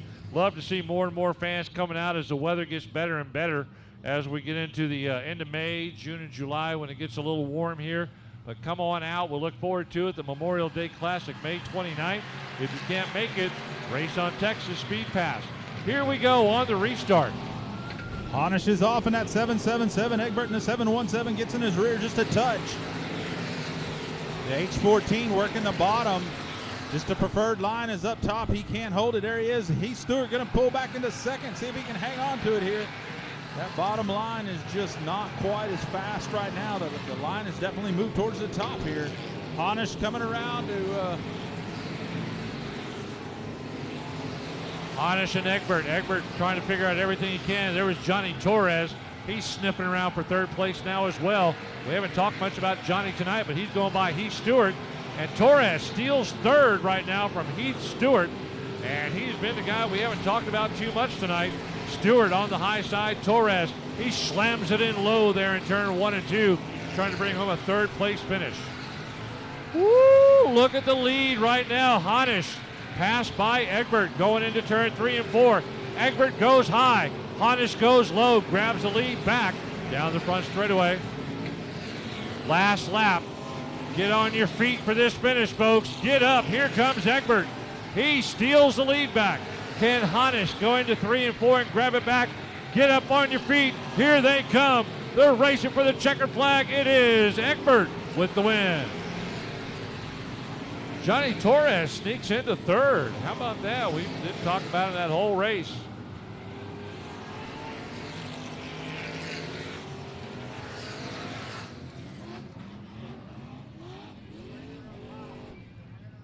Man, oh man, ladies and gentlemen, you saw some great racing here tonight, especially those last 2 main events. As Egbert brings it on in for the win, and he slides it into the winner's circle. Hanish and Johnny Torres and Heath Stewart, your top 4. And Johnny Torres, who we didn't talk about all night tonight during that main event, all of a sudden appeared in the corner of my eye, and he finishes in 3rd in front of Heath Stewart. How about an 8th starting spot? 8th starting spot for that 717. GW Egbert pulls off the win on the last lap. Man, overall, just great racing. Great racing in every class. Can't say enough about Cotton Bowl Speedway, the track prep. Everything that goes on around here is first class. So thanks again for coming. Looking forward to seeing everybody May 29th. I'll get my plug right here, Texana Raceway on May 30th, a Sunday. You can rake your way down there and enjoy a little more racing. We'll have some late models down there for you. But here he is. How about GW Egbert? G.W. Egbert with the win. A great race. Thank you, everybody, for coming out. We're going to throw it on down to Joe Spillman for that winner's interview. Joe, where are you at? I see you. Oh, I'm over here just talking to other people. Holy moly, what a race. That was a classic slide job, crossover, turn it down, drive it down the hill, and all super clean, not anybody touching anybody. G.W. Egbert, 717. That's your IMCA Sport Mod winner. Holy moly, what a race. I think I might be more excited than you, G-Dub. I don't know. I'm pretty excited. I've raced a lot of races this year. We've had some bad luck. To come out here and do this, it was awesome. Thank y'all for everything. Hey, I'm just that I won. Thank y'all for coming out. Good job. That's the 717 GW Egbert. Let's sign this real quick. Let's get it up there, and we will go to Craig's Victory Lane. What a way to finish it out. Remember, be here Memorial Weekend, 29th, I believe it is, our race here.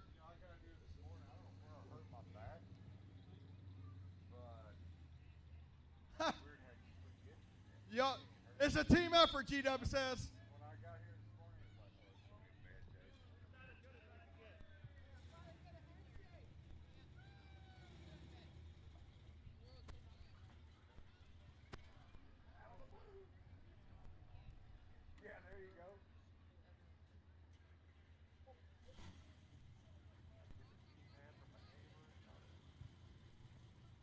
Oh, man, great night of racing. Hey, everybody, thank you for coming out tonight. Have a very, very safe drive home. And like I said, we're back here on May 29th, the Memorial Day celebration. It'll be on Saturday, the 29th of May, same start time. Be sure to invite your friends and family out here. We'd love to see a packed crowd as things get better in our country. But all of us here at Cotton Bowl Speedway, thanks for coming out. We'll see you in 2 weeks, May 29th. If you can't be here, jump on Speed Pass.